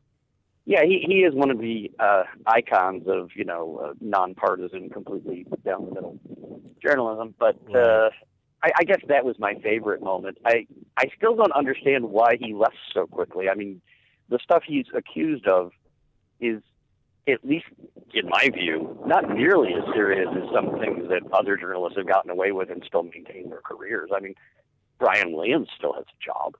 Yeah, that's true. On the same network, as it turns out. I mean, there was some suggestion he was going to exit stage left because that's the only way you can exit MSNBC anyway, and this just sort of expedited that timeline. Who knows? I mean, that's just one report on the topic. Wanted to get your... I'm sorry, go ahead. You want to say something on that? Oh, if you got another topic, that's great. I was just going to say, if we have time, I was wondering if we could circle back to those first clips you were playing from Joe Biden for a minute, because I just had one thought to share on that. Sure, please. Share away. The whole thing about this, is he lying or is he just around the bend and he's lost his memory? The more recent story about that he was going out on the trail and telling everybody he got arrested in South Africa when he was trying to see Nelson Mandela. I got to wondering about that. And was he just lying to pump up his credentials, with the left? African American community? Or, yeah. Absolutely. Or is it possible that that's a story that he's been telling himself for so long that now he actually thinks it's true? Well, Nelson Mandela was 900 miles away from where Biden was. He explained this on Wallace on Sunday, or he came up with a new explanation for it. It makes no sense. I mean, you don't confuse being arrested. 30 years ago, he was confused about his academic record. He was confused about whose words Neil Kinnock's words were, whose words were Bobby Kennedy's. It's nonsense. He's a liar. He's a fabulist. He's Brian Williams. Back then he was definitely lying. But there is this one syndrome. I was watching a show where a psychologist was describing the way that, particularly when you get older and if you're starting to lose your faculties, you can have told a lie so many times that you believe it, that you actually started to believe it. Yeah. You think it's history. But perhaps, I mean, I'm sure, much like his forays with corn pop and bicycle chains and boys at the pool that wanted to touch the hair on his legs. And I mean, this guy is a goofball. He is everything he was said to be by left journalists 30 years ago when he ran for president, the Jack Germans of the world, who said this guy is an intellectual lightweight. He's a non-entity. Go back and look. I mean, I'm not trying to persuade you, but all people have to do, go back and look at the exchanges in the recent Clarence Thomas documentary between Biden and him at his confirmation hearing. The guy is laughable. Only in that party and this political culture could someone like him survive as long as he was. He was the Obama administration's useful idiot. He wasn't like an equal partner, like somebody dispatched to single-handedly combat Ebola and the Russians from his post in Ukraine. I mean, this is all a joke. This guy is a joke, which is why I've always wanted him to be that party's nominee, because he gets rolled by Trump in November. Yeah, it's hard to picture him standing at the lectern 10 feet away from Donald Trump and responding to everything Trump's going to throw at him. And frankly, it's why it was so embarrassing when he was able to actually do better than hold his own against Paul Ryan in 2012. You want to talk, I mean, just going back and why Trump and all this. It wasn't just Mitt Romney. It was also Paul Ryan, who was wildly underwhelming as the ticket mate for Mitt Romney in 2012, including in a disastrous debate performance against Biden, where he actually came across as more one-dimensional than Joe Biden is. Yeah, well, Paul Ryan always tried to make his political lane the less partisan, more intellectual, I'm the deep thinker, I have plans, kind of the way that Elizabeth Warren tries to portray herself for the Democrats. Yeah. That was more Paul Ryan's gig, I think. Yeah, well, I'll tell you what, you know how somebody is, how you can tell somebody's a deep thinker, not that they put out 50-page white papers that are mostly other people's work, is that they're able to translate complicated topics into lucid positions and explanations in 2 minutes in a debate format. Paul Ryan was unable to do that. And most Republicans in the last 30 years between Reagan and Trump have been unable to do that too, I got to say. Yes, and there is an advantage to being able to speak the language of the people. It helps you resonate. People don't like to be lectured, and I think that's one of Warren's big problems. She's been terrible on the stump. And every time she's addressing a crowd, I just come away with the impression that I'm not being spoken to as a person. I'm being lectured about what I should be thinking. Well, and, that doesn't play well. Yeah, the other thing, too, for Joe Biden saying, I'm a Democrat, you vote for a Democrat in the race, and it's a shot at both Bernie and Bloomberg. It's a twofer. Bernie is also excelling because of the failure of his opponents to be authentic, and that includes Elizabeth Warren, who's has committed as many acts of fraud as Joe Biden has. Well, I think Bernie comes off as authentic because everybody's acting like a socialist this year, but he's the only one who comes out and admits it. Yep. Mm-hmm. He's like, I'm for socialism. I got no problem with that. This is going to make the country great, despite it having failed everywhere else it's been tried. It's going to work for us. And what do you make of Bloomberg? I mean, I know if I see another Bloomberg ad, I might tear my spleen out with a rusty spoon. But do you think he's going to? I mean, this is the first time he's on the ballot is tonight, and how do you think he's going to fare? I don't see him winning a single state. I do see him doing well enough to start gathering delegates by pulling some second and thirds and just coming in above 15% anywhere that he can. and he's currently around 20 in both Texas and California, which will be worth a chunk of delegates. I don't think, and I've been wrong predicting when people are going to drop out just consistently this past week, by the way. I'll say that in advance. But I don't see Bloomberg dropping out anytime soon. And I think he's playing a long game. We saw one investigation over at Politico where they listed all of the endorsements that he's gotten from very much lesser-known Democrats, but longtime members of the party that he has been giving money to for the past 5 years. And they went down the list of hundreds of them, and every one of them are superdelegates. I think, in the back of my mind, I can't help but suspect that this is Bloomberg's long game. Get enough delegates to make sure neither Biden nor Sanders can get to 50% on the first vote, and then find out that all 790, whatever they are, superdelegates are going to come out and endorse Bloomberg again and vote for him on the second round. That would be. And I don't know if it works, but I think that might be his plan. That would be delicious, and I'm glad the apology tour will continue. I want it to continue, and if Caesar Mike is able to pull that off at the convention, like he pulled off a third term as mayor of New York City by having the ordinance amended in the city, then that's great, because you will have destroyed the party for a cycle. So, have at it, Caesar Mike. Good stuff. I am married to a lifelong Democrat, by the way, in case people didn't know that already.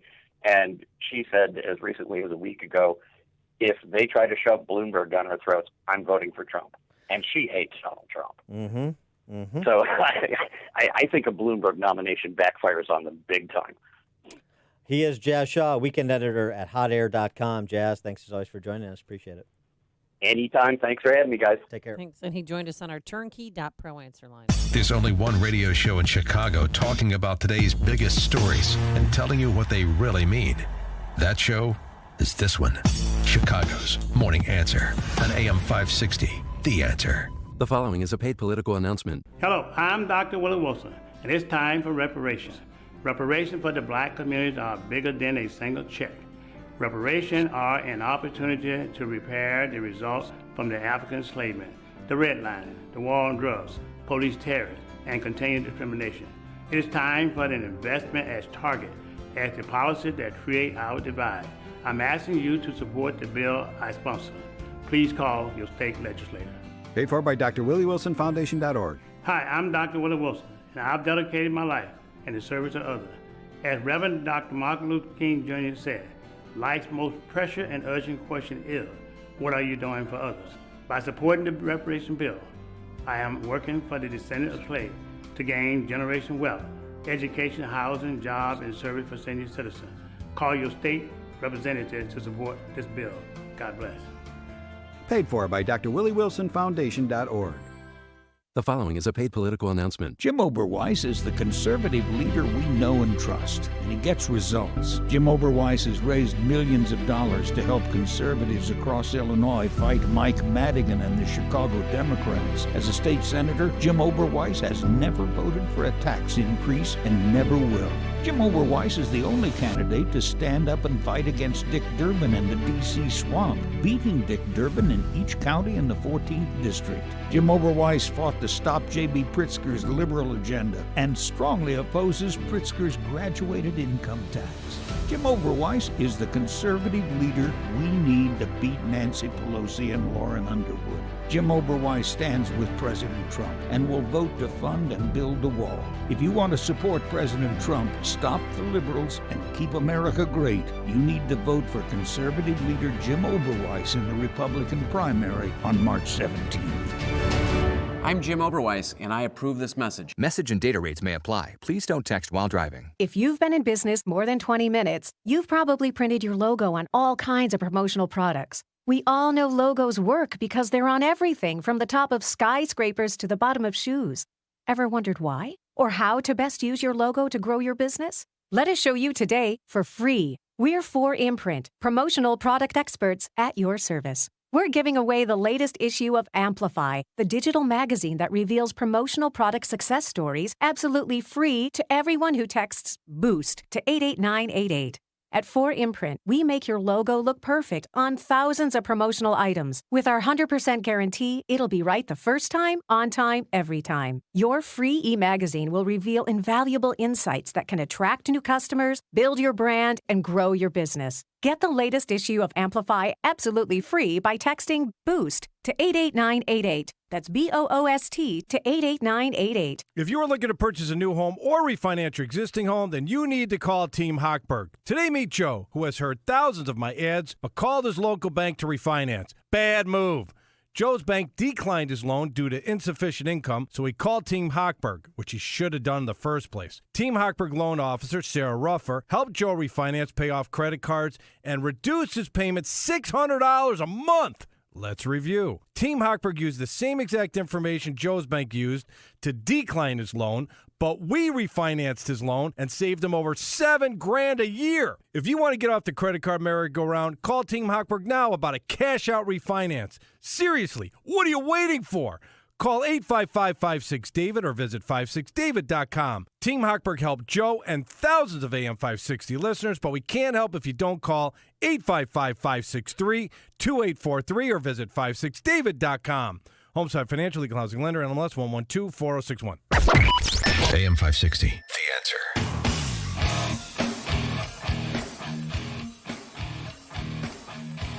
Thank you so much for making us part of your morning. Thanks to Justin Kosick, our technical producer, and Quinn McCarthy, who is Chris Matthews, sexual harassment victim.